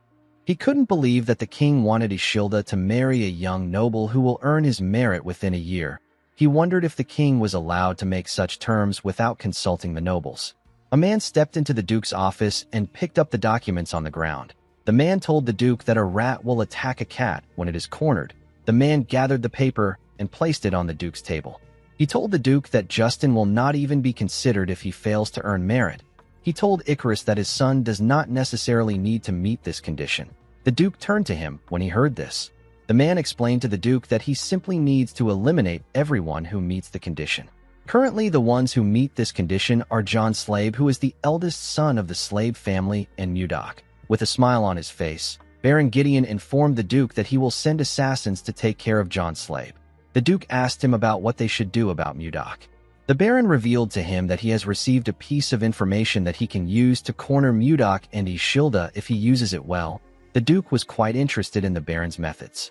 The scene shifts, and we are taken to the castle. We see a small number of nobles seated in the king's office. Count Slave stood up and said that they need to begin the meeting. He said that the first issue is the status of Viscount Blizzard, who has become a new officer. The Count asked the nobles if they have any good suggestions. Duke Icarus raised his hand when he heard this. He said that Mudok has shown remarkable skill, and right now, the vice-captain of the Phoenix Knights, whose name is Baron Logan Famous, is currently injured, and his seat is empty. The Duke announced that he wants Mudok to become the vice-captain of the Phoenix Knights. Everyone in the room was shocked to hear this. The Phoenix Knights are the strongest knight order in the kingdom. They are led by Count Torion. The Knight Order recruits anyone regardless of their race or ranks. They only care about skills. Due to this, the order comprises of the most elite warriors.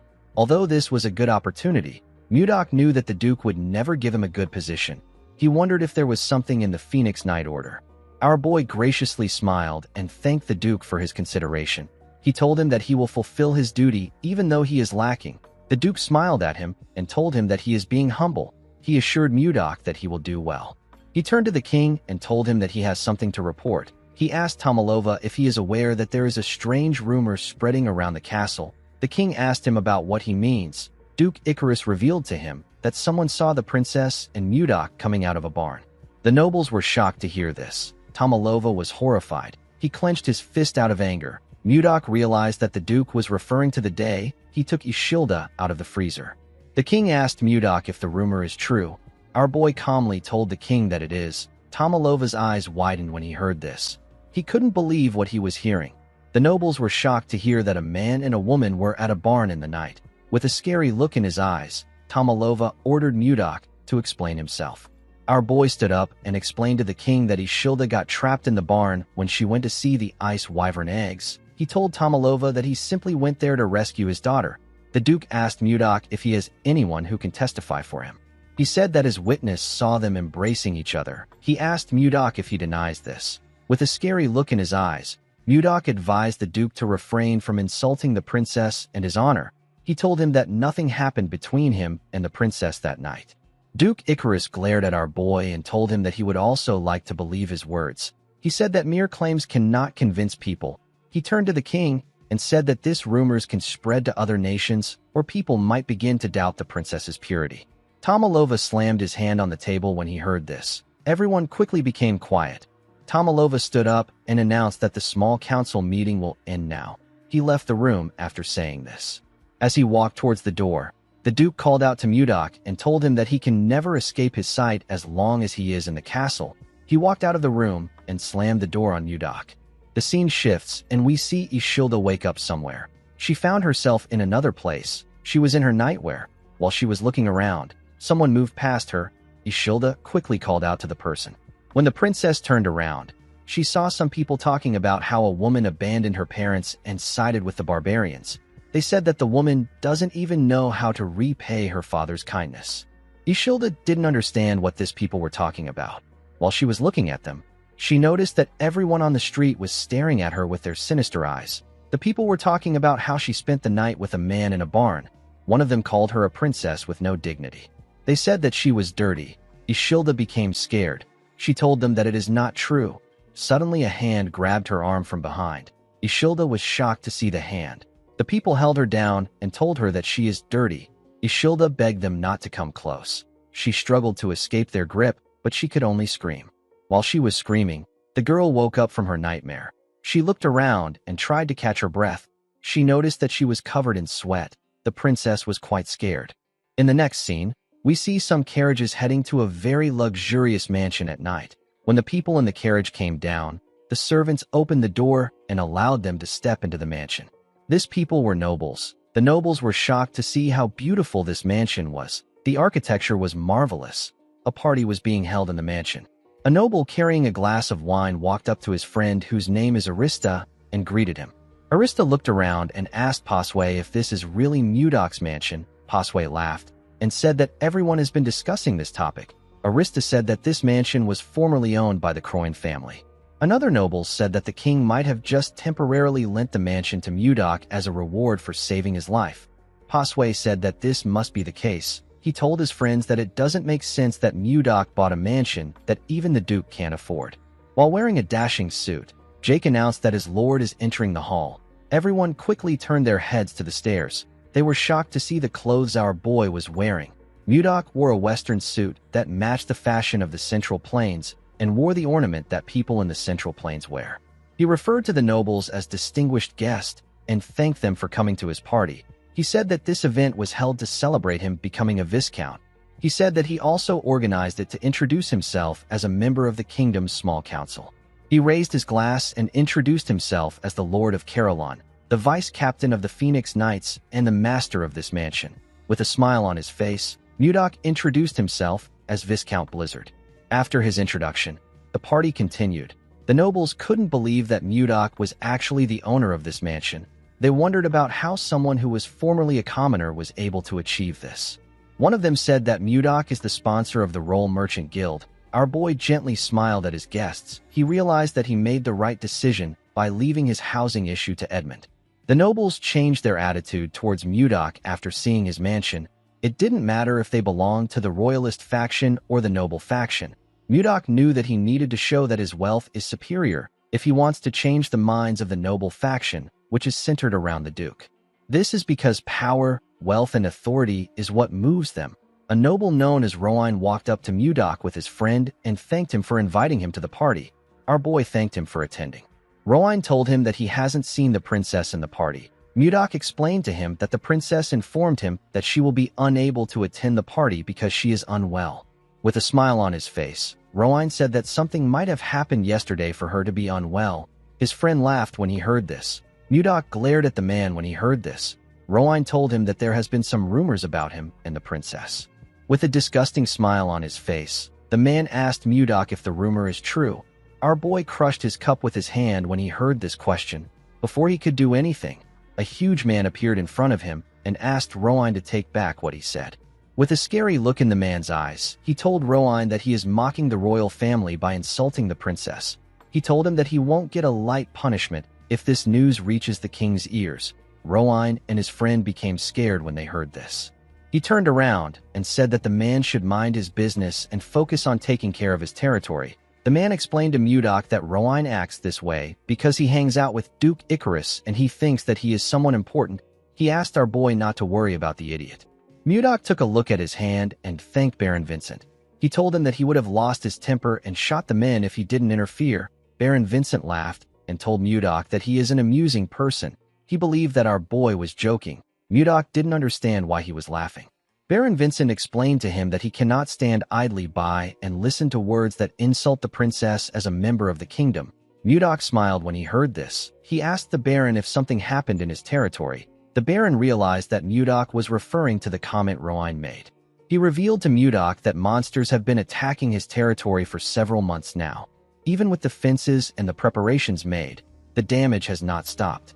Baron Vincent said that he can only feel bad for his people. Mudok asked him if he has tried requesting for help. The Baron smiled and said that even the kingdom's soldiers can't defeat the monsters. He said that he is the one who should solve the problem since it concerns his territory.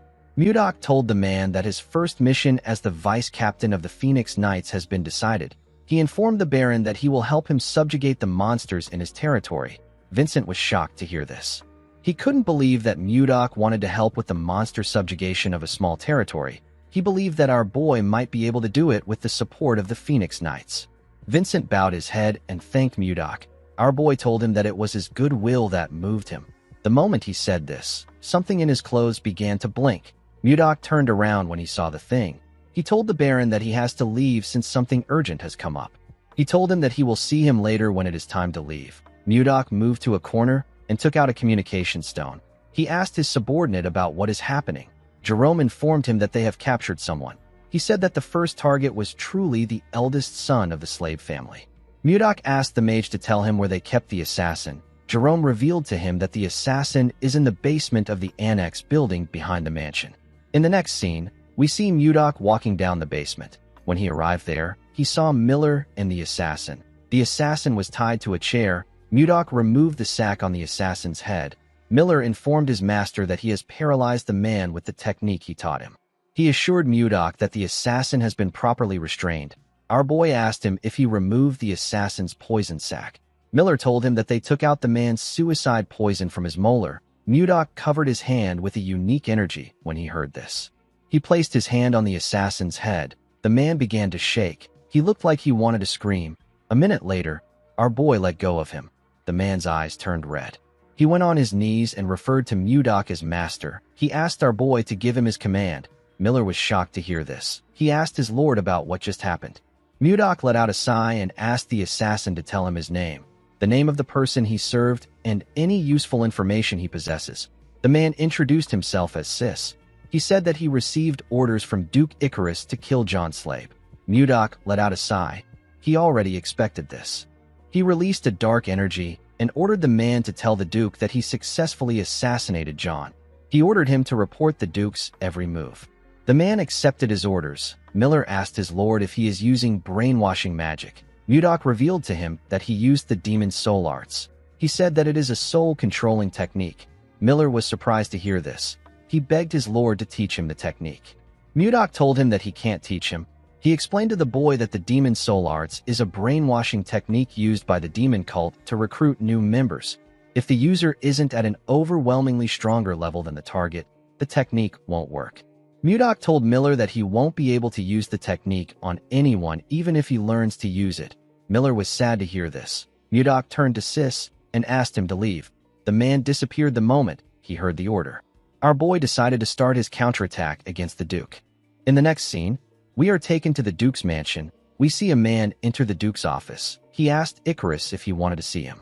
The person who entered the room was Sis. The Duke asked him if he finished the job well. Sis assured him that he dealt with John Slade. Upon hearing this, Duke Icarus asked the man to leave. Sis bowed his head and turned around. Before he could leave the room, Duke Icarus asked him to wait. He asked someone known as Curson to check whether the brainwashing spell has been undone. A masked man came out of the wall when he heard this. He told the Duke that he understands. He turned to Sis and carefully looked at him. He informed Duke Icarus that the brainwashing spell is still active. Icarus asked him if he is certain. He drank his wine and smiled. He looked outside his window and told himself that he will take care of Mudok next. The next day, news of John Slade's death spread through the capital. The people were told that John died from falling from a horse. This type of death is very common in this era. However, the timing was far too convenient.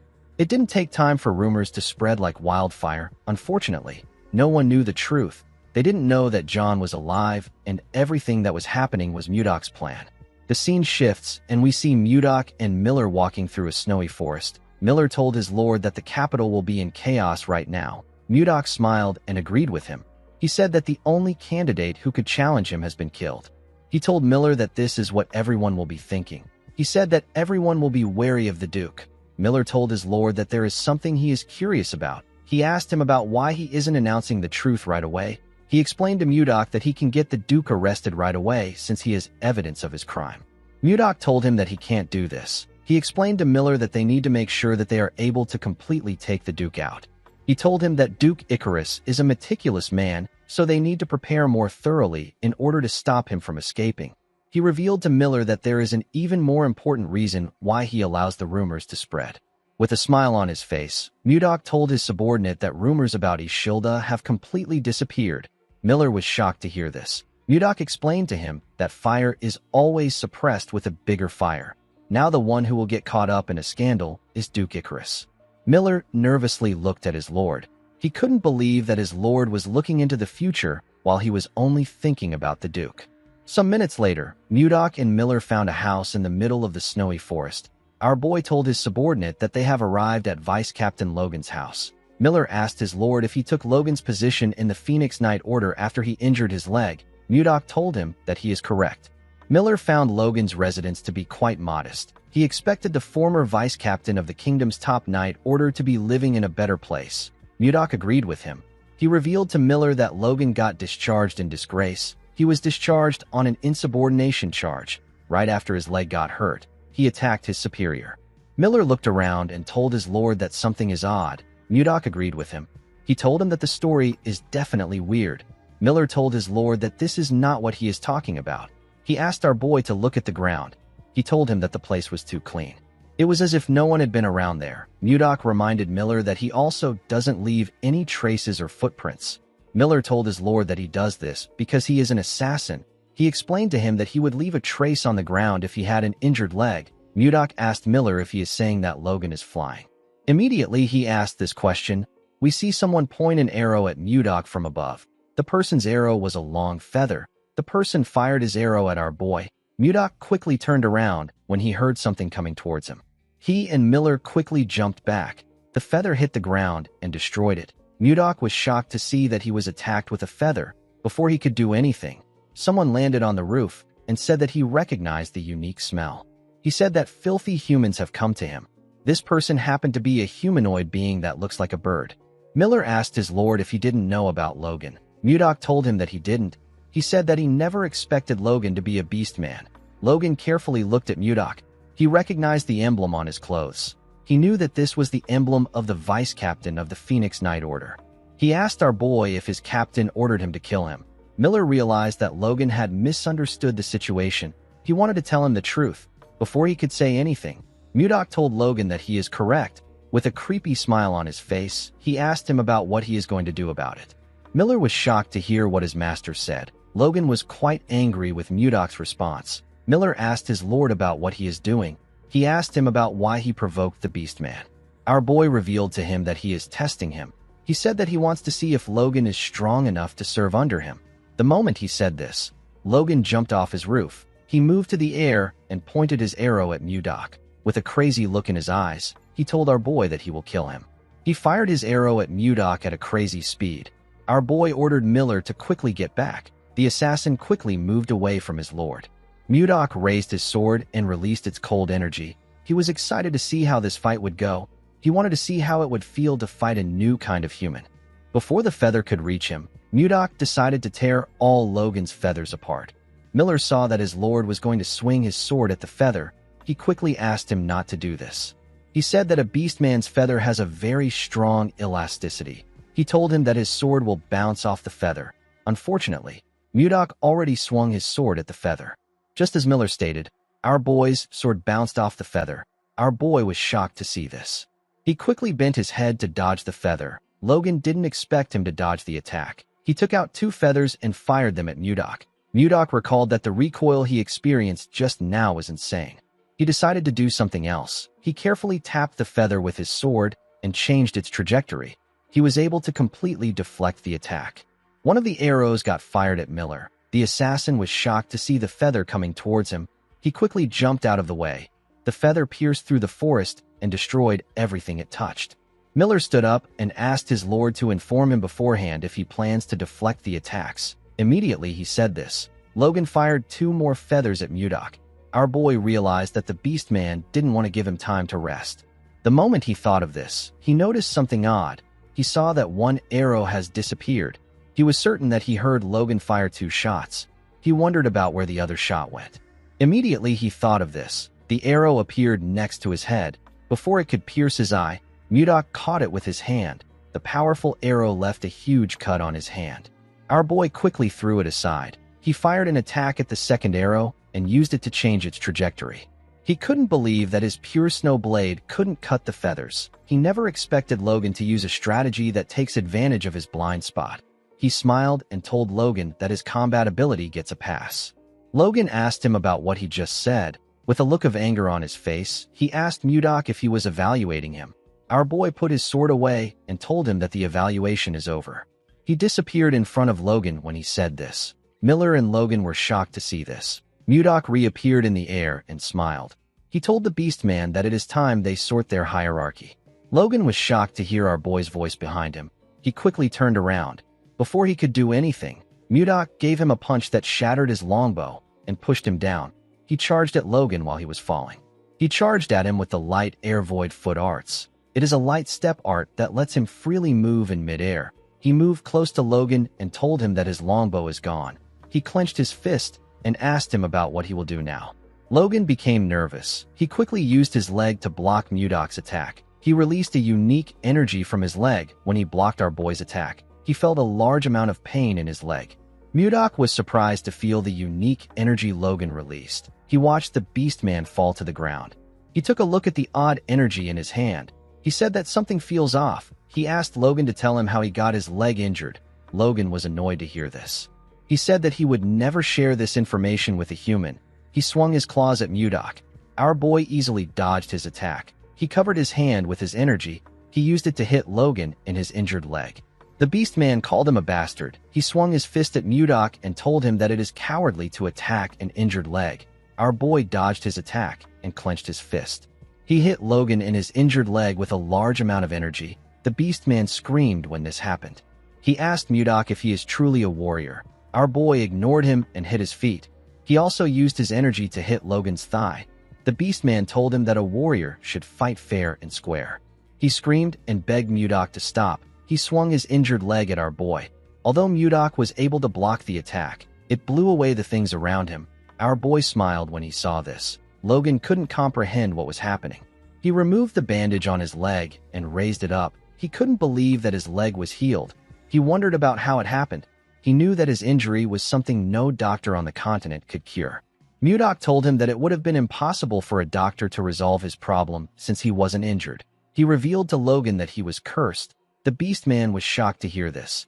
Our boy explained to him that there was some ominous mana wrapped around his leg. He told him that he used his energy to disperse it. Logan couldn't believe what he was hearing. He asked Mudok about the kind of human he is. Our boy told him that he is the human who he will follow and trust. The scene shifts, and we are taken inside Logan's house. We see a well-roasted boar placed in front of Mudok and Miller. Logan asked Mudok to dig in. He revealed to him that the dish is a traditional dish in his tribe. Miller was very excited to eat the boar. He said that he has been starving for some time. He stretched out his hand and said that he will enjoy the meal. Before he could grab a piece of meat, Logan hit his hand. With a look of anger on his face, he asked Miller to tell him why he wants to eat the food.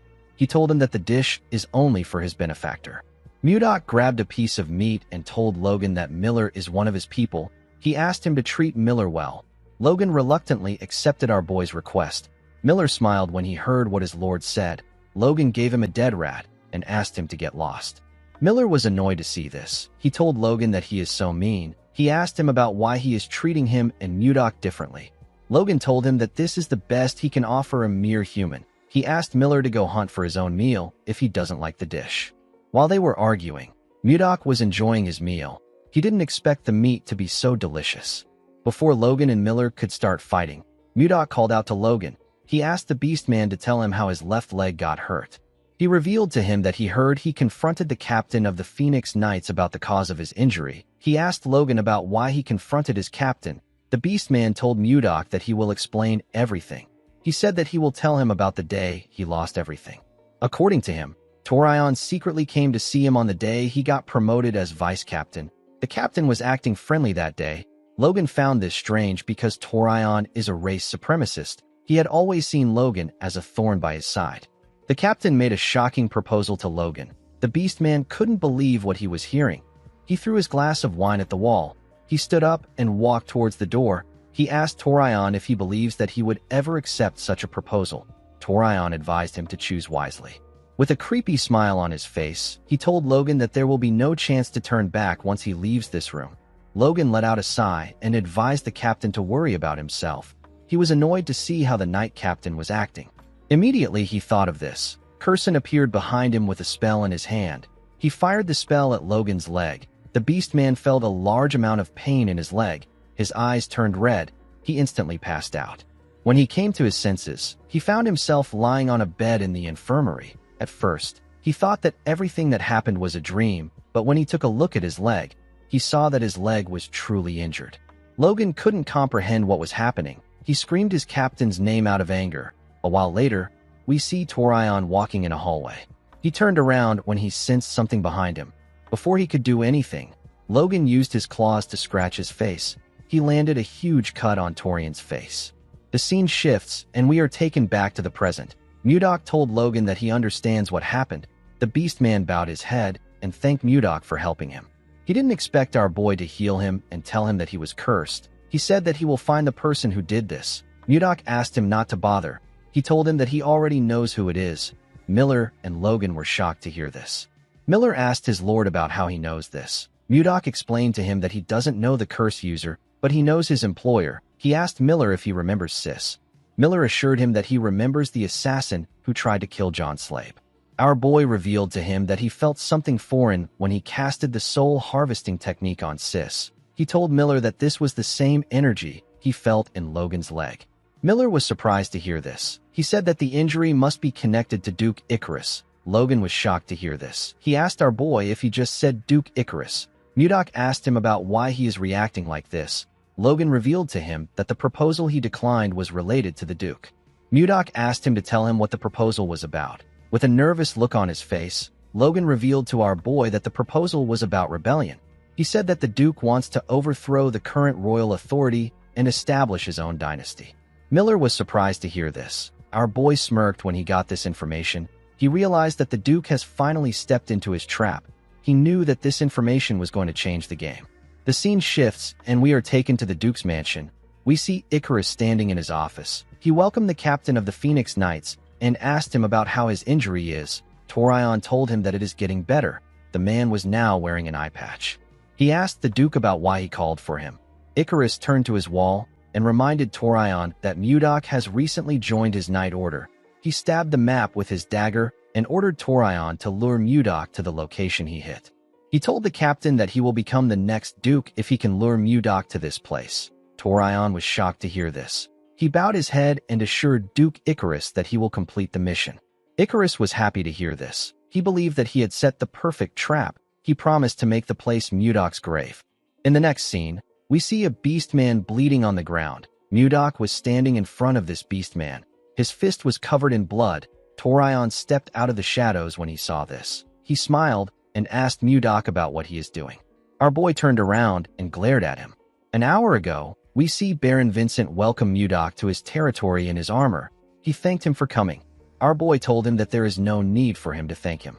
He reminded him that he promised to resolve the monster problem that arose in his territory. He walked forward with the Baron and told him that he arrived late because he had some urgent matters to deal with. He said that he asked the Phoenix Knight Order to come there a week ago as a stopgap. Vincent said that they have been able to resolve their immediate crisis thanks to the help of the Knights. The moment he said this, Mudok noticed something odd. He asked the Baron about why he looks worried when the immediate crisis is already resolved. Vincent turned to Mudok and told him that there is something he has to share with him even though he is indebted to the Phoenix Knight Order. He asked Mudok if he knows what is happening inside the Knight Order. He said that cruel acts are taking place internally. He told our boy that there is a hate crime aimed at excluding other races in the Knight Order. Immediately he said this, we see Mudok rushing towards the Knight's building. When he barged in, he saw something awful. He saw a Beastman receiving a beating. His body was covered in blood. Two other Beastmen faced their heads to the ground. Their bodies were covered in blood. These Beastmen were getting bullied by the humans. Mudok watched the humans laugh at their fellow knights. He noticed that Torion was looking at him. He charged at the knight, beating the beast man. He used his palm to hit the man in his head. Blood gushed out of the man's nose. The attack sent him flying.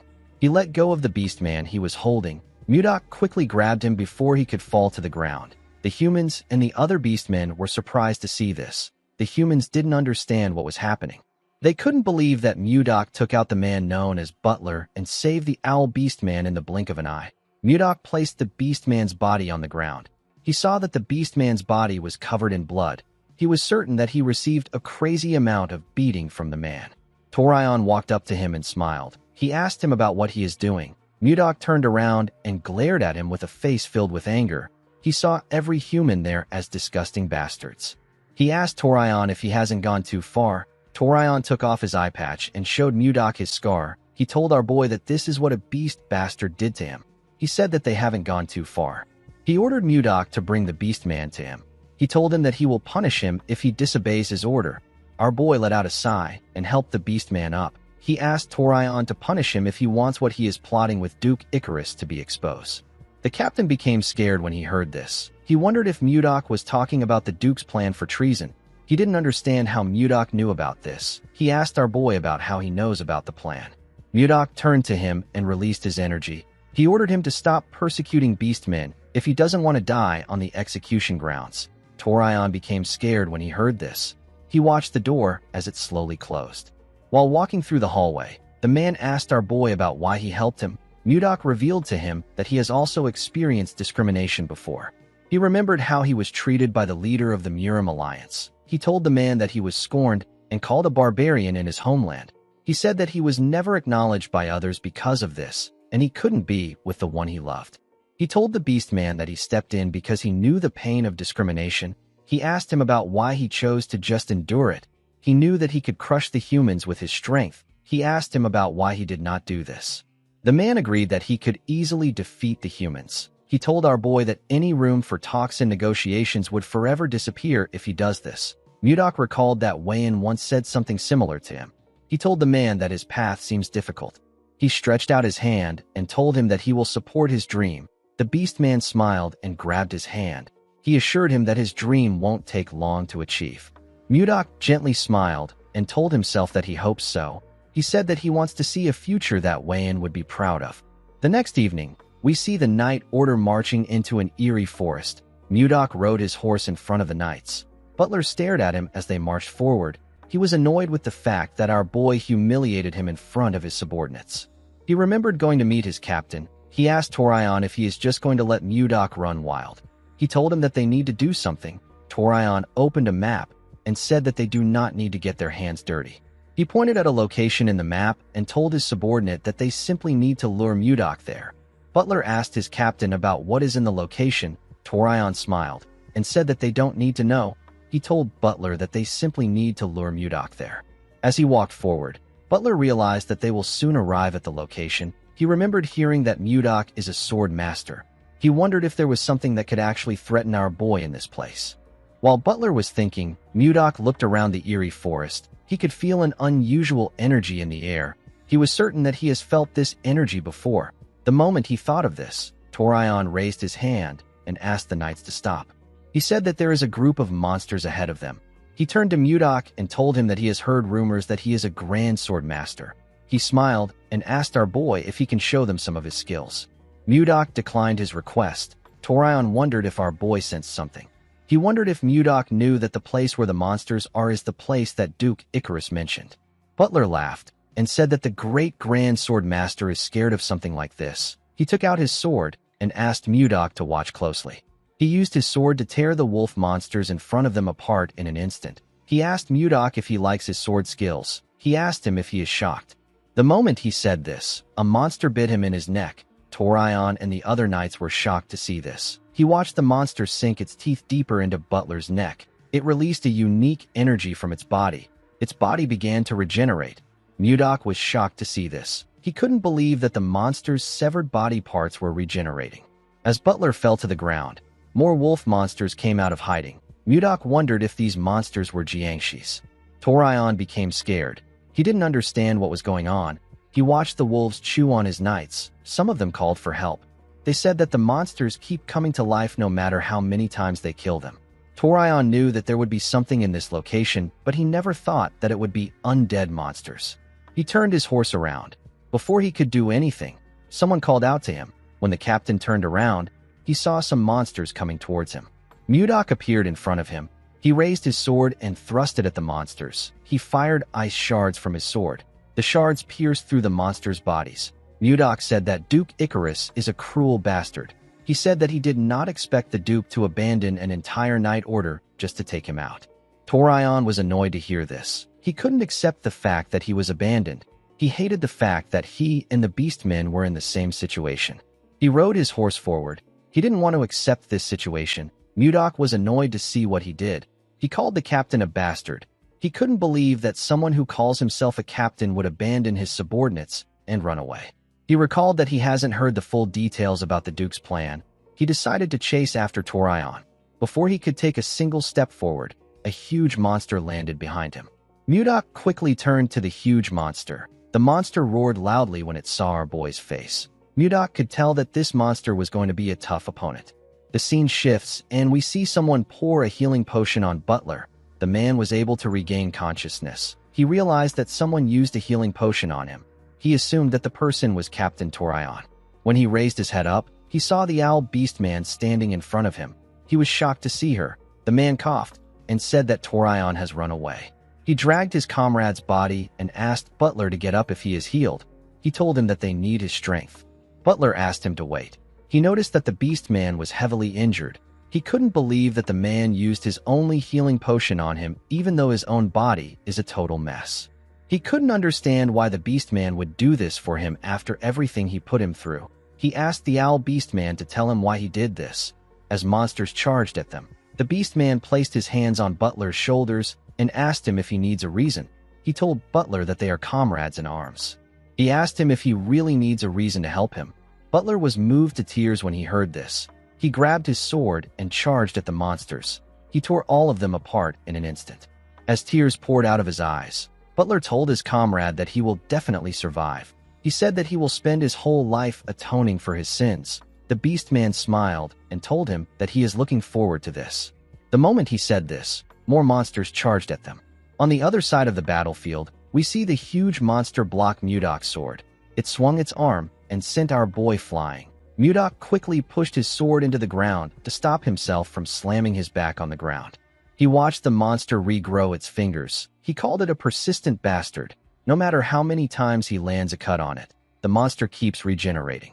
Mudok knew that he will end up exhausting his internal energy if things continue like this. He and the monster charged at each other. Mudok cut off the monster's arm with a single slash. The monster was able to land a cut on him before its arm got cut off. Our boy gathered his energy in his hand and told the monster that he has got it. He fired his attack at the monster. The huge monster was able to dodge the attack by jumping out of the way. Our boy's ice only hit it in its severed arm. Mudok noticed something odd. He attacked the monster with his ice to reduce its mobility. He didn't think that it would have another effect. He saw that the arm he cut off was not regenerating. He appeared in front of the monster and gave it a kick. The monster slammed its back on an ice wall. It became scared. Mudok smiled and asked it if their weakness is ice. In the next scene, we see Baron Vincent and his soldiers riding their horses somewhere. The Baron received an urgent report late at night. The report stated that the Phoenix Knights were attacked by some monsters that couldn't be killed. The Baron told his soldiers that they are almost at their destination. He hoped that the benefactor who stepped up for their territory was safe. He raised his mace and announced that reinforcements have arrived. The moment he said this, Vincent saw something shocking. The entire place was filled with frozen monsters. Mudok told Vincent that he is late. The Baron quickly looked up. He saw Mudok standing on the arm of the huge frozen monster. Our boy held the monster's head up triumphantly. He smirked and told Baron Vincent that he just finished dealing with the last monster. The Baron couldn't believe his eyes. His body was trembling. It wasn't because he was scared or because he was cold. It was trembling because of a shudder. After this incident, Mudok was granted an epithet. He was known as the king who froze everything, even death. He became known as the Ice Lord. There are 3 royal knight orders in the Drake Kingdom. The first is the Phoenix Knight Order. The second is the Giant Knight Order, and the third is the Storm Knight Order. As soon as Torion returned to his residence, He summoned the two knight captains of the other two orders to his mansion. He watched the captains whose names are Gordon and Roberts arrive at his mansion from his window. He remembered Mudok saying that Duke Icarus was willing to abandon an entire knight order just to kill him. Captain Torion told himself that he won't be thrown aside. He said that he will prove his worth no matter what happens.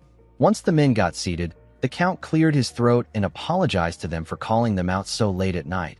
The captain of the Storm Knight Order, whose name is Gordon, asked the Count to not worry about it.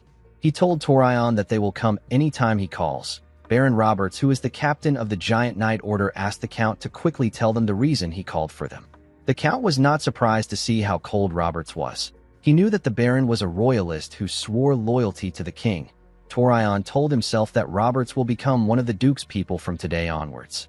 He took out a bottle of wine and smiled at the Baron. He asked him not to be so tense. Torion planned to make Roberts an offer that he can't refuse. He asked the two captains if they have heard about John Slabe. The two men flinched when they heard this. Torion filled his cup up and said that Count Slabe is so pitiful. He said that the Count ended up losing his beloved son after covering for the incompetent king for so long. He told the men that this wouldn't have happened if the Count had followed Duke Icarus. Gordon and Roberts were shocked to hear this. Gordon lowered his voice and asked Count Torion if it is okay to speak so bluntly. The Count also lowered his voice and asked him to calm down. He said that he already thought this through. Baron Roberts clenched his fist out of anger. He asked the Count about the trick he is trying to pull. He asked him if he is threatening him. He asked Torion if he is saying that he will die if he doesn't obey the Duke. Torion smirked and said that he never said anything like that. He told the Baron that he is the one assuming. He said that he would have normally brushed this off by saying something like this. He poured his wine on the table and told the Baron that he is right. He told him that he is threatening him. He revealed to Roberts that a rebellion will break out soon and the current royal dynasty will be overthrown. He said that Duke Icarus will take the throne. He revealed to Roberts that the Duke has already promised him and Gordon positions. He asked Roberts to choose wisely. He asked him if he doesn't already know that the current king has no power. Count Torion already knew that Baron Roberts holds a considerable amount of influence within the royalist faction. If he joins the Duke's side, other royalists will follow. While Torion was staring at Roberts, he saw that the man faced his head down as if he had accepted the situation. Torion believed that the Baron had switched sides. He told him that he made the right choice. He assured him that he will speak well of him to the Duke. Roberts raised his hand and slammed it on the table. He destroyed the table and made Gordon fall to the ground. The Baron stood up and asked Count Torion to tell him what he means when he said that the king has no power. He said that he and the Giant Knight Order are still around. He walked towards the door and asked the Count to surrender before dawn.